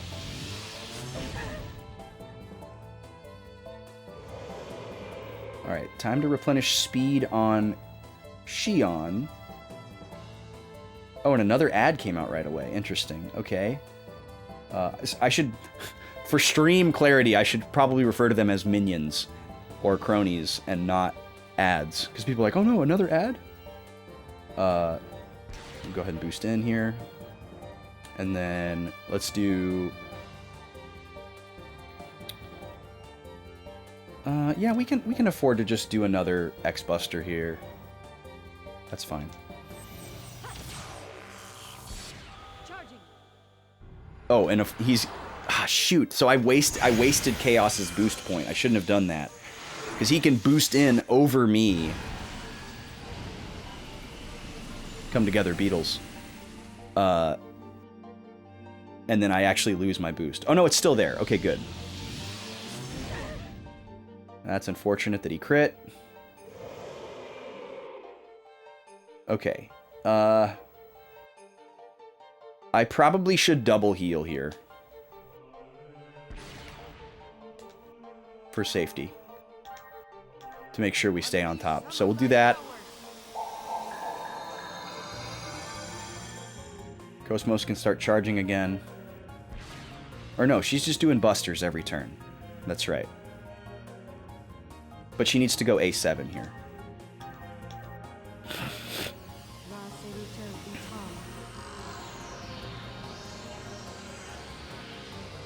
Okay, hopefully he's not boosting in with an attack. Okay, that's fine. He's doing another summon. We're going to heal here. So we won't get exploded on.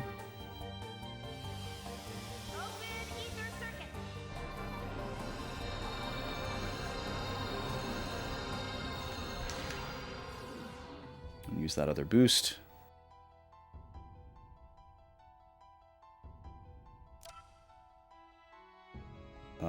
Yeah, and we'll just go ahead and do a chip shot on this guy. Get him out of the way.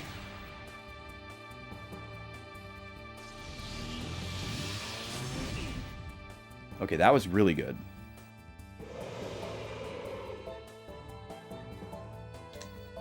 Alright, and then hopefully if we can avoid healing, I can get quick back on Xion and Chaos.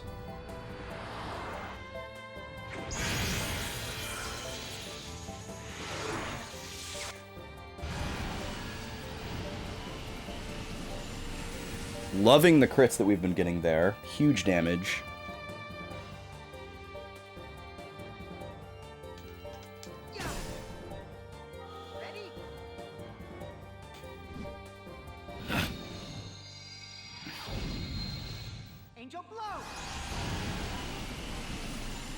308 without a crit is really nice.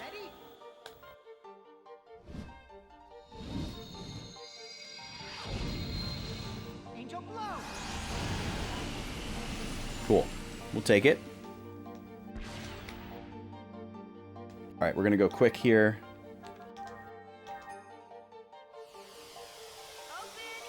Everybody needs it now.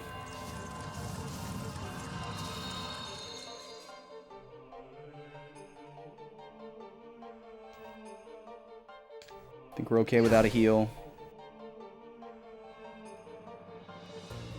Oh, okay, we've moved to phase 2 now. He might be at under 10,000. So we can attack this guy without attacking these minions, which is really nice. They kind of work the opposite way, where they actually do stuff and don't only react to your attacks. But they're pretty strong. But since we're doing a lot of AoE stuff, we'll focus on just hitting them with the AoE stuff. So we'll do a tummy beam here, like we do.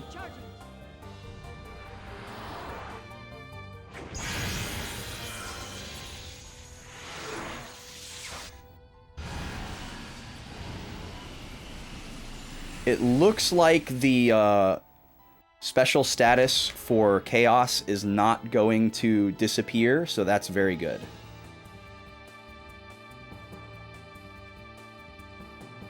But he does have an ability that removes status on the whole field, so that probably will get rid of it, so we need to watch out for that. We also at some point need to make sure that Chaos has more than 50 ether points, because his AoE revive costs 50, and he's going to need to use it immediately after he survives on 1 HP. It's going to be a very tense moment there, where we find out if our plan works. We got to stay on the offensive here. We're going to go speed for Cosmos.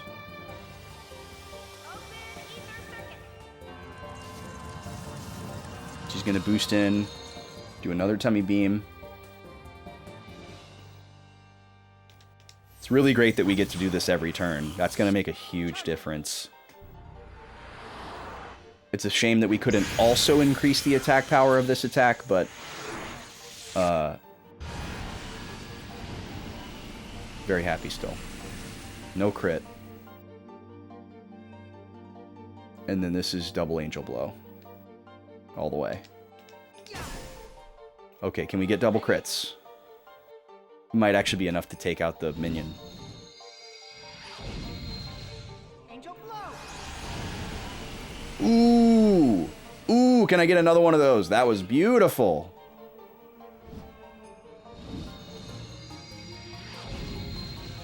Angel blow. Yes. Excellent. Okay, we didn't kill it, unfortunately. This is a fairly decent AoE, but we can handle that. And then what's the big guy gonna do? Oh, we don't know yet, because we just boosted. It might be a good idea to do an AoE heal here for safety. And that would allow me to do speed on Cosmo or Shion's turn instead of a heal. So let's go ahead and do it. Especially if he just uses this turn to, like, summon another minion. Yep, perfect. But he's boosting in afterwards. So let's go quick here on Chaos. We're still very much on the front foot. So this is looking good.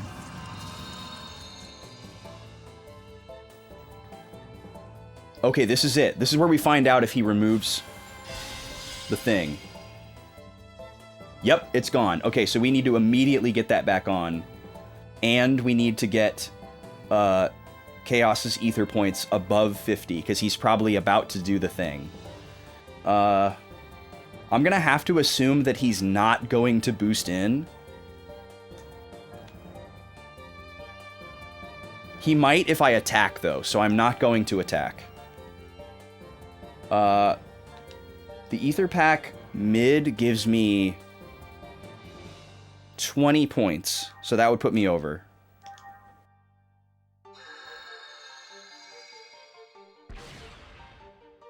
Yep, and he's probably doing it right here, so I think we're going to get it just in time. Okay, so here we go. Safety level on Chaos. We might just get booped by a minion right after this and our plan doesn't work, but everything's in place for our plan to potentially work. Okay, he's just doing Column of Light. Excellent. He's not doing the big bad thing. He's not ready to do it yet. That wasn't necessarily the signal. We'll take that.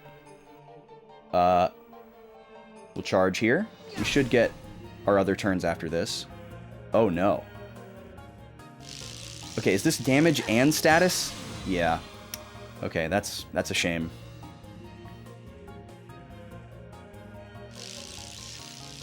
We got to get rid of that. Immediately. I think we're going to get our other turns after this, but we might not.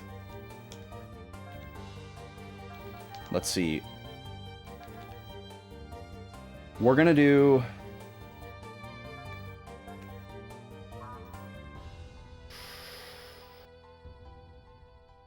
Okay. Here's what we're going to do. We're going to do an item heal on Cosmos. I need my other 2 turns. Okay, good. I predicted correctly. So we're going to do an AoE heal. And then we're going to do an AoE status heal. And this will be a fairly worthwhile experiment too, because we'll find out if it removes the status that we're hoping to keep.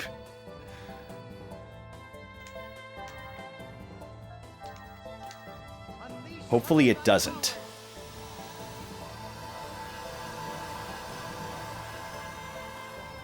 It does.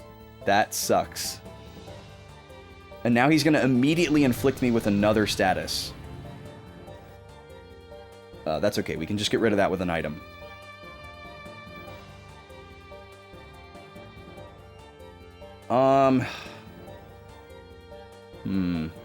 This is a really crappy situation. I think I actually need to just attack here.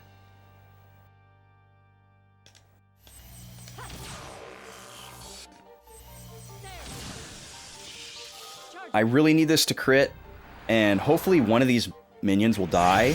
The one on the left should have pretty low HP.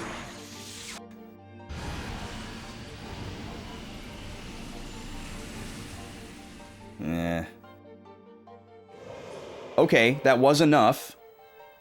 That helps a little bit. Okay, good. No crit there. That's fine. Okay, we need to get off of the back foot here. So... Okay, we gotta just do status heal with an item.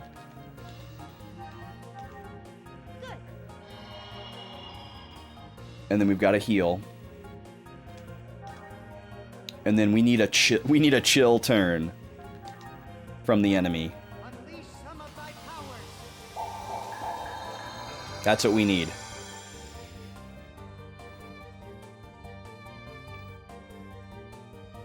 Can you use that on, like, Cosmos or something? Oh, that's a bummer.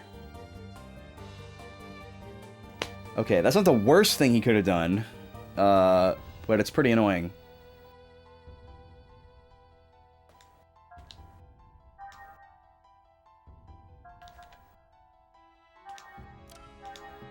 Okay. Gotta give Xion her ether back.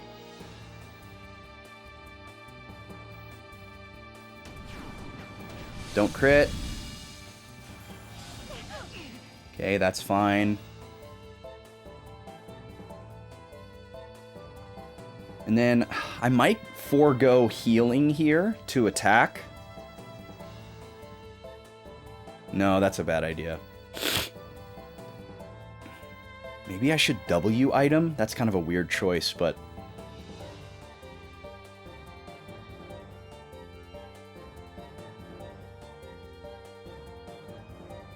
I should just heal. That way Xion doesn't have to do it and I can start buffing.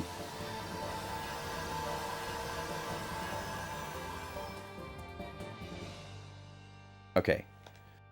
So we need quick. Open ether circuit. Oh, shoot. We need to get safety back on. Oh,